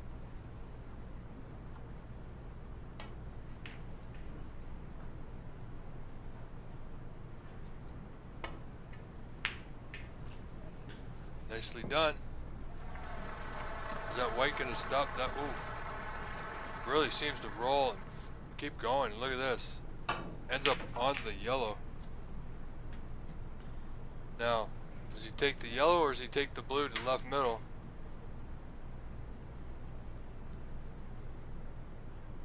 It's hard to get position now. The yellow will respot. So yellow to yellow here. So blue to left middle it is.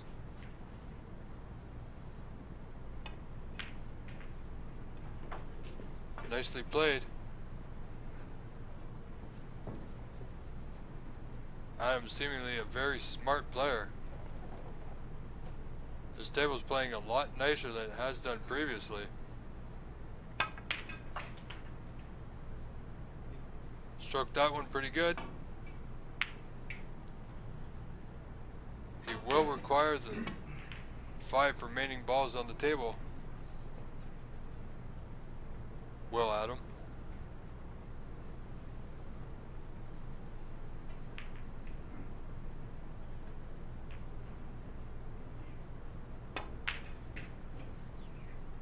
Missed that green. Where's it going? It's going to be close. Didn't get a friendly bounce. He's left it for Levi. Levi with a 13-point lead. Only requires the brown here.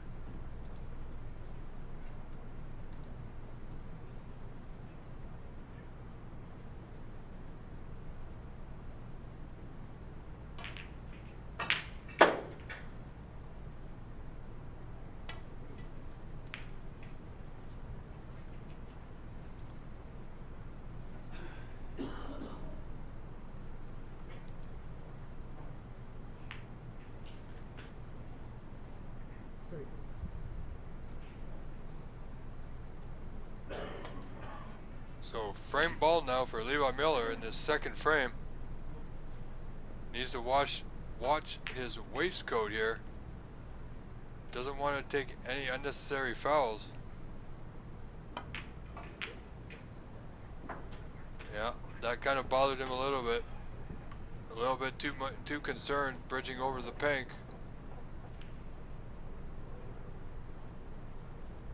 So 16-point deficit for Adam. Not an easy pot here, so looking to run safe. Is this across the corner? It looks like it is. I feel that wasn't his intention, but nonetheless.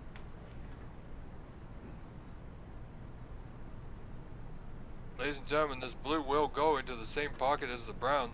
The top right corner. Not easy, and wisely he didn't play it. However, didn't get cover behind the black as he'd intended. So Levi once again,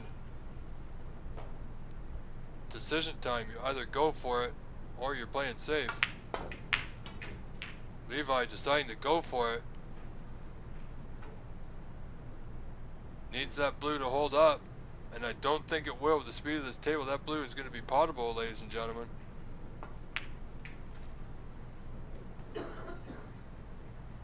Not sure if that was the right time to push the boat out, as it were.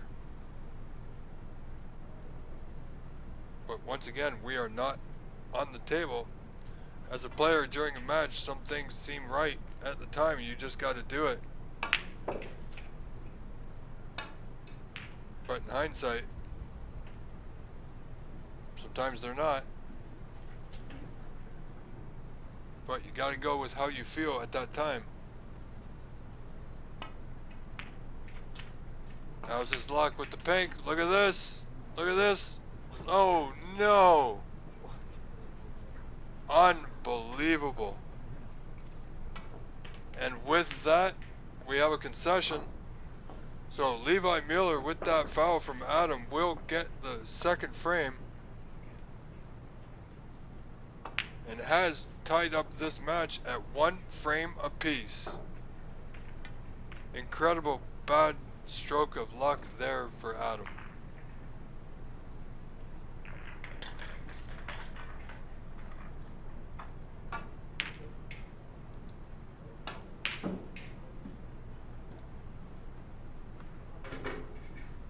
So there you see our scores updated, 1 frame apiece.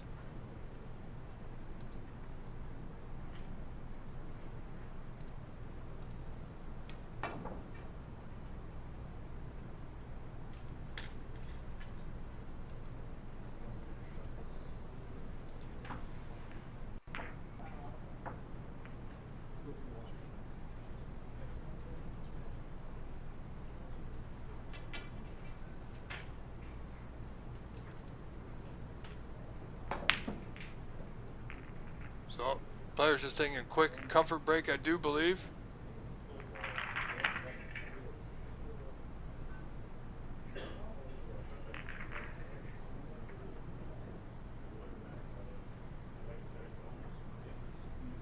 So we will stay here for the moment.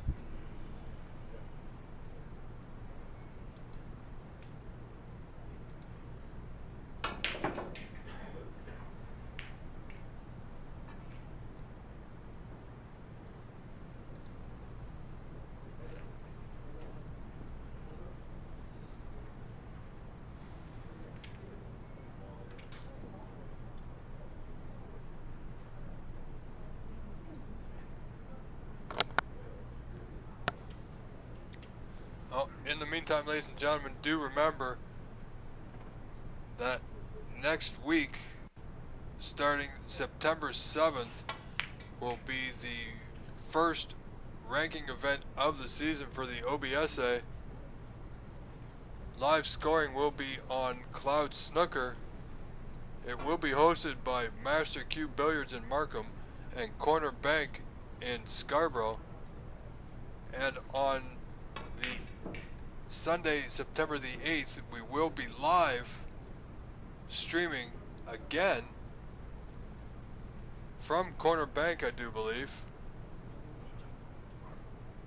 So do keep your schedule open and please do join us. Adam to break here in this 3rd frame, which is turning out to be a great match for us to watch.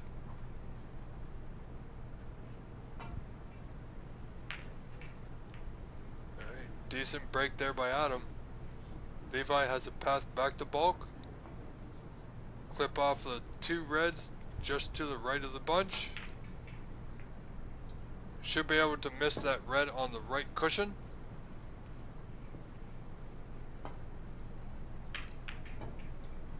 Just like that. Misses the blue, he's even better. However, he's pushed out a red to the left corner. Adam seems to like the long ball.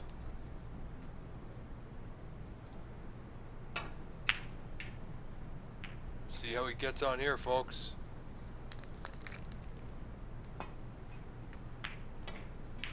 Didn't get it. Where's that white gonna end up?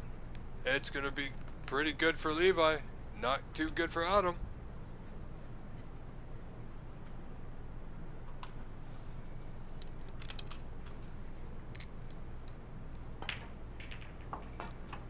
Alright, Levi now in with the first scoring chance here in this 3rd frame.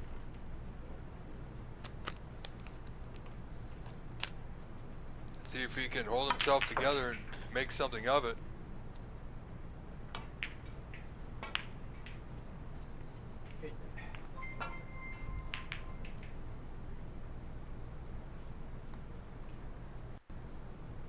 Levi, red to left center. Nicely done. 9. Pardon me, folks. You might hear my phone going off.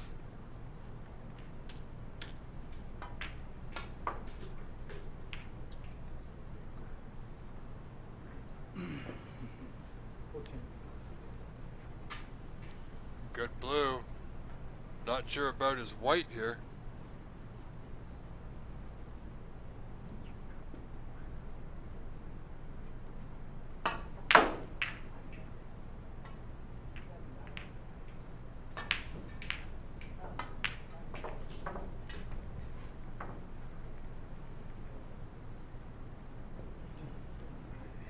Alright, Levi seemingly got his potting shoes on now. We've seen players try this shot, a little bit of a stretch. It's gonna be high. He's left a red on to the right middle. Not so sure that was wise.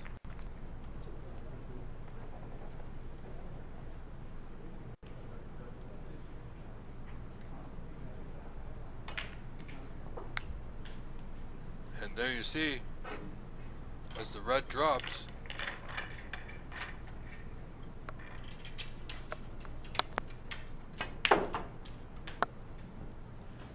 that white should be just about perfect. And Levi's, with his breakout, opened the reds nicely here for Adam.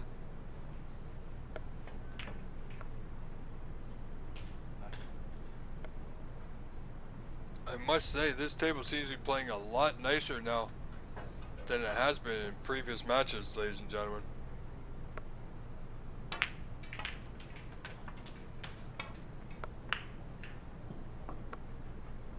Well, unsure if this red passes. He may have come a bit too far. Might pass the right middle, and it does nicely. We'll have a bit of a back cut on the block, but he still should be okay. May use those reds to hold his white. Nope, chose not to.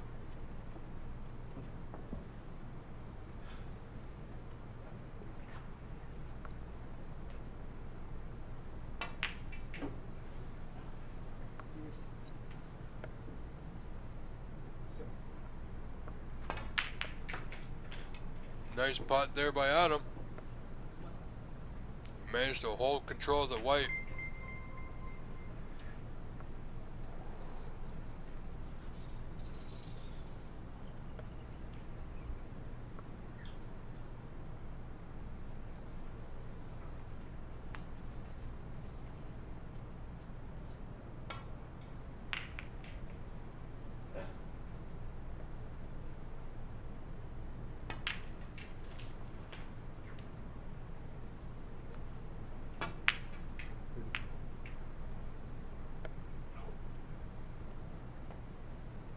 Adam now seemingly dictating what's happening in this frame.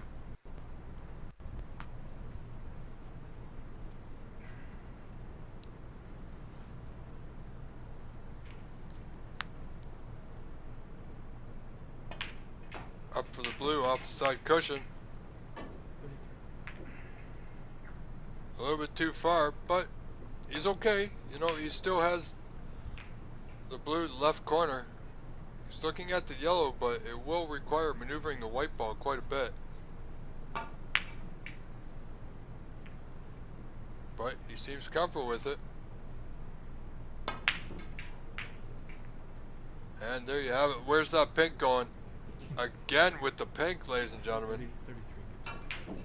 Pink hates me. As you just heard, the pink hates me, Adam says. You had 15, right?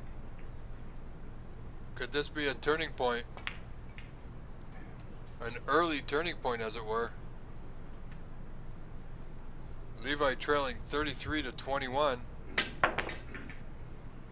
Bad, unfortunate timing for a miscue there. Levi looking for a deep screw. We hope his tip's okay.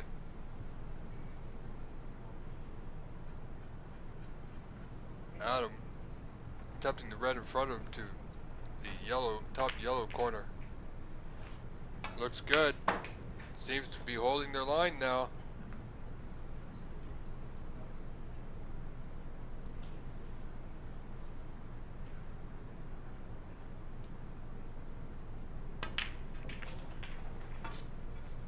Well, he trusted that one to luck, did Adam, so Levi will be sighing a little bit of relief there.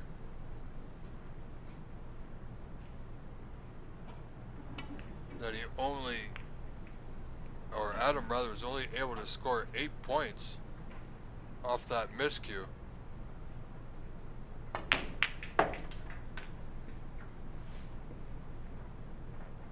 Adam playing that one rather firm, not sure if he thought the double was on. Missed it by a fair margin. Pretty confident Levi will have a go, a good hard look at this red to the top right corner. One we feel he should get. He is a fair long ball potter. I can definitely tell you that from personal experience, but not on this occasion. This is certainly not going to help Levi's efforts. 3 open reds in the middle of the table.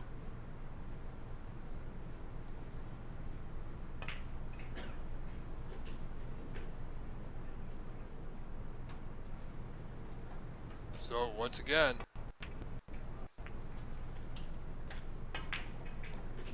Adam putting in the blue, getting nicely on the red, continues to increase his lead in this third frame.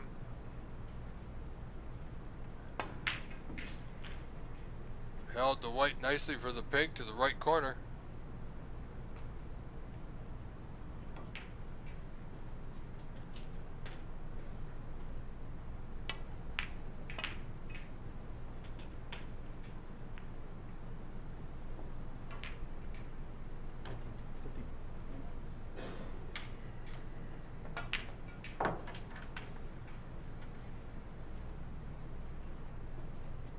This could spell trouble for Levi.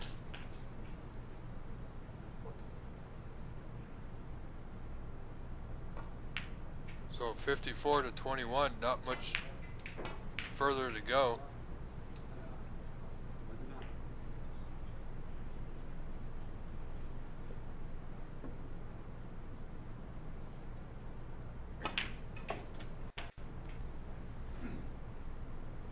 And by that play, it appears this red in the bulk end will pass the brown to the top left yellow pocket.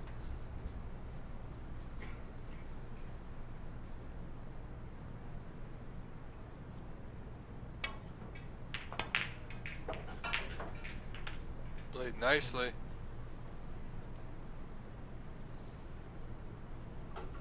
Now this bit could be a little tricky to get position. Would have liked the cue to travel a little bit closer down towards the blue line.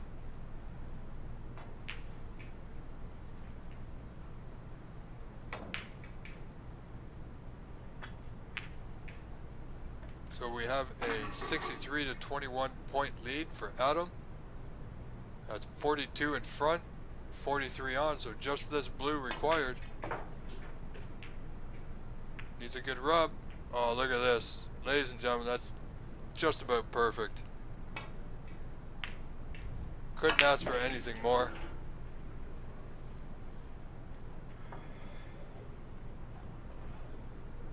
What is it, 28? 27. 27.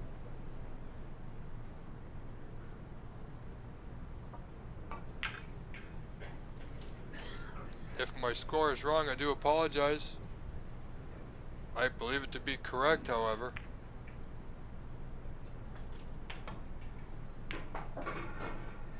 I do not see Levi coming back to the table.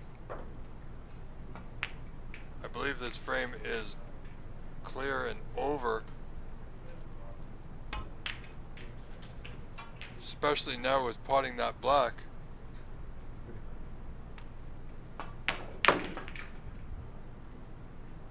Cross the double here for Adam. Gonna be close. Nope. And there you see concession by Levi. So frame number 3 goes to Adam Nijat. Now leads this best of 7, 2 frames to 1. Frame number 4 coming up in just a moment. As you see the table just being reset. Thank you all for joining us today.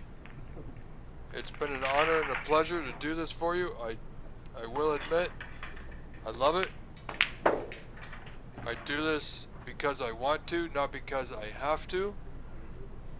I also do it on a voluntary basis, out of my own pocket. There's a link on our site. Should you like our stream and wish to help us out, tiny.cc/livestream donate. Anything will help. As we see what I'll simply call an unorthodox break from Levi. He's got the reds open. So it will be Adam to return the white to bulk end.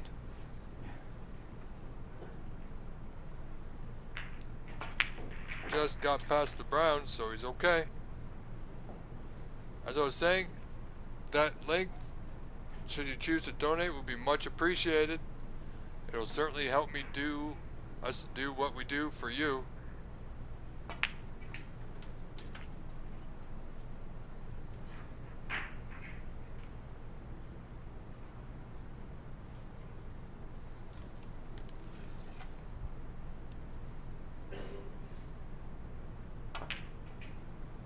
Chanita, thank you very much, my dear.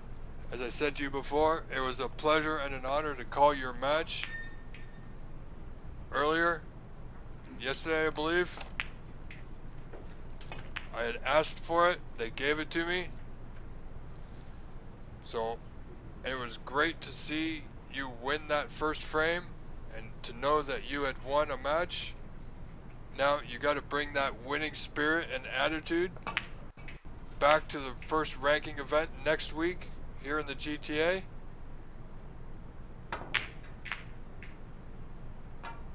You know, and show these guys that you can play. You know, most of us players play this game because we love it. It's a passion of ours.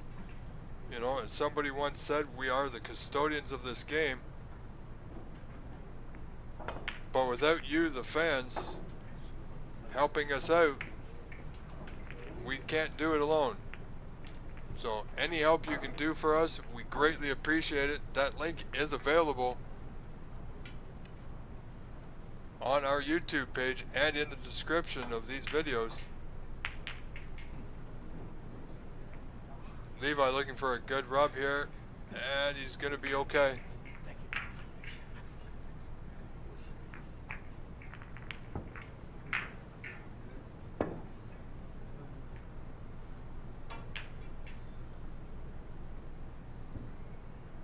Hampered queuing here from Adam. Looks like just a dump shot. You want that white to hold up or keep going. Now that could be a touching ball. I do not think he can get the putting angle of the red to the right corner.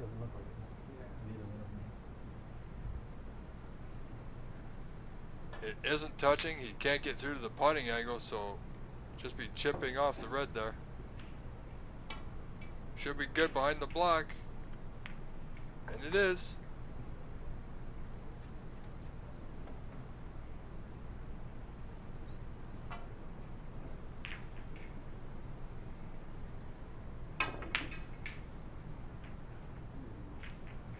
Oh boy. Now is he lined up that plant? If it is, that's unfortunate. Lucky for Levi, not so lucky for Adam if it's dead on.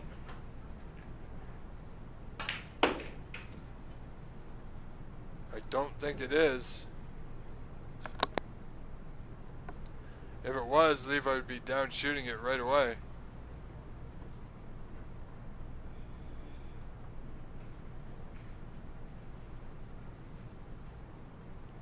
Levi just looking at where he wants the white ball and how to get it there. With those reds in the bulk area, the safest spot to be is behind the block if he can get it.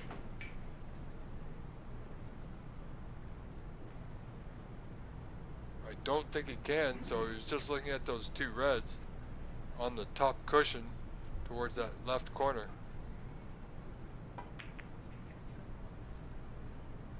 Get past the blue. Now, can Adam get through to that red just below the brown spot? No, he's looking at the one to the right middle. He may have enough of that red there to pot it. If he can, he's got the pink or yellow waiting for him.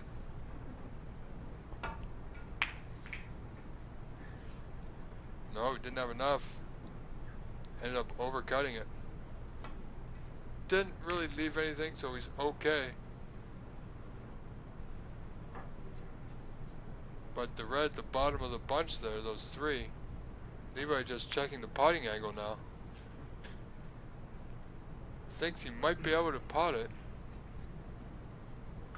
into that left corner.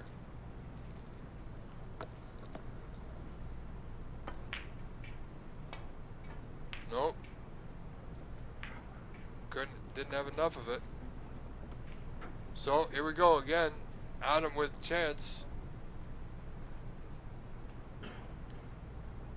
Levi didn't have to play that one that hard, that firm.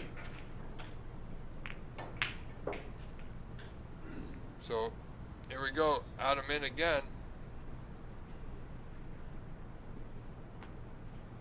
Table's a lot messier than it has been in the first 3 frames of this match. Adam won't mind, however. There's quite a few reds that are in the open. Wow, certainly got a lot on that white there. Perhaps a little bit too much.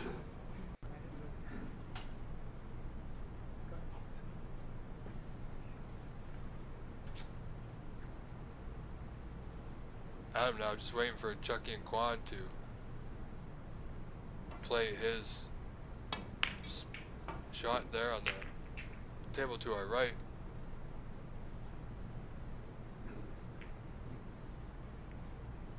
And Levi, or sorry, Anita, if you are still listening, if you have any scoring updates on any of the other matches, send them to me via Messenger, and I will relay them to our viewers here.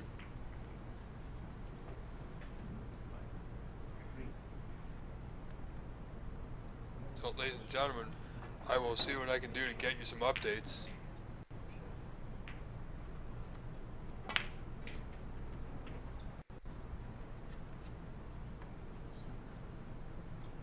On some of our other quarterfinal matches. Levi looking to hide that white behind the black. Where's that other red going? Oh, he's okay.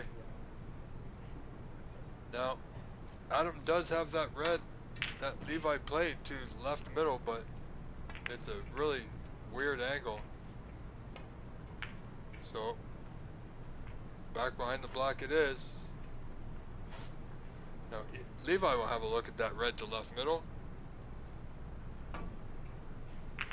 Play the bottom red instead. Again, returning that white, didn't hit it.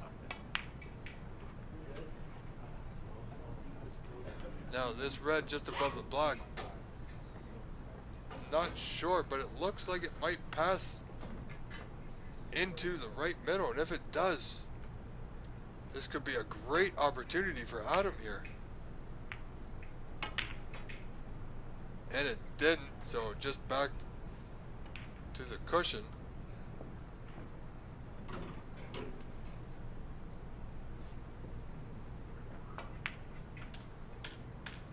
Now, has he made a plant? Levi's not playing it. Great pot there by Levi. Safety in mind, of course.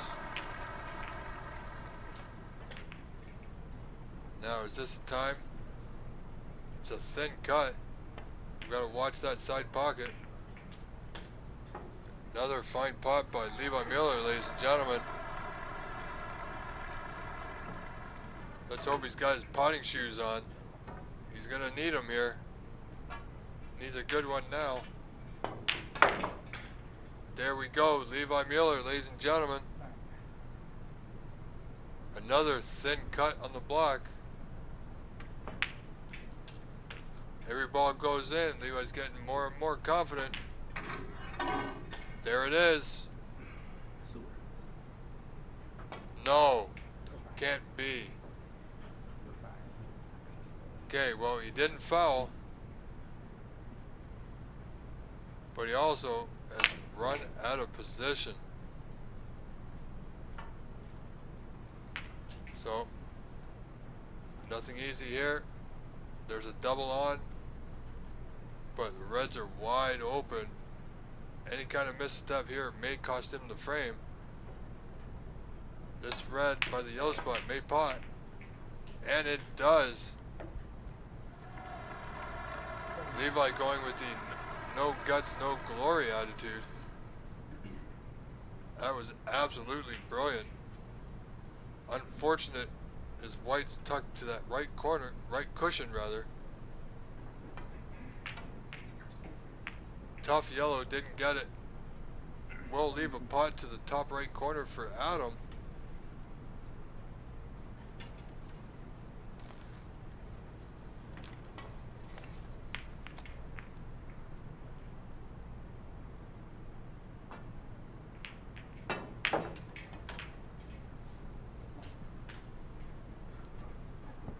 Anita, you are a blast, my dear. I tell you, we at the OBSA, we love you.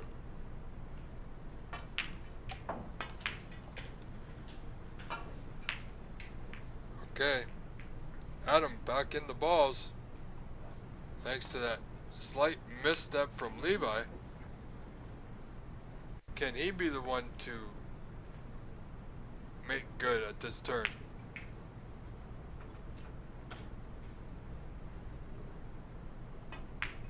If he can get the blue back on its spot, that would certainly help.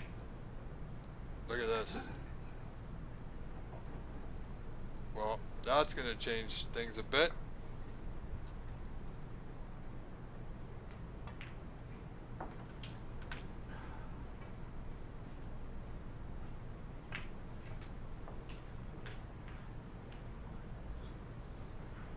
Oh, good green. Keeps this break going for Adam Najat, ladies and gentlemen. And don't be too harsh on me if I'm mispronouncing the gentleman's name. I do apologize. As we see that red drop.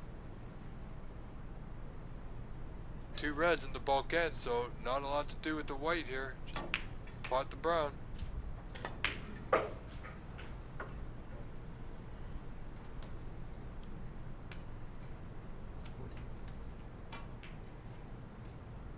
Well, here in the GTA, the sun has set, but it's still nice and bright out at the Embassy Club in San Gabriel, California, where we are watching the Embassy Billiards Open Snooker Tournament, where 61 players from across Canada and the US came to play, and came to play they did. And certainly so has Adam, doing nicely in this this break of this fourth frame. I think he's gone far enough.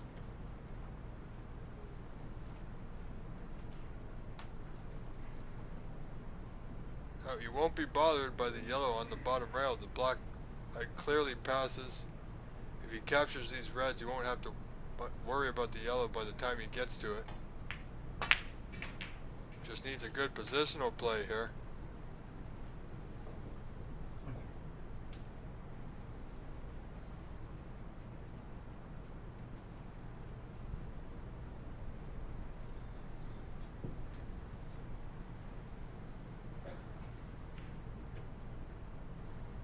Melanie Higgin, you got that right. She certainly is.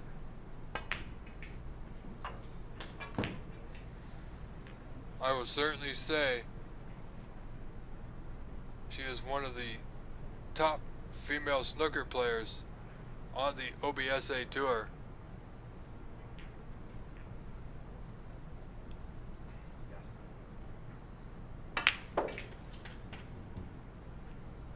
Playing some hard matches with some great players.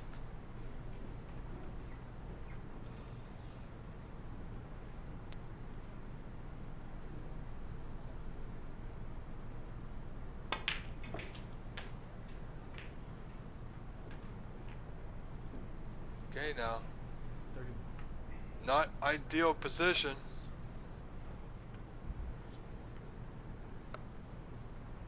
A little close to the cushion. But he's cueing well, so he should have no problem.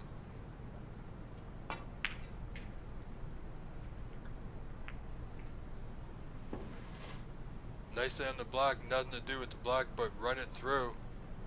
Come off the bottom cushion for the red in the side. And he misses the block. How's his white? Levi got a nudge. Levi now with the opportunity. Levi trailing 37-17, only down by 20 points. 3 easily accessible reds, and the 4th one up in the bulkhead ain't bad either, as the block is up there waiting for him. The yellow, however, may be a bit of a challenge at this venture. 7. So we will have to see when we get there.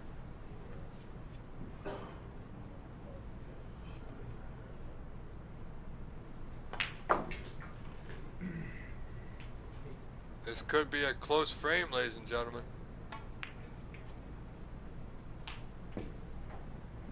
Adam gifting these points to Levi. Levi certainly needs to take advantage of it. Would have liked to have gone a little bit further up. 14.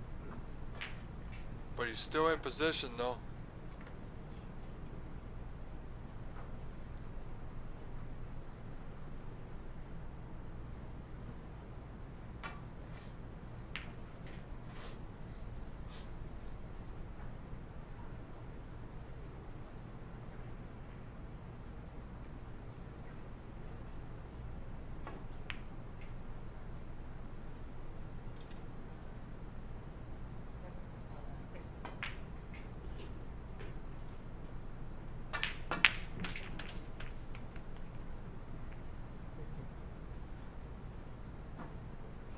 Good pot. Levi on the blue can get on this last red.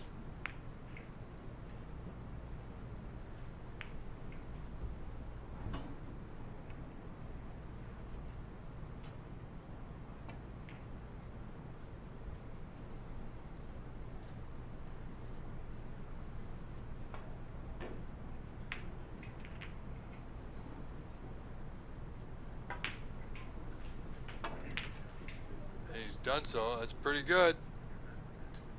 20.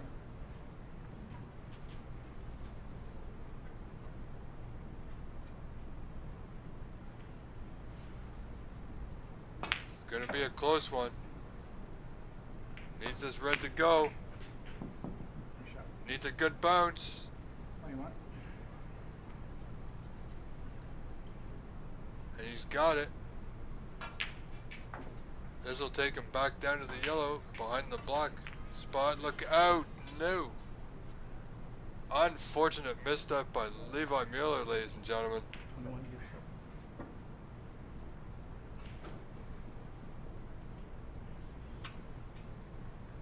So, with that, we have Adam 44, Levi 38. So only a 6-point difference. Adam choosing to put Levi back in here.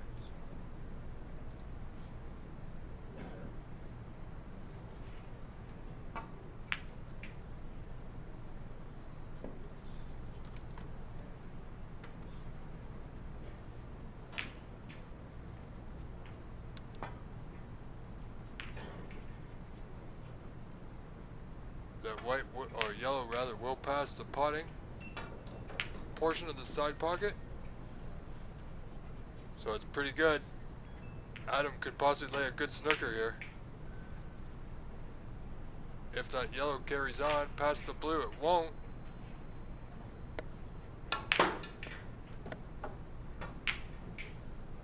So Levi with choices here.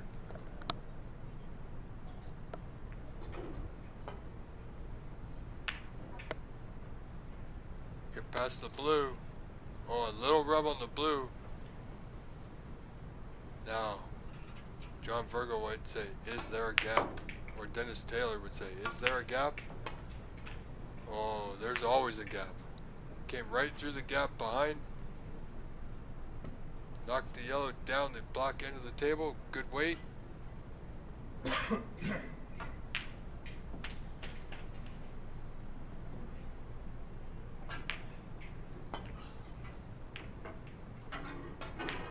Levi needs that white to slow.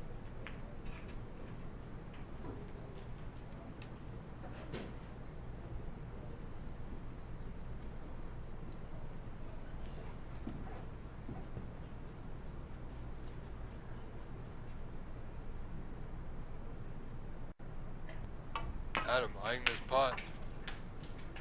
Stroked it well. Didn't have to play it too hard. As you see the result, if you don't force the ball in, it will go. So good opportunity here. Adam will require the green, brown, and blue.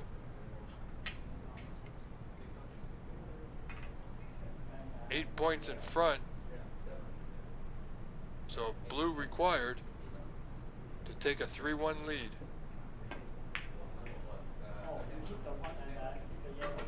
So tense moments for Levi.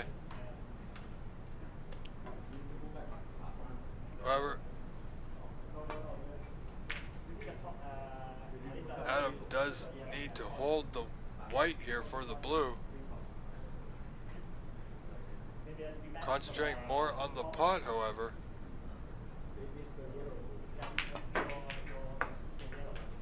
Played it well, needs to get past the block. It won't.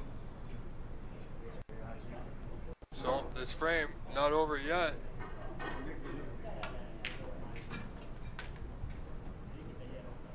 He's got a long blue, the top right green pocket. Was looking for an easier pot, the blue, the right middle, however, not gonna happen. And he didn't get it. Where's the blue gonna end up?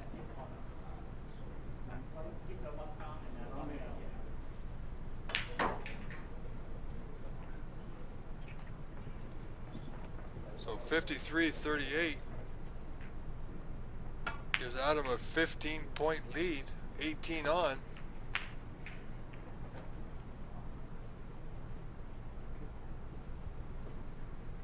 Okay. Well, I think Adam may have a go at this blue into that top right green pocket.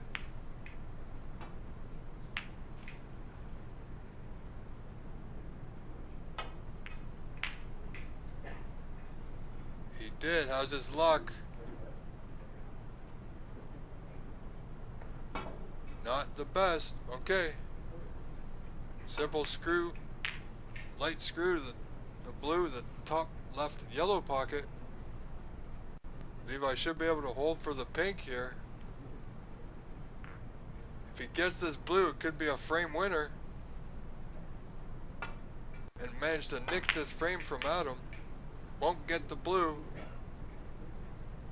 Where's it gonna end up? He needs to get a bit of luck. I don't think he will.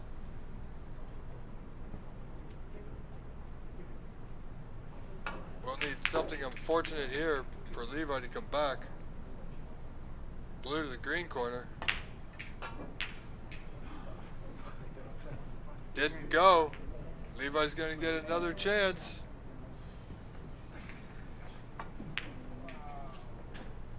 Levi, a little wry smile on his face, didn't expect that. Neither did we. Welcome to our Embassy Snooker quarterfinal match. Levi Miller now. Opportunity to nick this frame.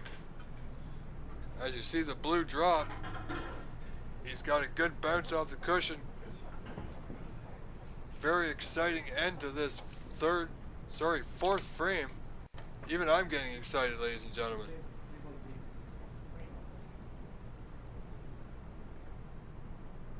Closing in on 1,000 viewers.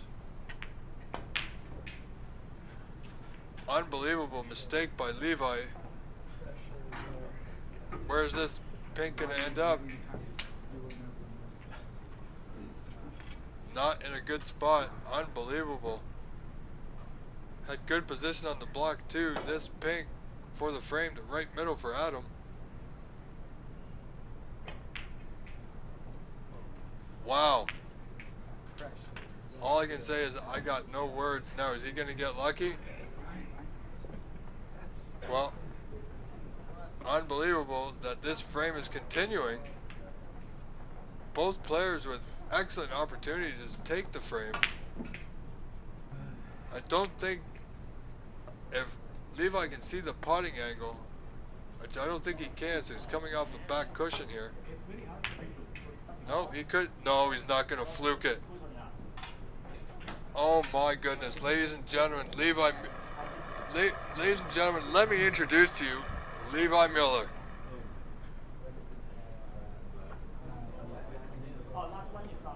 Had enough to pot it. He rattled it. It went up from the bottom left all the way up the left side cushion into the yellow pocket, right into the bottom of the bag. Now, Levi's got decision. He's got control here. He certainly can pot this ball, but he can also play a great safety. This is a big frame. It's either 2-2 or 3-1. He's either tied with Adam or one frame away from defeat. And he goes for it, makes it, pots it. Congratulations, Levi, for nicking that frame.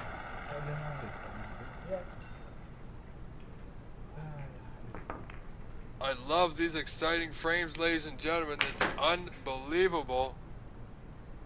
What a turn of events that was. We're now sitting at 2-2.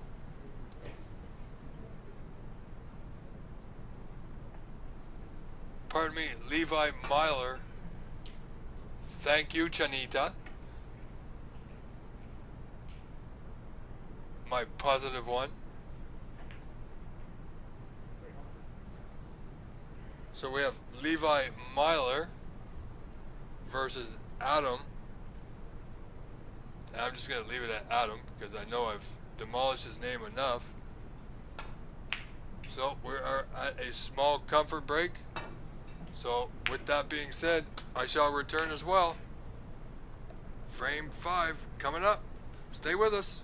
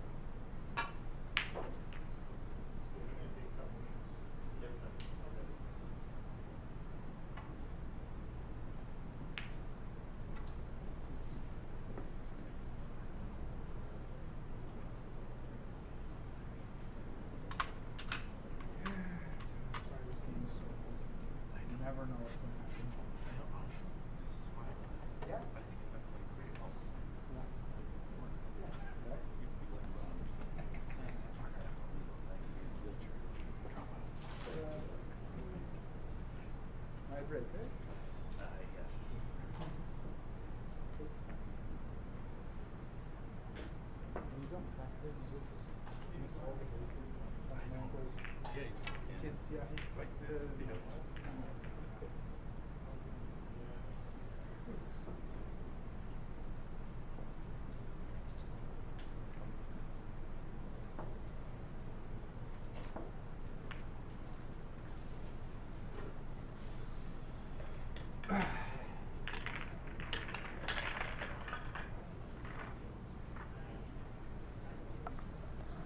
All right, ladies and gentlemen, I'm back. As we see Levi just setting the table for the start of our 5th frame.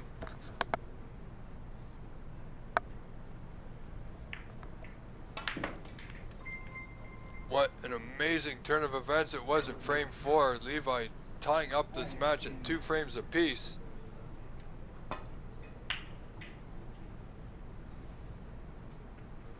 As we see Adam now breaking off. The white going just past the green. Only 1 red out, so it's looks like Levi will take this red on into the lower left corner. And he got it. Nicely done, Levi. And as I've been corrected, Levi Myler should be feeling pretty good at this point.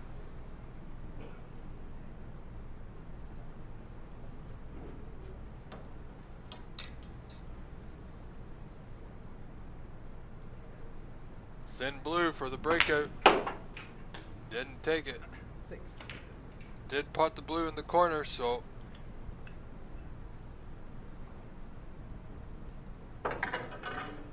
And one result coming in to us is Renat has moved into the semifinals with a 4-0 victory.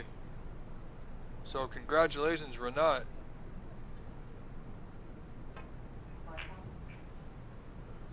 Levi looking to tuck that white to the, or Adam looking to tuck that white to the top cushion.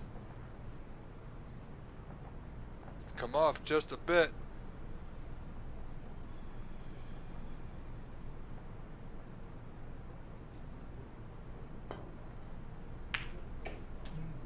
Great pot there by Levi. Must be feeling a little bit more confident about himself now.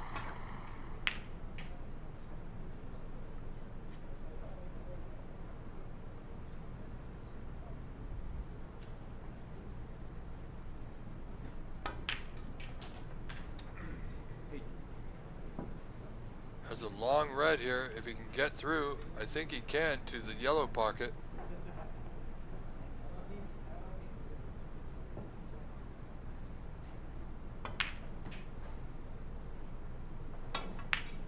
Didn't get it.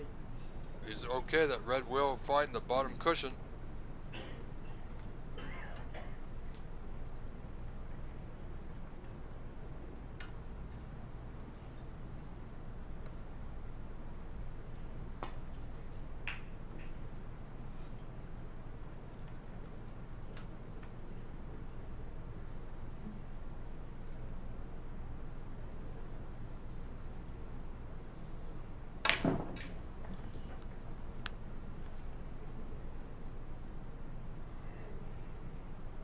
Again, Levi, a little hampered, should be okay. Not too comfortable with this long red to the bottom right corner.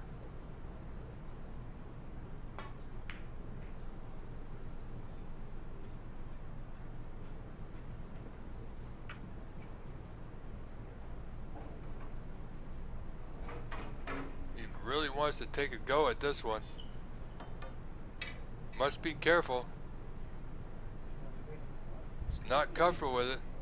He's looking at a thin red to the bottom left corner. White will return back up table.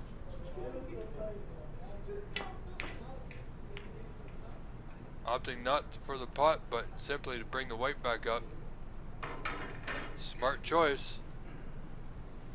Smart play. And that's what it's going to take, ladies and gentlemen. Adam is a very good player, as you've seen. Taking Levi to the limit here. That not a good play by Adam. Won't leave an easy starter over the left corner for Levi Myler. That was for you, Anita. It's Levi Myler, ladies and gentlemen. Where's he going with the white?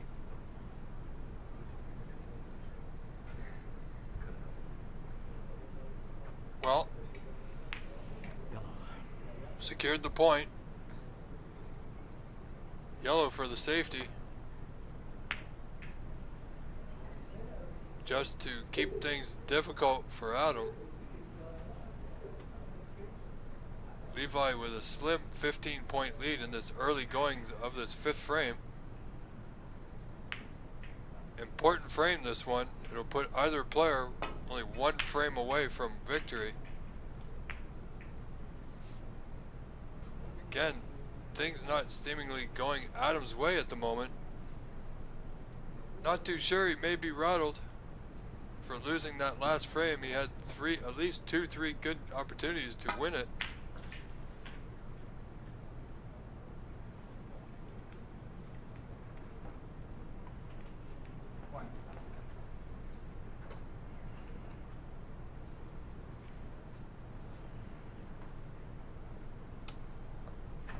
A lot of players in our chat certainly on Levi, cheering him on, so let's hope he can do well here. He needs that white to go, hit real soft.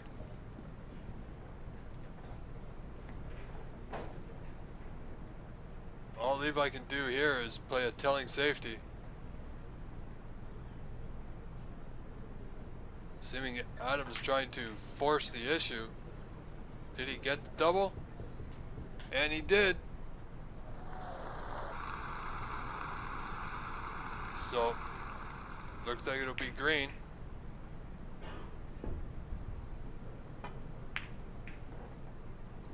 Just to return the white.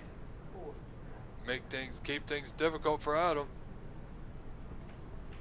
Levi is a potter and likes to break build, but he can play defensive. And I know from personal experience he can be very tough.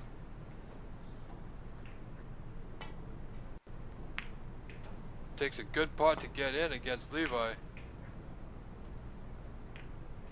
No, bad luck. No, the green stayed out. That could have been a disaster.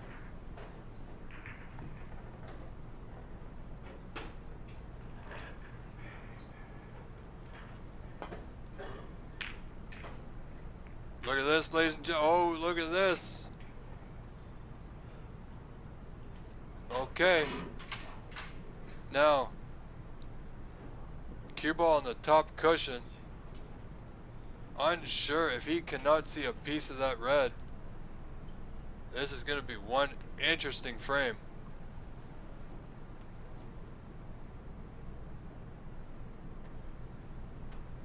If he can see a piece of this red, he's got to hit this perfect so he does not hit the green.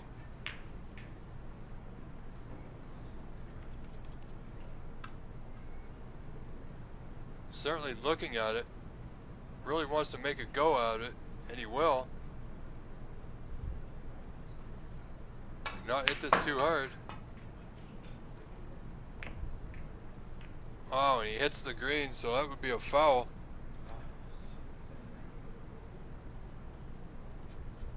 Did you add 4? So Levi now with an easy starter once again, ladies and gentlemen. Colors available. Just needs a good white, and would you believe it? Once again, I don't think Levi's been able to take advantage of this.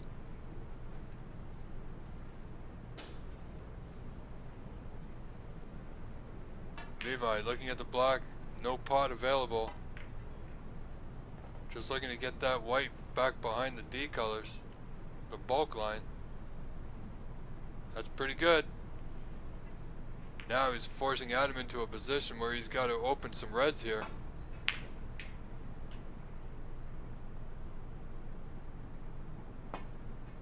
Adam's certainly looking for a good white. He won't get it. Seriously? Again, things are definitely not going Adam's way. I think things have turned over to Levi's favor, leading 24-0 with a red over the hole and the black over the opposite corner. He's got to get through here. Ladies and gentlemen, I got no words. Just, I got nothing.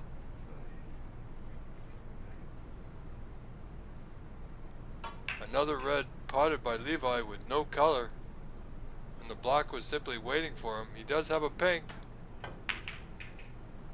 Won't go. And that's a fairly decent result.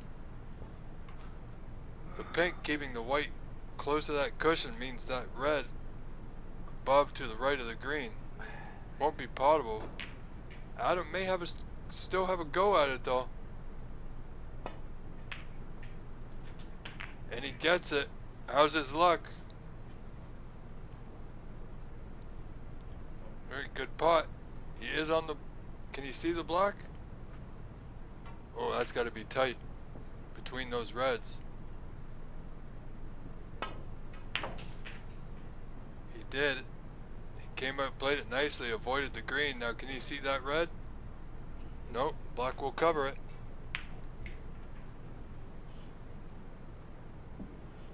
Going for a thin red into the same pocket, bottom left.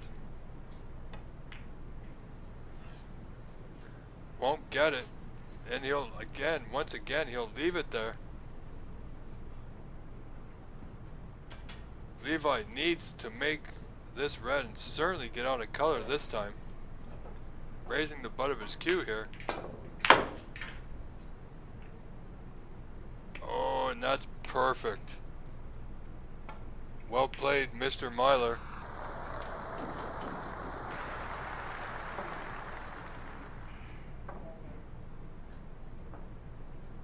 So black to bottom right. Thank you. Alright, Levi. This is all you. That black will spot, of course. And I believe that red will pass between the black and the green into the right pocket, should he need it. A little light. Just having to look at his tip there. Not too happy with that play. But he's okay. He has a fairly easy blue to the top right green pocket.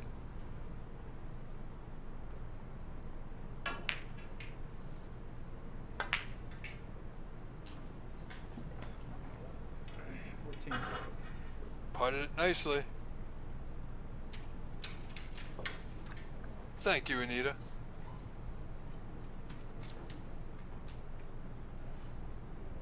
Mr. Myler got his potting shoes back. Perfectly played. It's not too bad. You can simply roll this in. Doesn't need to do much with the white.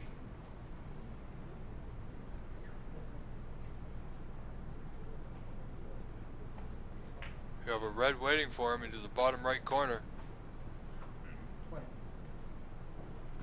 Levi's certainly set in good position to take the lead in this match. For the first time, that is. He's been playing catch up.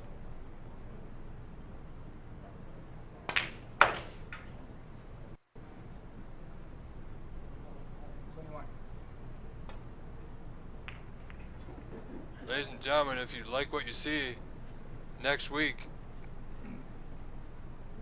all these Canadian players that have been playing here in California will be back, with the exception of Charlie Brown, in the OBSA ranking event number 1, hosted by Master Q Billiards in Markham and Corner Bank in Scarborough.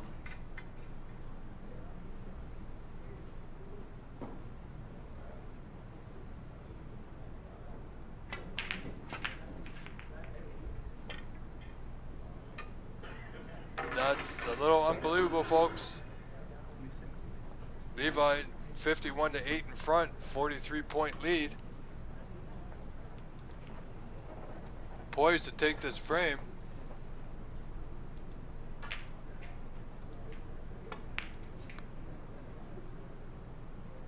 This red that's over the left corner is very thin.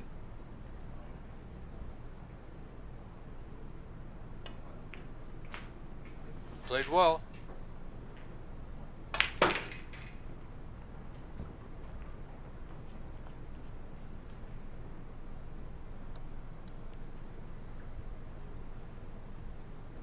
So we got blue right middle. Adam's got a lot of work to get back in this frame. Okay, he's run out of position here. But he needed that blue to go, so he's still in it.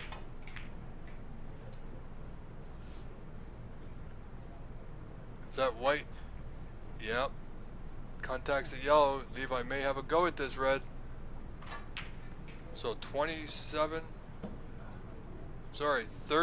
in front, Levi. Only requires this red, does not need position. Won't get it on this visit, but look at this white. May go right behind the pink.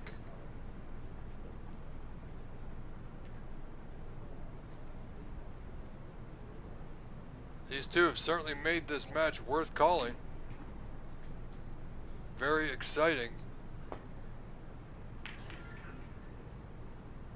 Gonna hit the pink.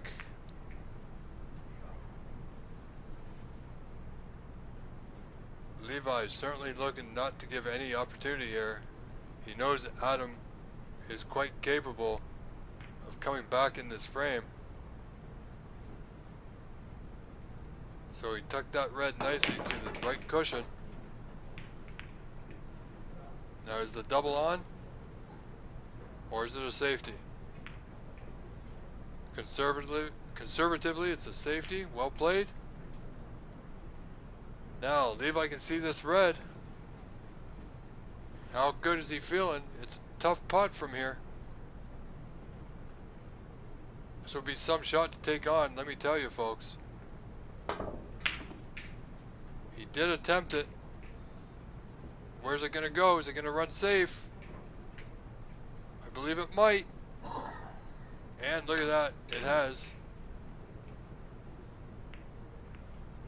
It's a bit of good fortune there for Levi Myler, ladies and gentlemen. Adam's wondering what he's got to do to get back here in this frame. The ball certainly seems to be running in Levi's advantage.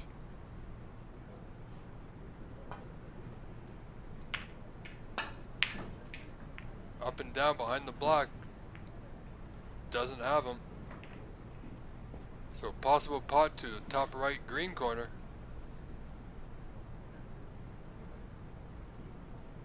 Not a good pot at this juncture for Adam.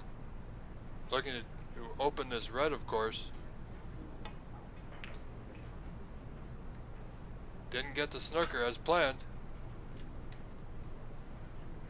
Well, this will be a big shot. If Levi takes this on into the left middle, you want to make sure to get it. If he misses it, he might leave the one to the green corner. So, didn't take it on, but he has left the one to the green corner. 37-point deficit for Adam. Would love to get a high value color here. There's the red, but where's that white going? This could be disastrous. Okay. Managed to keep the white out. So 36. Any color will do. Will keep Adam in this frame. So I'm expecting a putt on the green here.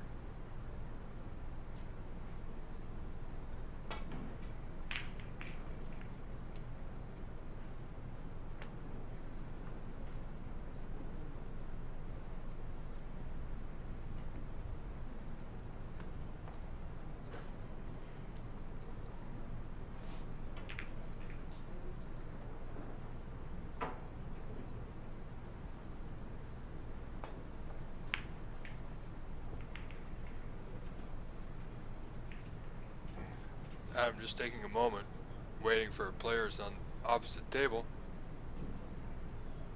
Looking at the pink, he needs a color. I'm not sure what. This is a big shot. Not sure that was the right pot to go for. Any color would have done. Now he requires a snooker, if my calculations are correct. Yeah, he's 36 behind, so snooker's required. Possibly green was the shot there.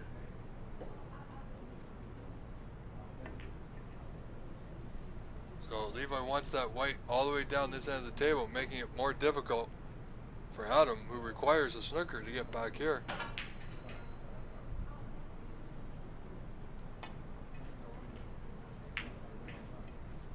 I must say, from a man who's been playing this game rather well these last few frames, it's rather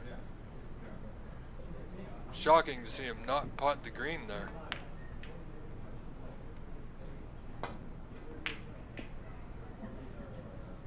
Levi, good hit. May he return the favor here. If that red goes, it won't. So, one snooker required. 36 behind is Adam with only 35 on.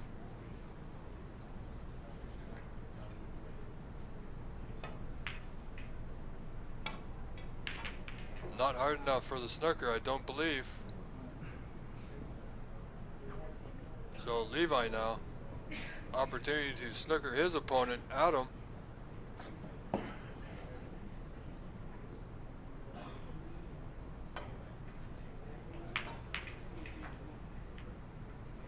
That red's going to be close to the green. Okay, in or over. So Adam may putt this red here and take his black. And that's what he's doing, folks.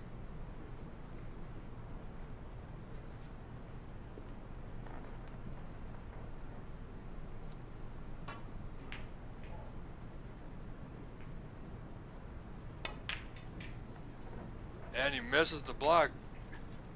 And concession made. Adam in bewilderment of himself, what he's done. I'm not sure he can believe it himself. But with that being said, Levi Mueller now taking a 3-2 frame advantage in this best of 7, 1 frame away from victory here.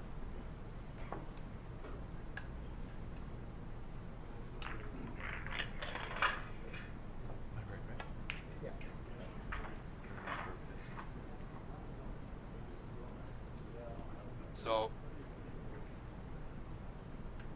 unbelievable in that last frame. A turn of events this match has taken. Adam needed any color. 37 points down with 2 reds. Potted the red. Had a long pink. But the green was available to the right corner, which was more easily pottable, which would have kept him in the frame with 1 red.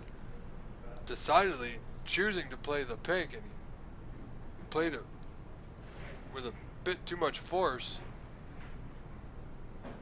and then needed a snooker because of it. So there we are. As a result, we're sitting at 3 frames to 2 in favor of Levi Mueller.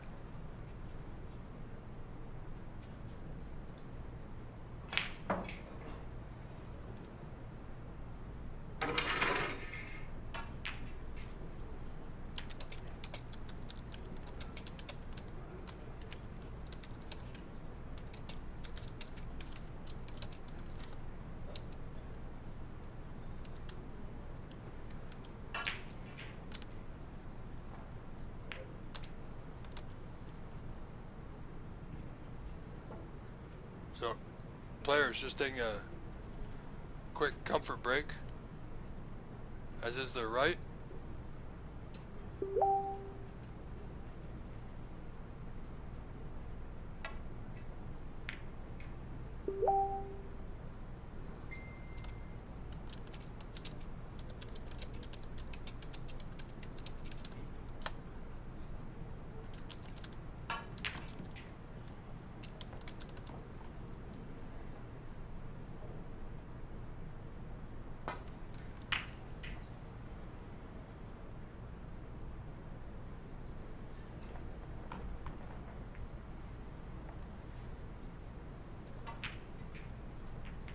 So we see Levi breaking off the 6th frame.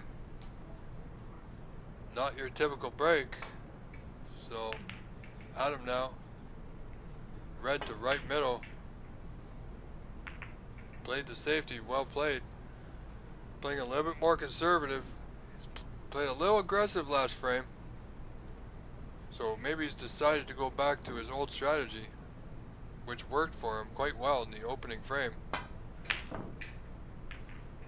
Levi just about potted that long red. So Adam now. This is a must-win frame for Adam, ladies and gentlemen.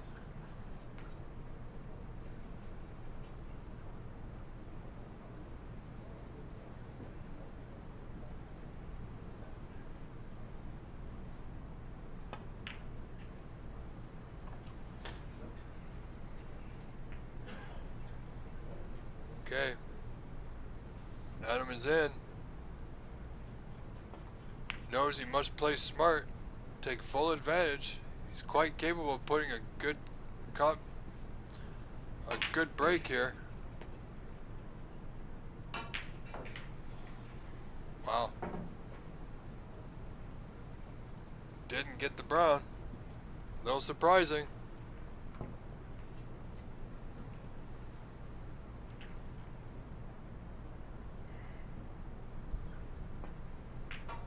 So Levi rolling this, needs this white to hold up. It won't. It's gonna go deep. Brown is waiting for him. It's long distance from the back rail.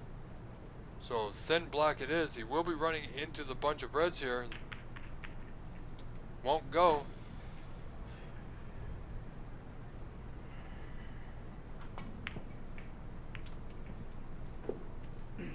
Giving Adam another pot to the right center. And I believe he's got the right angle, he's just nothing to do. And he will be on the black. Just going to be careful, he may be hampered with some of those reds in the bunch.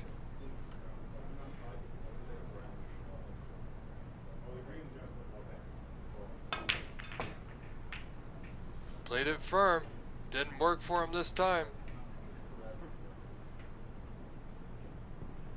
So I think Levi will be thanking his lucky stars there. Levi looking for a path back to bulk here.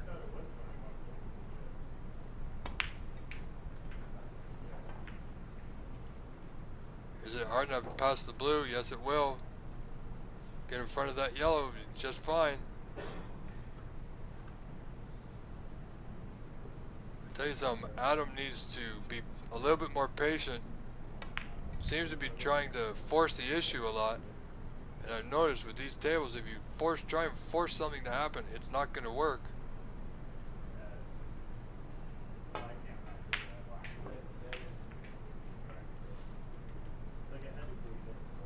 Missed that one by a fair bit. Did get a good leave, so again, he'll be playing his next shot. Will Adam? No. Levi sees a long red. It's a little close. So draw back. Safety in mind.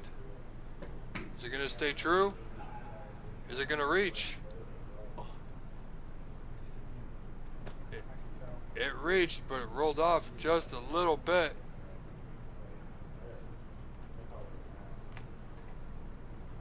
Adam must take full advantage of this. Levi is a player who will not give you many opportunities like this, ladies and gentlemen. So when it comes, you got to do it. And at this stage in the match, Adam really has no choice. Must make a good contribution here.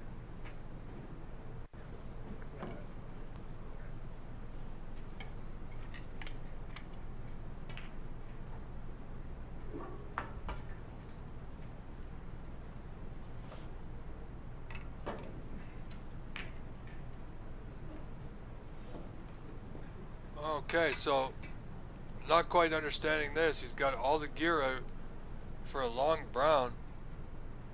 when he doesn't need it to play the green and still get position on the next red. I mean, he played it well, but look.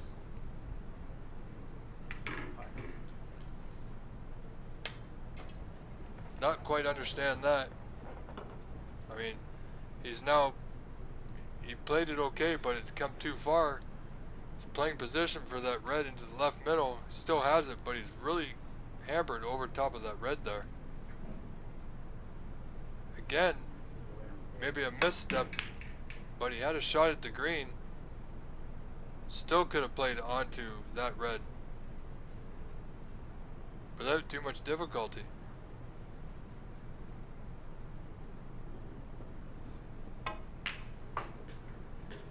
Played nice. White will be close to the cushion here though. Didn't need to be. So again, nothing easy. Really having to work at this is Adam.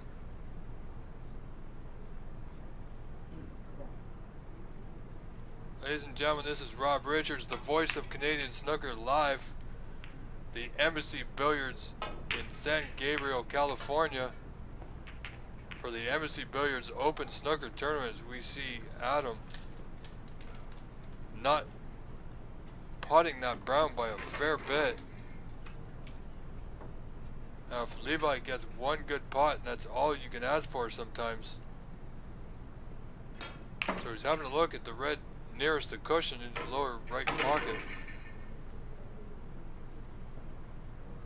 Oh, playing the outer red.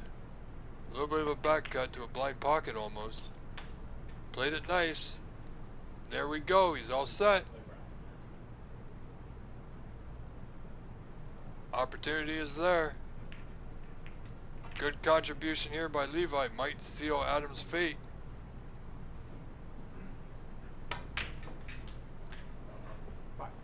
And Levi's also a player under pressure who can get the job done most of the time.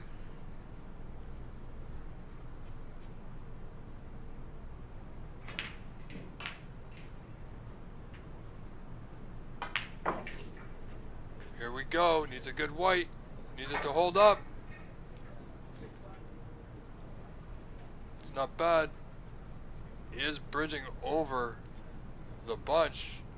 Should be okay. Should still manage the block though. Just looking at where he needs the white to be for that red just below the cluster there.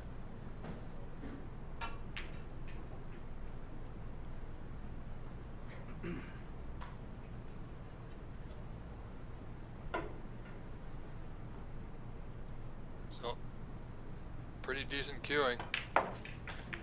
Looking to go in the reds. Played nicely. Levi Myler, ladies and gentlemen. Don't want to get too excited, but this could be good.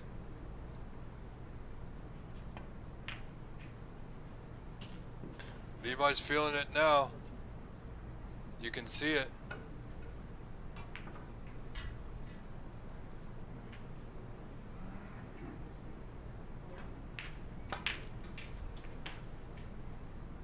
Again, another good pot by Levi.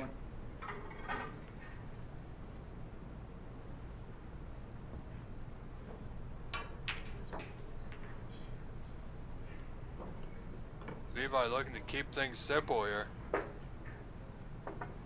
Requires the rest, but still a pot he should get. Now he's got the lead, working to keep it and increase it.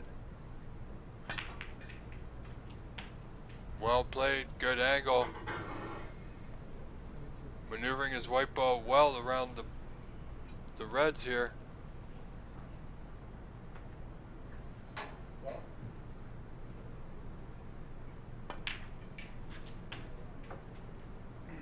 Little stun up. We'll have a red available to his bottom left corner, top red of the bunch. By doing that, it should free up the other two.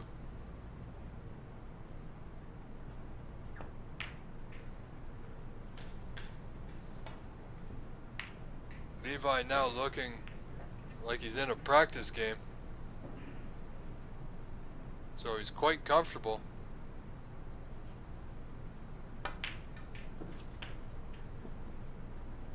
pretty good. What was it? Lost track. 36. 36.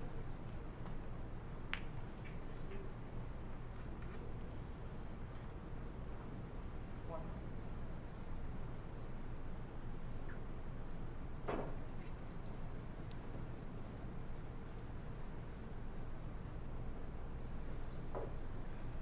Getting to the back end of this frame. Wants that white to hold up a little bit strong. So he will need the rest if he chooses the green here. Don't think he intended to play that firm. Big shot coming up. Green to lower left. This could be a frame match winner. And he got a good rub there. I don't believe Adam can see the pot to the left middle, but there is a red just below the pink spot. Or, so it looks like he's just returning the white to the bulk end. Levi leading 39-7, so a 32-point advantage. Still 5 reds remain, 67 on. Another long red for Levi, bottom right corner. He can play it away, he may not leave much.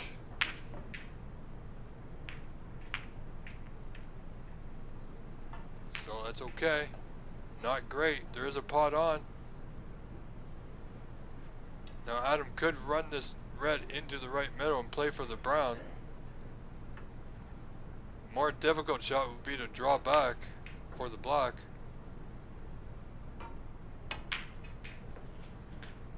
However, he played it nicely.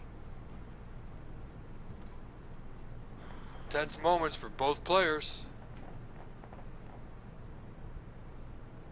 Levi, 1 frame away. Adam looking to tie this match up at 3 apiece.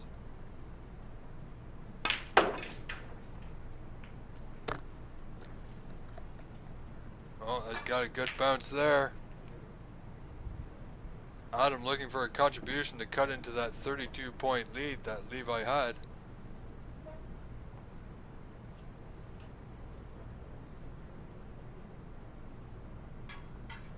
Now only 24.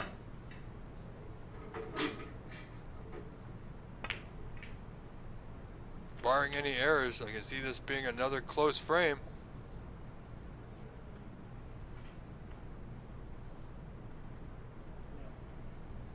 I don't believe the run out is on. The yellow is on the cushion, so is the green. But the reds are in the open and available for Adam.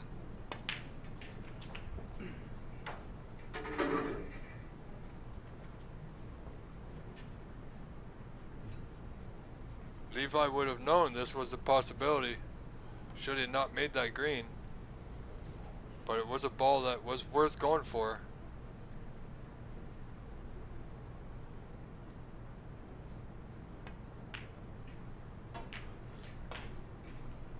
Ladies and gentlemen, could we see a decider in this match between Levi Myler and Adam Nijat? It's yet to be seen. A little bit of work to do for Adam here.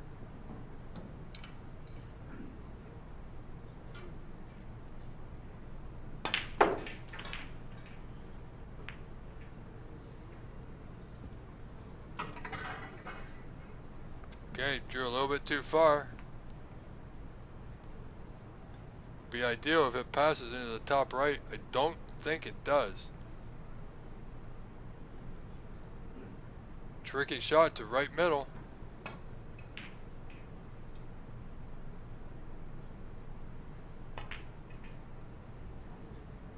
Yeah, there you have it. It was a little too tricky, hit it thick. So Adam now within 8 of Levi has left the red above the pink in the open. Levi with a great pot to the right middle. This man knows the importance of this frame, does not want to go to a decider without him. If he can help it, of course.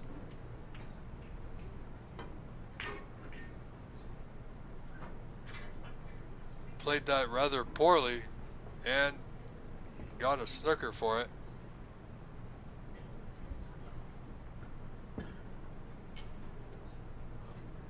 So a little bit of luck. Look at this. Where's that red going? Where's that red going? That red's going home, ladies and gentlemen, right into the back of the pocket. So this is going to be a close, tight frame.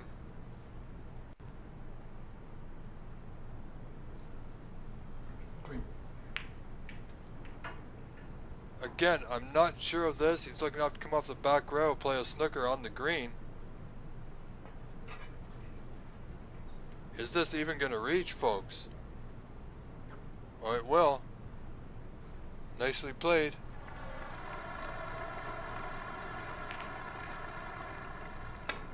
Okay, 40 to 32, 8 points the difference. Remember, on a snooker, you can have the ball replaced 3 times in this format.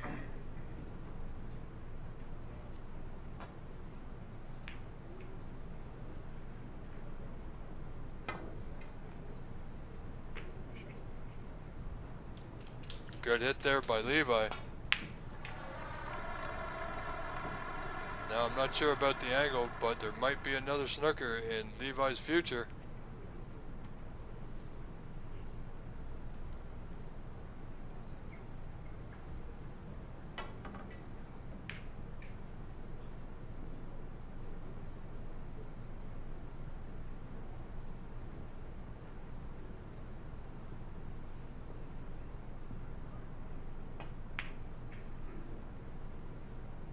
Certainly did not play that as hard as he had wanted to. He's left the yellow of quite available for Levi to the bottom right corner, folks. This is a big ball here. However, position here is very questionable. He's looking for a little deep screw here. Opted for the safety instead. Needs that yellow to hold up. It won't. Wow. So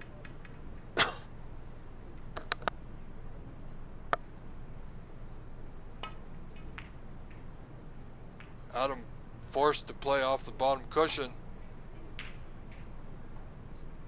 Well, this is now going to be interesting. I'm not sure either player want to make the yellow at this point. Not from this angle, certainly. Levi only up by 8. Requires the blue. Yellow is of no circumstance to him. Even if Adam pots the yellow, he would still require the blue.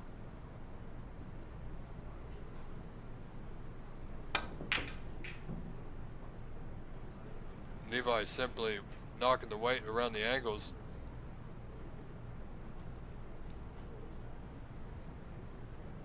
He's got good weight.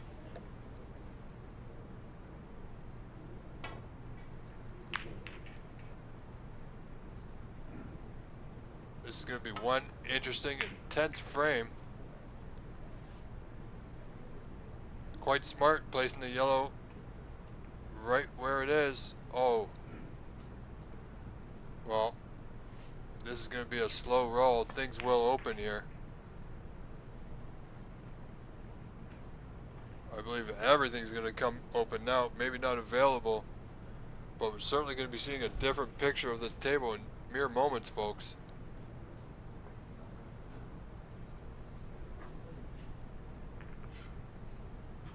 Played it pretty good. Adam, same type of shot. Thin chip off the right side of the yellow. Played it firm. Where's that white going? Is that white going home? That white is going home, ladies and gentlemen. unfortunate turn of events there. That will make a difference in this frame. Levi now up 44 to 32, 12-point advantage.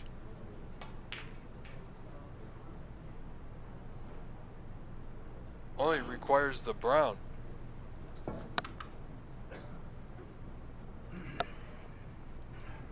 So, Levi must ask himself, is it worth going for this yellow?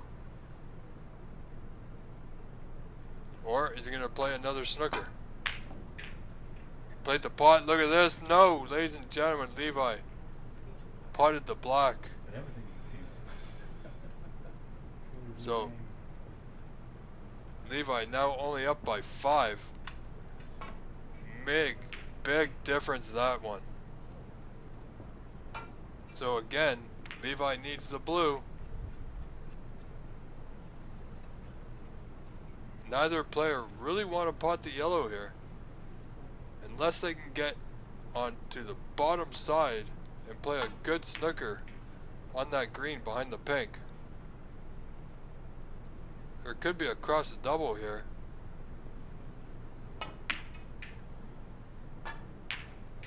No, looking to hide the white. Has he potted the yellow? No.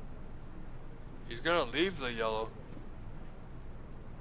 Now, this might be something worth going for. If he can drop this in to the left middle, he might... Well, the angle's not great, folks, but he might be able to see the green. So I'm not too sure if it's worth going for. Not just yet. Both players will know, whoever pots the yellow, if they don't pot the yellow rather, that they may be in a little bit of trouble.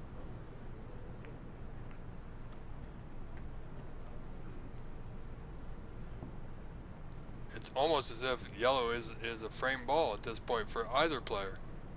Only 5 points separate the two.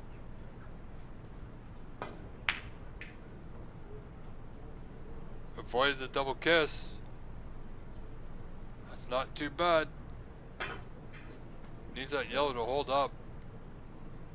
Well, I think it's just off straight.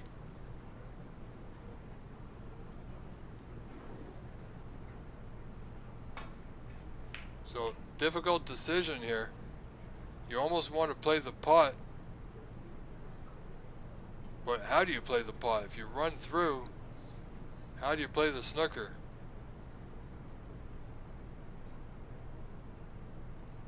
Guess we'll find out. And that yellow did not drop. Appears he's gonna get the snooker anyway, folks. Should be an easy one cushion escape for Levi though.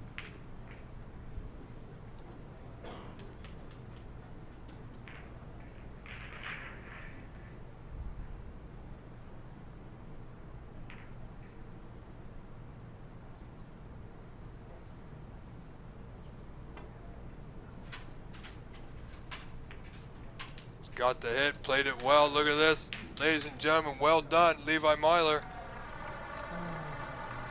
Getting that return. Adams in a little bit of disbelief here. And I believe there's no side rail available. The block's covering it. I don't think he can go to the left side. No, he might be able to come off the right side cushion. He's looking at the bulk cushion though. He's got to have good weight here. Doesn't want to open things up for Levi. Here we go. Let's see how he does. Oh, I think he's going to miss it. I think he's going to miss it. And he's hit the pink.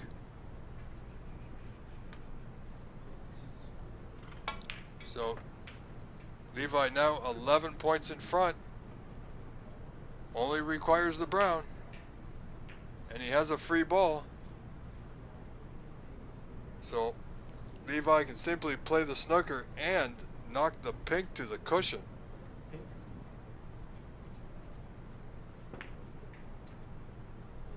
Well, Levi trying to get the white behind the green there.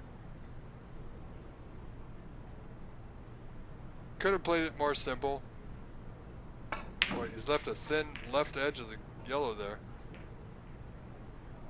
So 11 points the difference. Getting tense as we get closer to the end of this frame.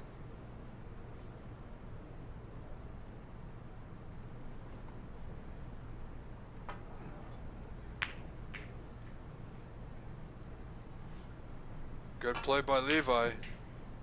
That yellow's going to nestle in nicely to that top cushion.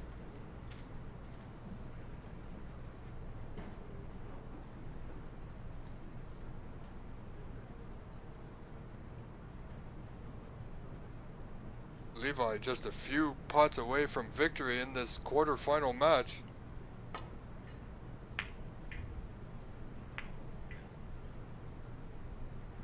Where's this going to end? Okay, it's not potable.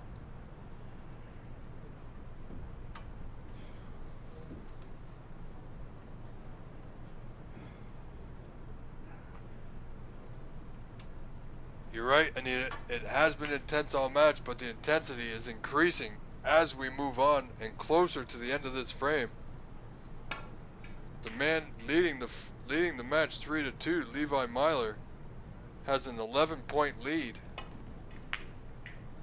and certainly getting a lot of the run of the ball, and will have, or maybe not, that white just finding its way behind the blue.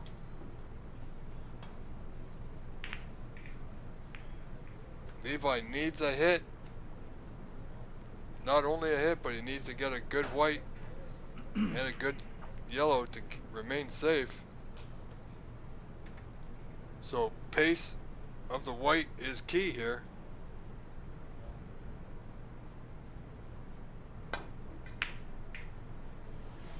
Played it well. Played it really well. So neither player giving an inch here. Now the green has come off the left side cushion, but the brown is in its way. So still no run out available.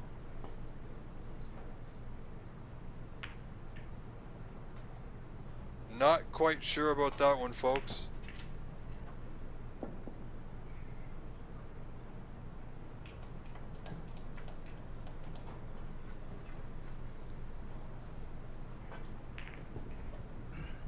Anita, are you still outside the parking lot, my dear? Now, Levi has a possible pot, the yellow to right middle. I believe it will pass the blue.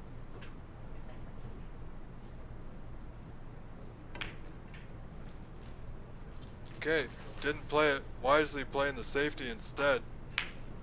Could not get back to the green from there, so this is why we see this safety that's been played.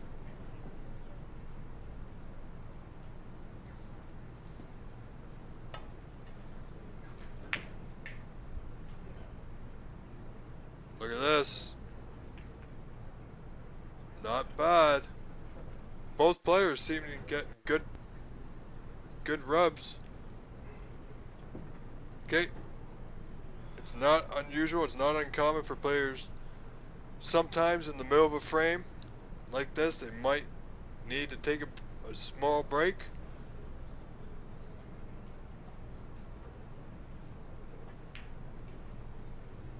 So here we are. Levi has excused himself.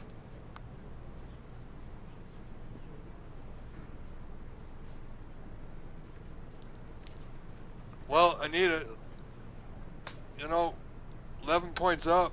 Levi only needs 3 more balls. So you may not have to wait that much, not 6 balls, but only 3. As he only requires the brown. However, both players seemingly going back and forth, jockeying for position.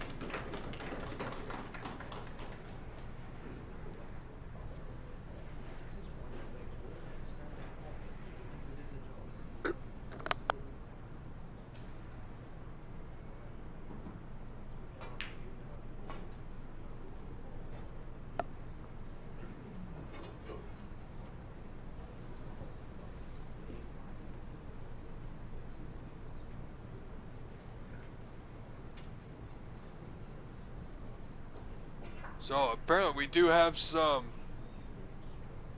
Levi Myler fans in our chat, so for you, we are hoping Levi comes through this frame and wins this match.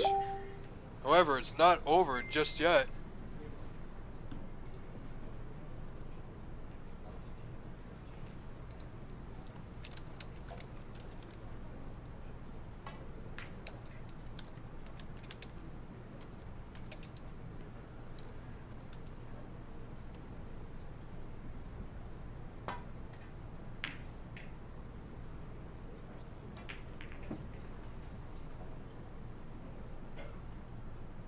So we got Levi. He's got a good white. Won't be too worried. This yellow looks to be just off straight.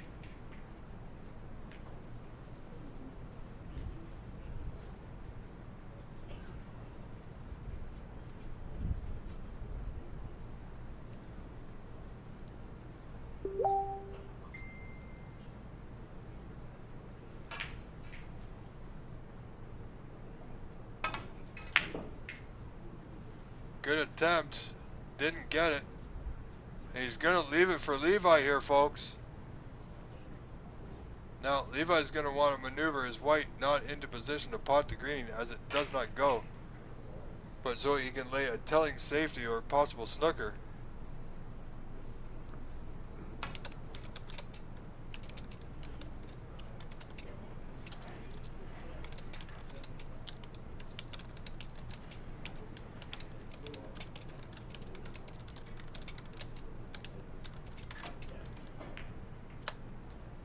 Anita, I know you're watching outside the parking lot. Just be safe out there, okay?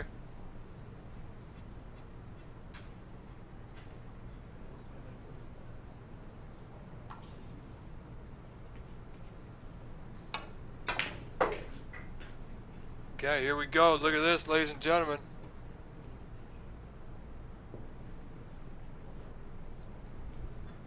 Not ideal. He was trying to get under it.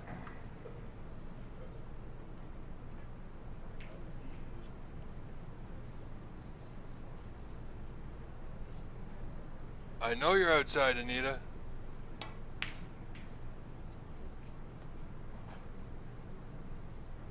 Just be safe out there, alright? Alright. Well played by Levi, leaving that white in the jaws of that green pocket.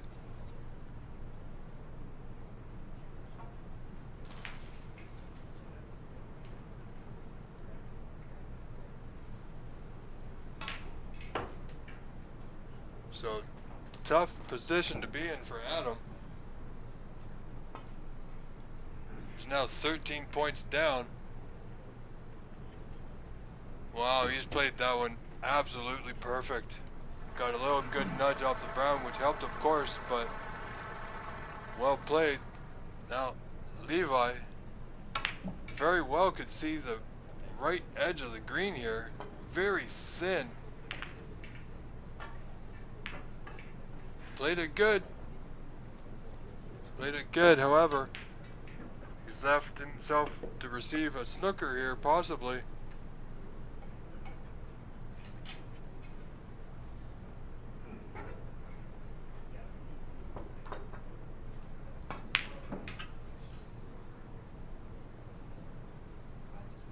So, options here, he can play the snooker behind the black, the green will travel back up to the bulk end.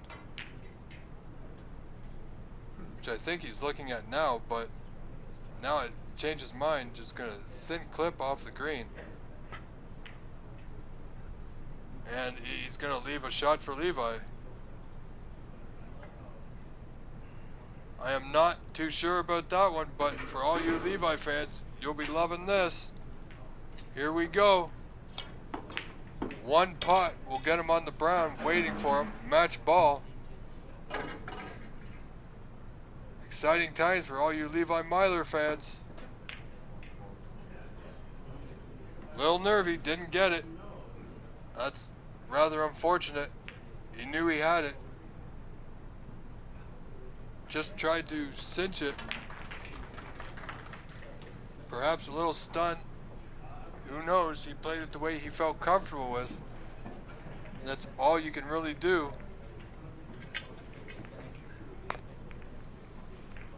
So, Adam not chancing it. Doesn't want to use the rest. Can't reach it with his mini extension. So using a little bit longer one. Knowing the brown's waiting for him, doesn't need to come back down the table. Didn't even play the pot.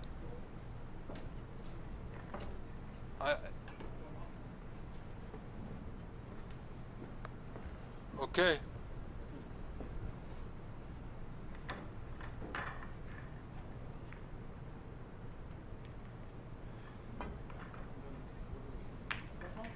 Levi looking for a good green here.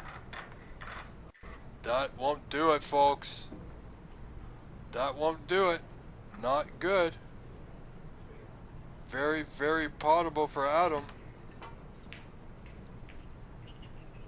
Levi Myler had the green near the bottom right corner moments ago and failed to convert that moment.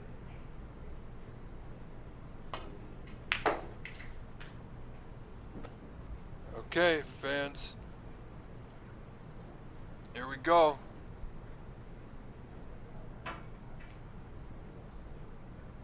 Adam requires the remaining balls. And they are in the open. Brown waiting. Only if he misplays his position. And look at this, folks. Not in position.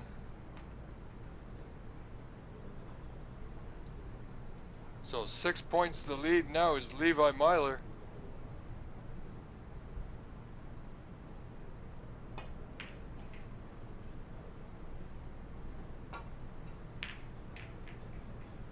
Well played there from Adam. Levi now requires the blue and pink.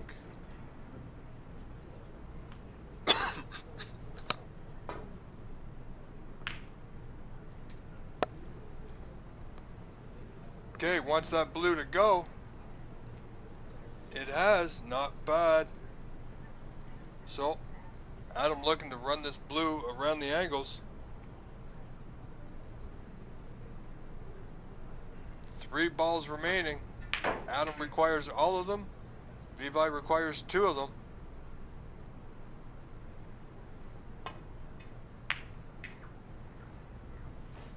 Oh, that was kind of light, but that ball is going to travel.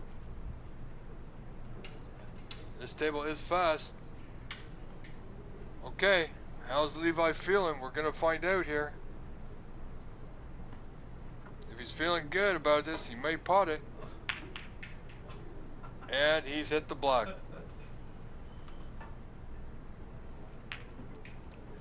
Well, that's going to make a difference.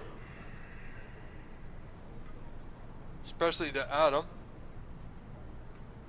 who is now in the lead by 1.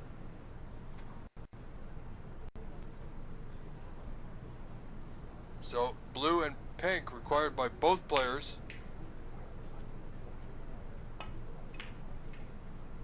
Adam going for the blue, putting it nicely. Just about snooking himself on the pink. Unfortunate for Levi, we may be seeing a 7th frame decider here. Adam simply needs to pot the pink. Does not need the black here, folks.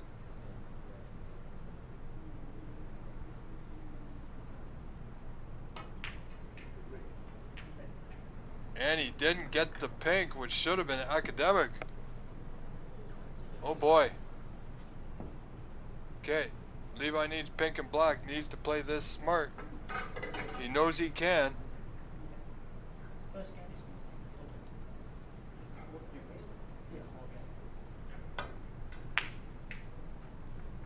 Needs a good white. He's got an excellent white. Won't be too worried. Wants that pink to hold up. Needs it to stop. This table is playing fast.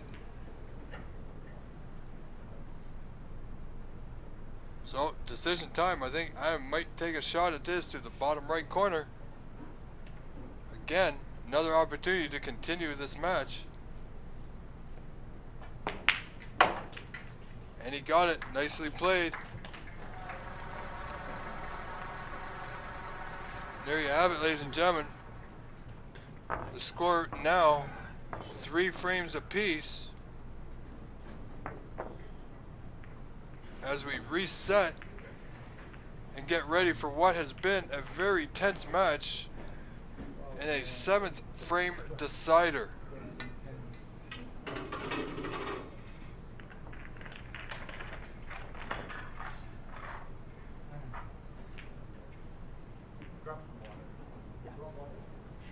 So, 3 frames apiece. I believe it will be Adam Najat to break. Everybody, a lot of people rooting for Levi Myler in our chat today, so thank you all for being here. And if y'all like our stream and like to help us out on our YouTube page, you can go to the link tiny.cc/livestreamupdate. Sorry, let me rephrase. tiny.cc/livestream-donate, and the link is there on our YouTube page. Our YouTube page is youtube.com/@OBSA. And feel free to contribute and donate anything to help us out to continue to be able to bring you this live snooker that we've been doing for the past 3 days now. So we would like to keep doing it. This is out of our pocket. It's on a voluntary basis. We do it because we love it, and we know you love it. So any donations will help. Here we go, 7th frame. Adam looking for a good break here. That red's come up towards the bulkhead, so easy out here for Levi.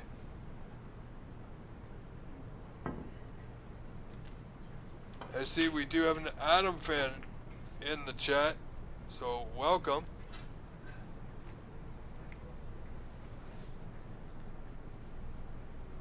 Levi just about perfect.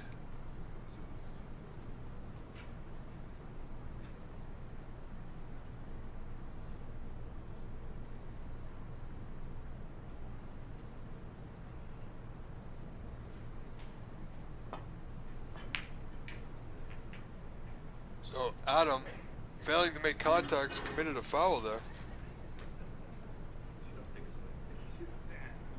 I'm pretty sure that's not the way he wished to start this frame.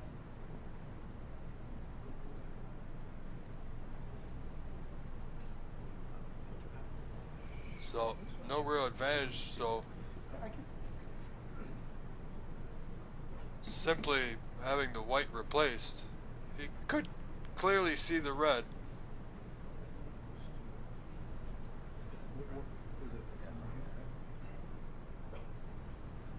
Yeah, that looks pretty close.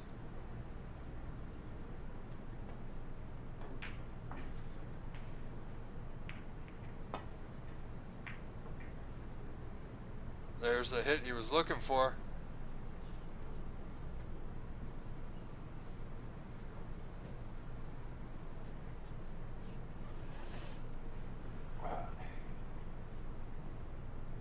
Okay, a little bit of a stretch.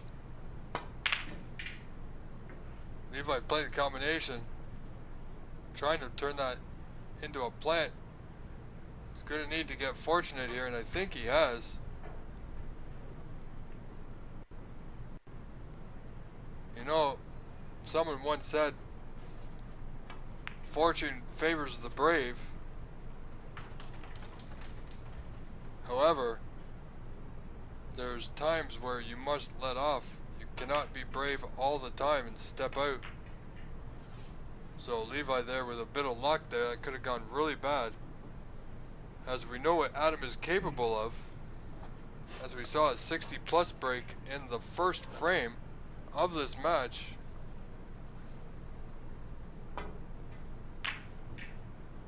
past that red, he's done. Needs a good white. Didn't hold up.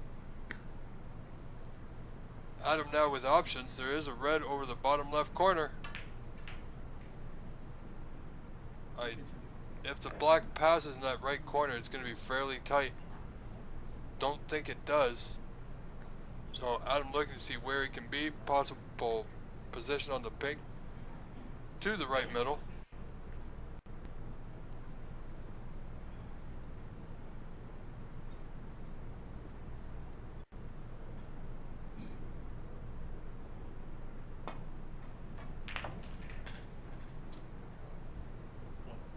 Well, the pink apparently goes to the right corner.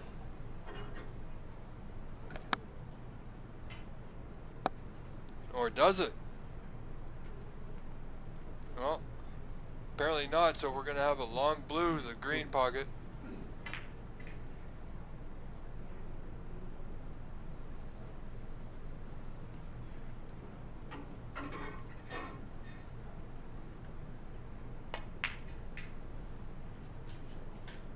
Adam seemingly taking a little bit more time than he has been in the last few frames. Knowing this is it, one frame to a finish here. Will it be Adam Najat or Levi Myler in our semifinals tomorrow?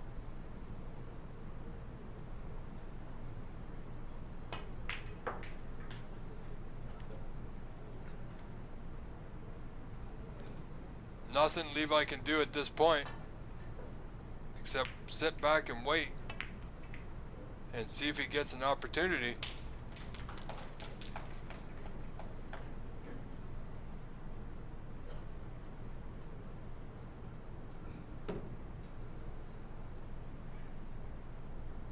This has been an incredible event put on by the folks at Embassy Billiards Club in San Gabriel, California.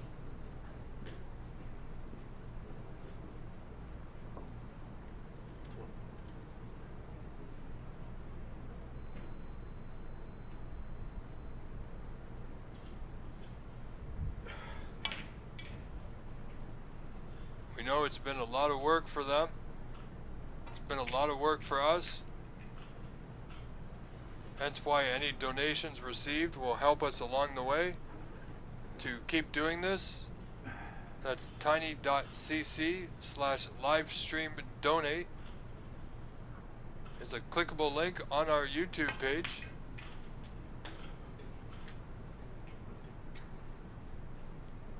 Adam now seem to be pardon me.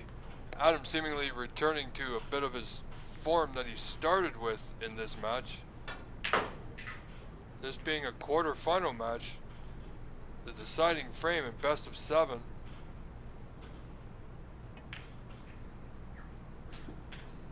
Gets that black to fall.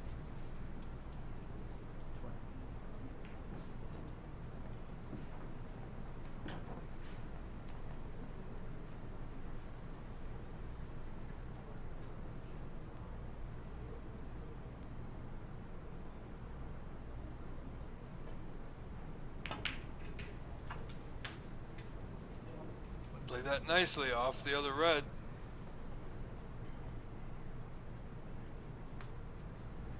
Simply needs to drop this in. There is a red in that bunch that will pass into the right corner.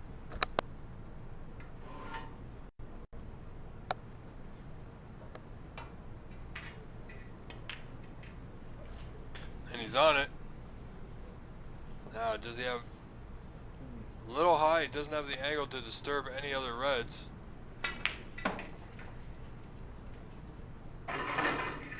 Which would have been ideal.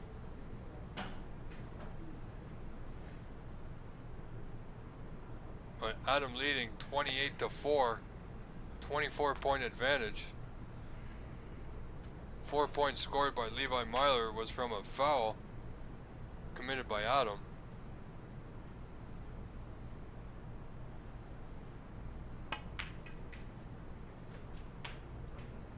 I believe he's just about okay on the pink to right middle.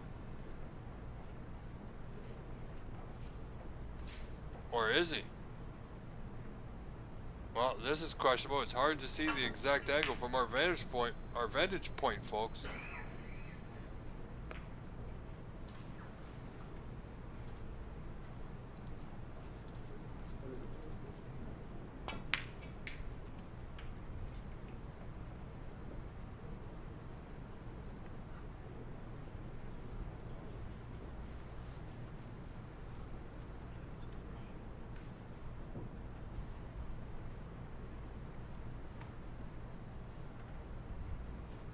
This could be tricky.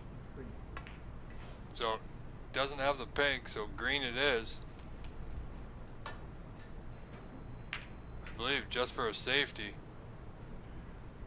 If he's playing the pot, it's a lot of work. Okay, he did play the pot. This could work out in Levi's favor. And there it is. Could have put Levi in a bit of trouble, decided he'd rather play the pot. And this is where we are, Levi now. Red to left corner. A little draw can simply stay on the block here.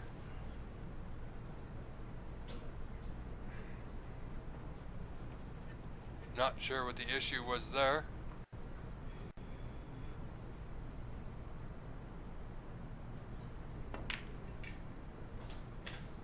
Ooh, that one wriggled its way in, but it's in nonetheless.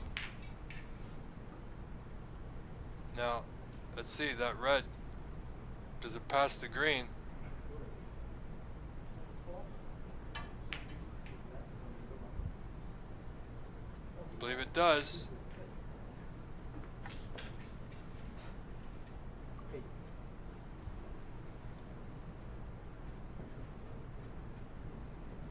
Okay, he's got a decent angle here. Nothing difficult about this one. He keeps it nice and easy. He's good on either green or black here.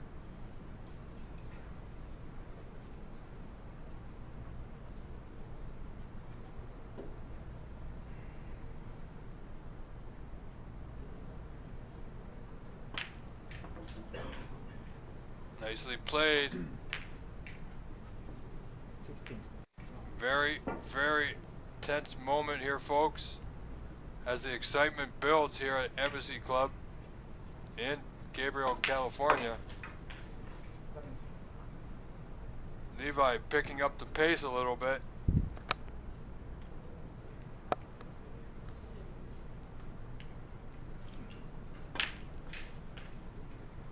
Wants to capture the open reds, of course. He would have liked to come a little bit further on that one.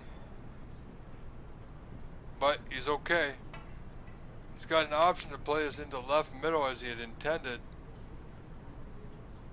Or the yellow corner pocket. Looks yellow corner. And it's there, nicely played.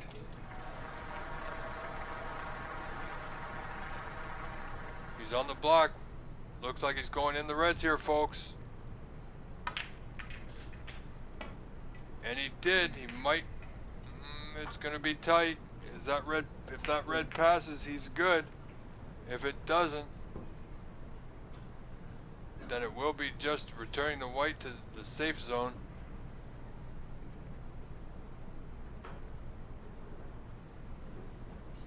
Levi now in front, 36-29. This is anybody's frame. Only 6 reds remain, 75 on.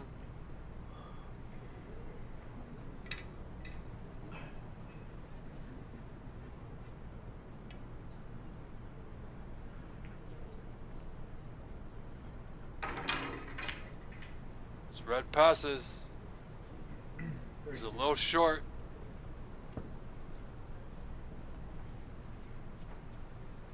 That was a tough one. However, he is in the lead. Adam does have a pot available, but at this stage of the match and this frame, everything just gets that much more difficult.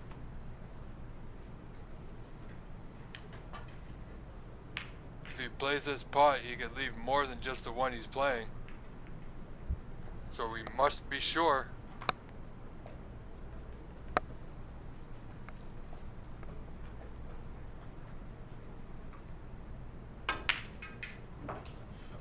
Nicely played. Wow, look at this. Hit it too good. He's going to be really hampered if he shoots the green here.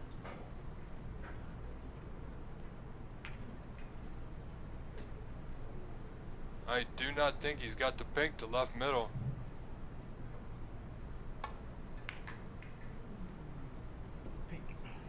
He is choosing the pink. Maybe he does, as he can see it better than we can. Big shot coming up. Nicely done. Again, not ideal position. Let's see how aggressive he feels. He may very well try to back cut this red into the top right corner.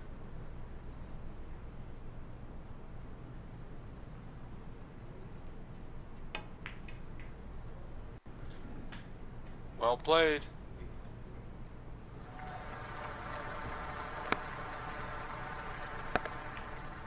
And he ends up just about perfect on the block, would you believe?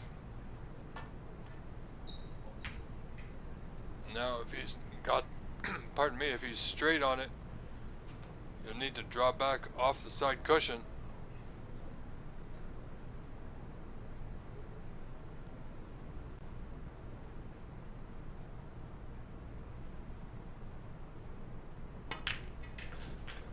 Okay, he wasn't straight, so we had to run through, play for the red to the right middle.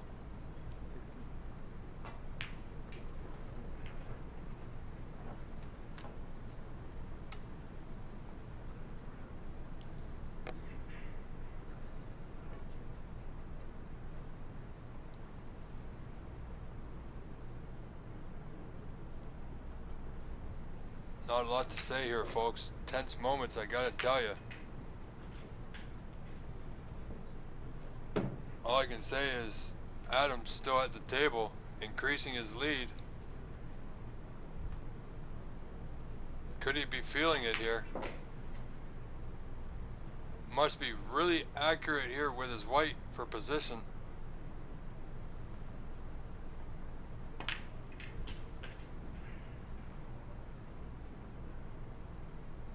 I think he's done pretty good.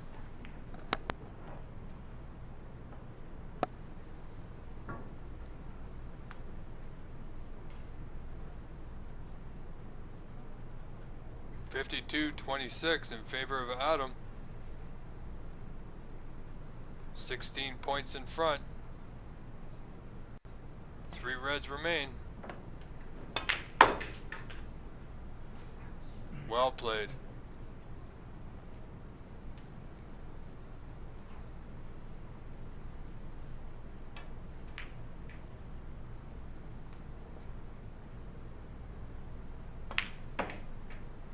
I must say this has been one heck of a match, ladies and gentlemen. I know we all have our favorites, and it's not over yet, this match. As we see right there, so only 17 points in front. Adam Najat failing to convert that pink into the bottom left pocket. Levi with a long red, possibly to the top right corner. I'm sure he'll have a look at where he needs to be positionally. Does not want to pot the red without a color here.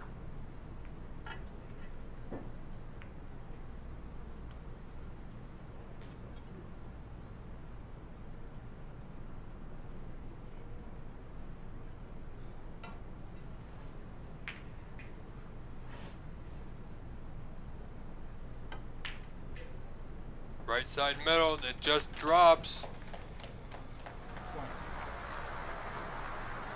So he's on the blue. I don't think there's any advantage of trying to force the blue in for position.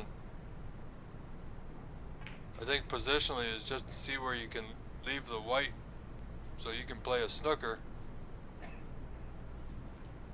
Or really good safety at least. Looks like he's just trying to drop this in.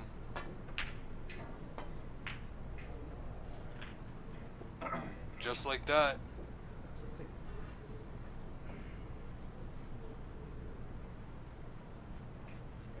Alright.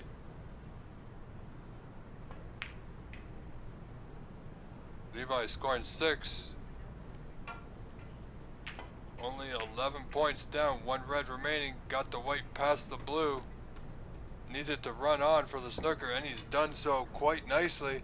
Ladies and gentlemen, Levi Myler has put himself in good position here. Adam Najat will need 1 good hit here. He's caught the horn.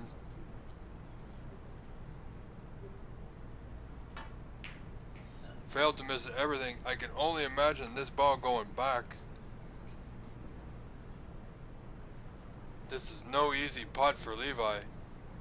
Not on these tables. Levi is taking it on. Putted it nicely. So, chance now for Levi. Just needs the simple putt on this green. We'll take him right towards that yellow. Failed to make the green, which is really unfortunate. However, Adam is only in the lead by 6, so he will require the blue.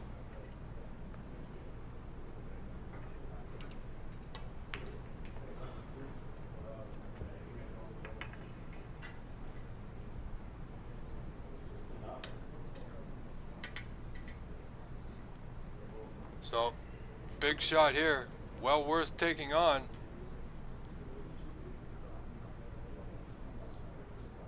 Green's waiting for him. Should he make the... Oh, look at this. Unbelievable. Nobody would have thought that would be a 5-point foul for Levi.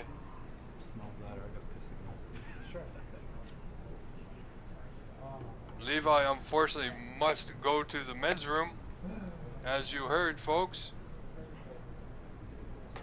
As the world now knows. So that foul, adding to Levi's total, now the score 53 to 52 in favor of Adam. So Levi only trailing by 1. That is unfortunate. His cue just slipping off the long rest there, as he tried to stroke the white, miscued, and came in contact with the blue. So once again, folks, a wild frame once more. You know, we all have our favorites, and even all the Levi fans in our chat certainly do not want to see any player with the misfortune that we've seen for Adam at that last shot. However, this is where we're at, and the players will soldier on. The frame's not over. Can go either way.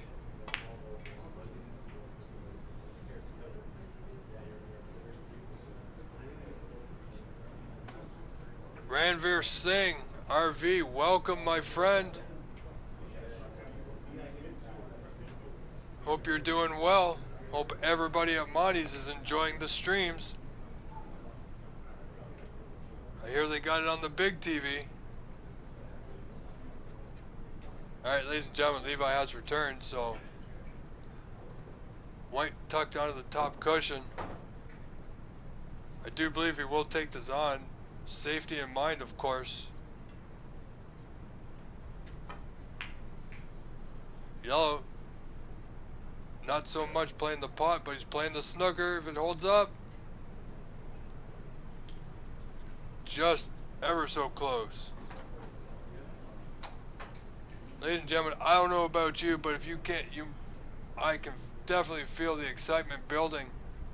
And I'm so many thousands of miles away in the GTA from California. I can only imagine what it's like there.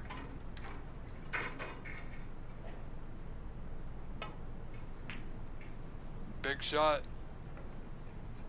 Needs it safe. Everything must be... Is that white going to travel? Oof. Ever so close, ladies and gentlemen. Oh, let's see now. Levi's got a few different options how he can play this. He's going to want to separate, create some distance between the two balls. Needs that white to travel. If it does, he may have a snooker. Or at least make it very difficult. Nicely played. Adam Najat will have the outer right side of the yellow.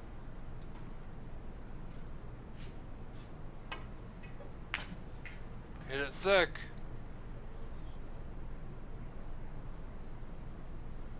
Well, the white ball's traveled. Now, does Levi try the snooker here, or a simple thin cut? Play the white back down the table. Needs to avoid that horn. It didn't, but he's okay.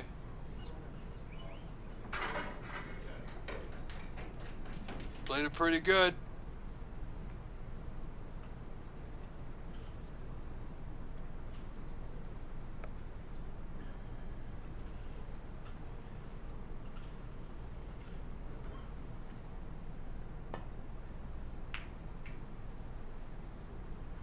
Now I'm looking for that white to go more. Needs it to run on. If it does, he'll have a snooker. Not a difficult one, of course. One Levi should be able to hit and get safe. Just want to make absolutely sure he makes contact with the yellow.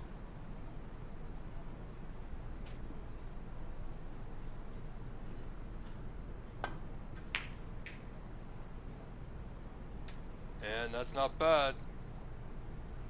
From where he was, that's pretty good, folks. 1 point separates these two fine players in a 7th frame decider. Who would have thought?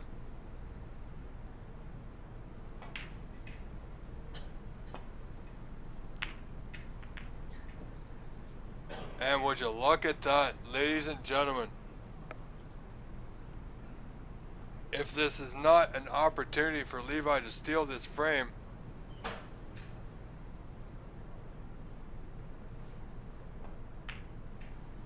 now if he gets yellow, green, brown, and blue, that'll give him a tie. He'll still require the pink, but the opportunity is there now for Levi Myler.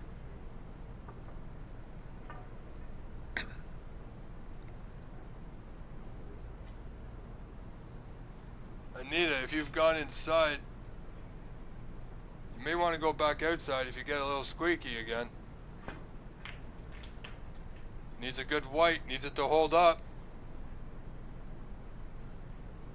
It's not bad. Simply needs to run it through off the top cushion. Wants to make sure he's on the right side of the blue here.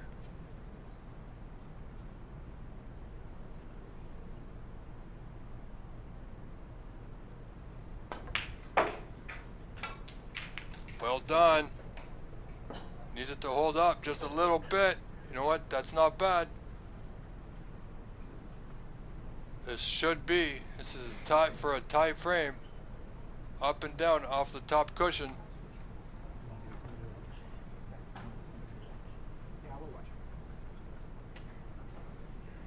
Just making sure he doesn't touch the pink with his shirt, or his waistcoat rather.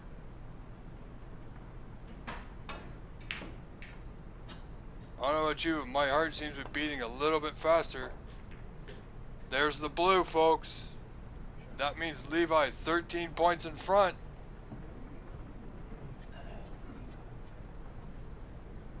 So Adam can only tie, but Levi still has a great pot here.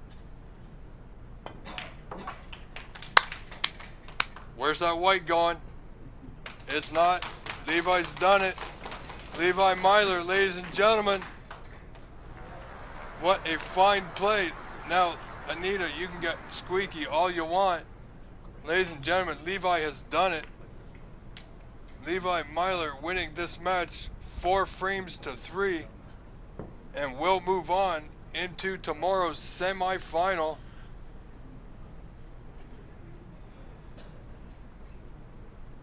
Which will be absolutely thrilling.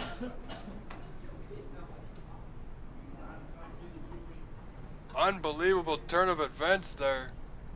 That one foul from Adam near the end there on the blue certainly changed things.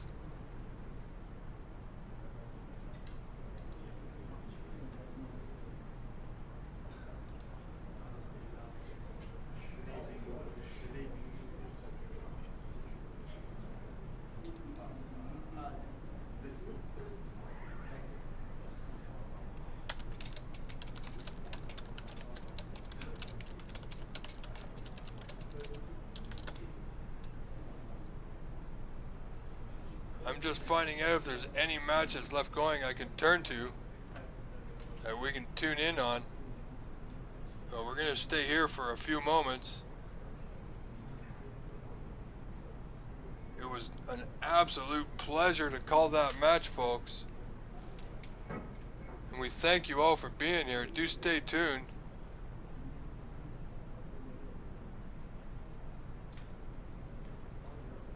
Anita, if you're still listening, is there any other matches still going on that I can turn our camera to for our viewers? Do let me know.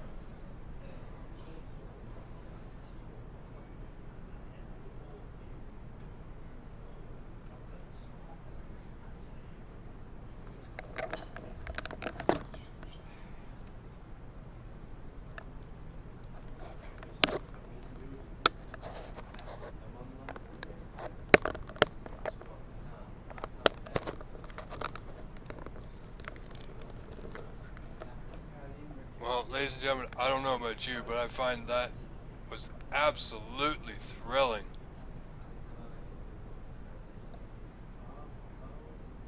That was possibly the best match.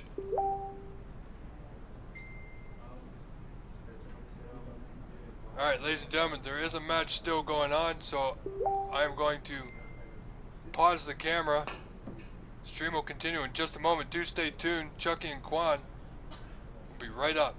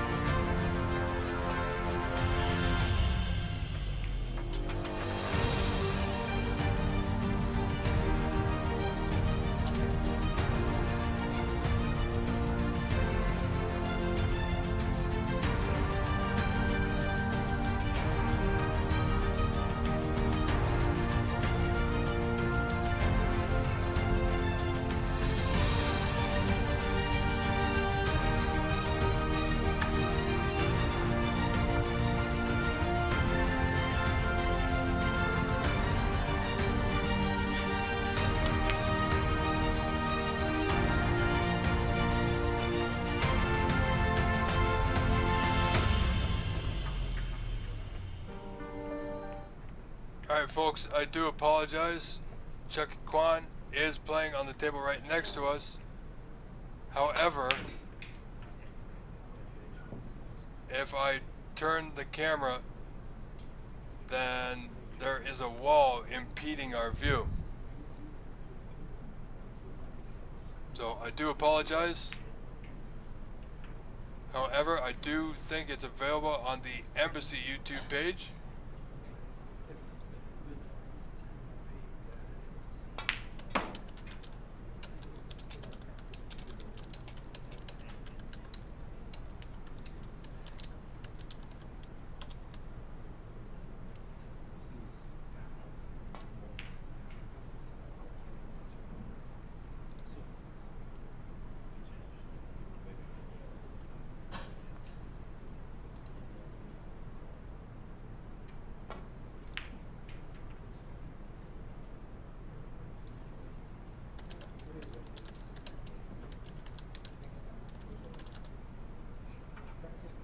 Do stick around. I'm trying to find out quickly what's up for tomorrow. in our Final Four, our semi-final finals on Labor Day Monday, which we know all you viewers have the day off.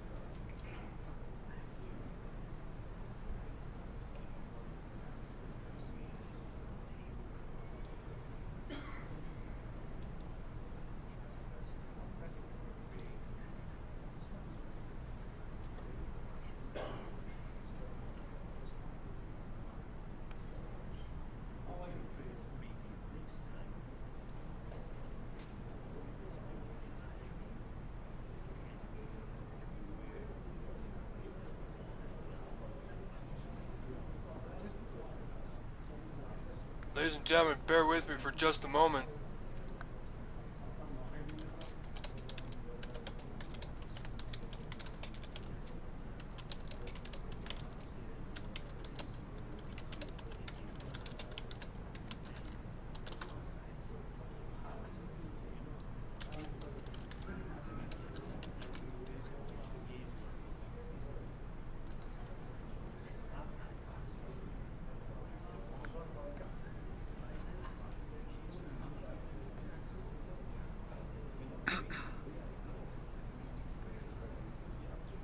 Ladies and gentlemen, we are trying to see if we can get a brief post-match interview with our very own Levi Myler.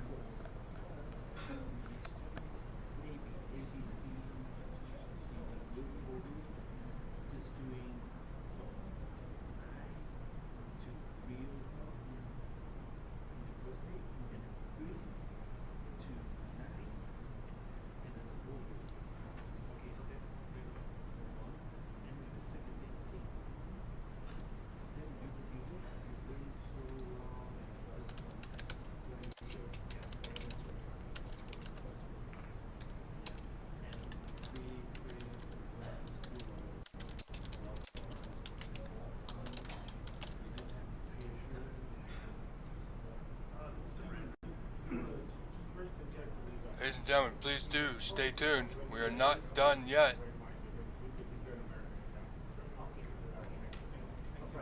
We are working on to see if we can get a quick interview with the one and only Levi Myler.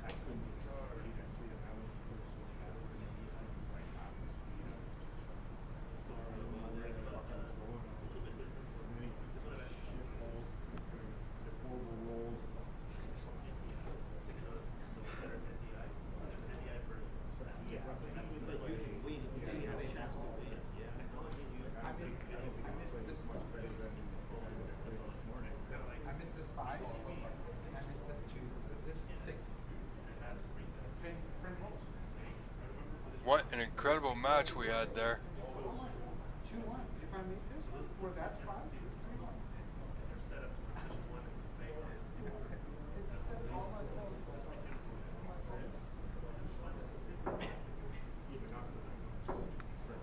We've sent the message to see if we can get a quick interview with Levi. Here he's up for it.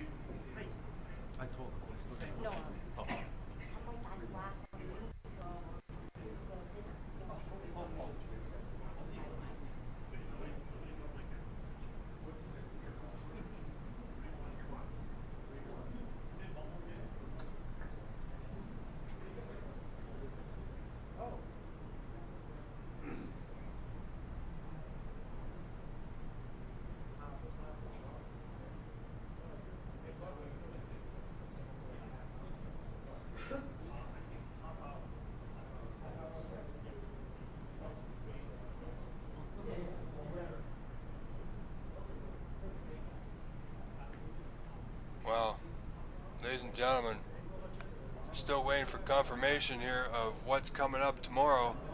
They are busy there in the club, as you can hear. I'm just going to zoom our camera out so we can possibly see what's going on a little bit.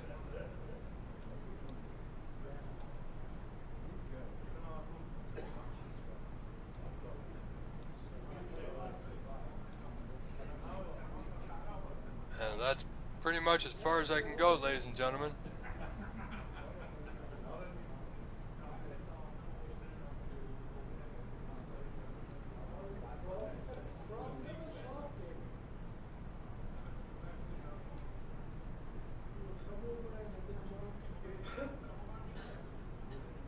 Ladies and gentlemen, do stay tuned. I'm doing my best to see if I can get Levi Myler on the line.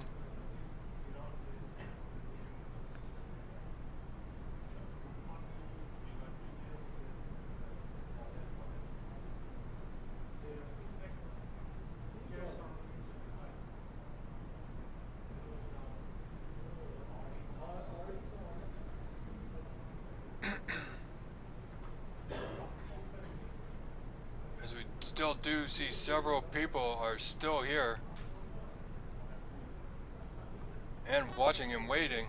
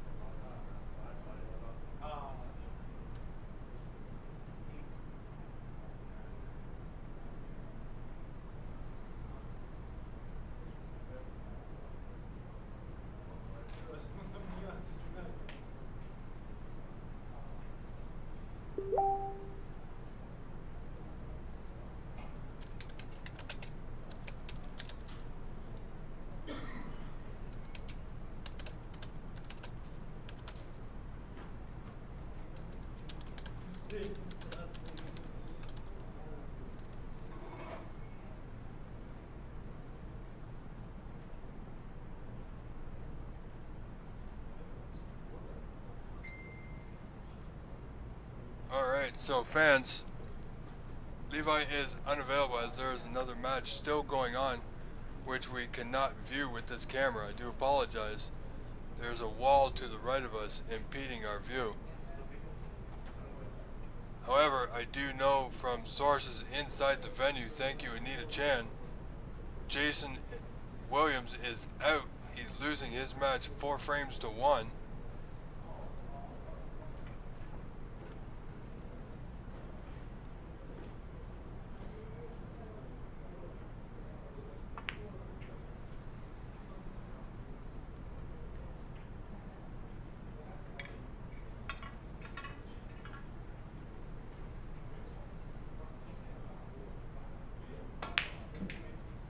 So, unfortunate for Jason.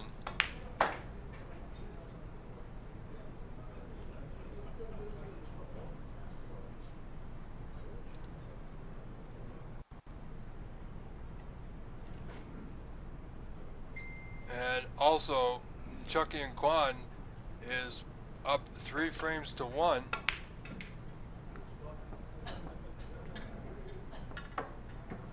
As we see our friends from Embassy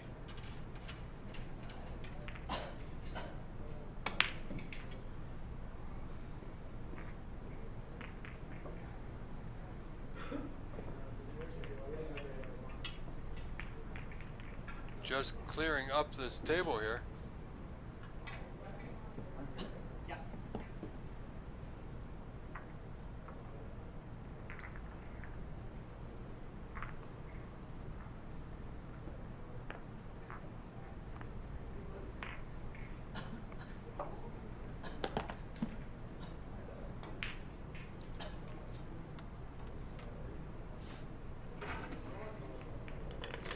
unfortunate we're not able to view this. And Renat is also in the semifinal. So Renat's in the semifinal. Levi Myler's in the semifinal tomorrow.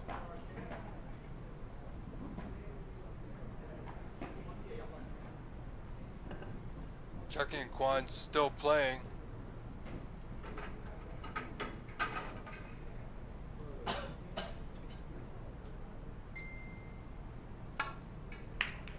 So Renat Denka, Albert Kenny, Levi Myler are all moving on into the semifinal.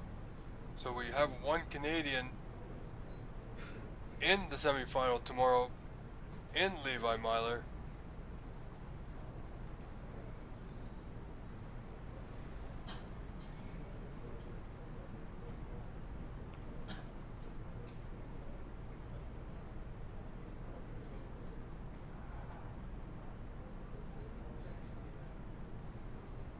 Another Canadian still playing is Chucky and Quan.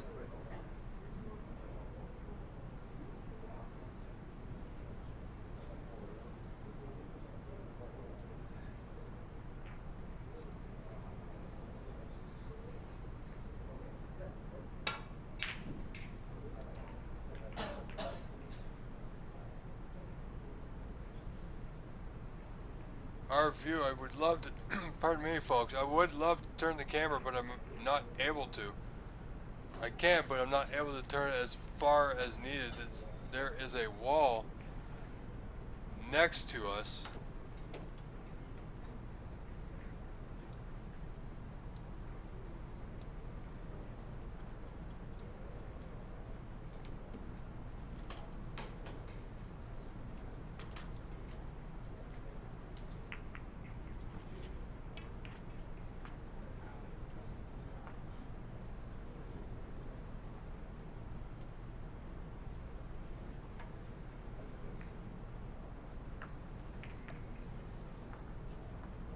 So congratulations to you three, Renat Denka, Albert Kenny I believe it is, and Levi Myler all moving on.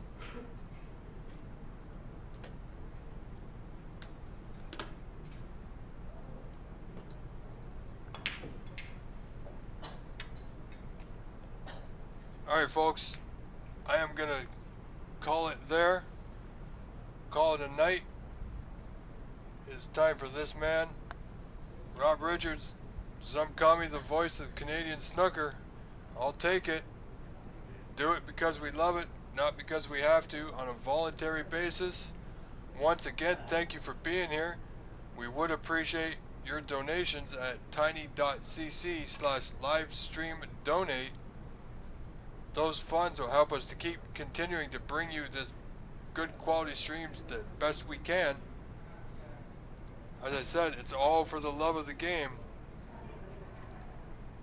This has been an amazing night. I hope you've all enjoyed it. Another 1,000 views. Absolutely incredible. We wish the two players still playing the best of luck, of which we may see another Canadian in the semi-final tomorrow. So this has been awesome. I want to wish you all a good night. Hope you enjoy your day tomorrow with us, of course. Ladies and gentlemen, Rob Richards, voice of Canadian Snooker, signing out. Good night. See you all tomorrow. I believe it will be again 1 p.m. Eastern, 10 a.m. Pacific. See you then.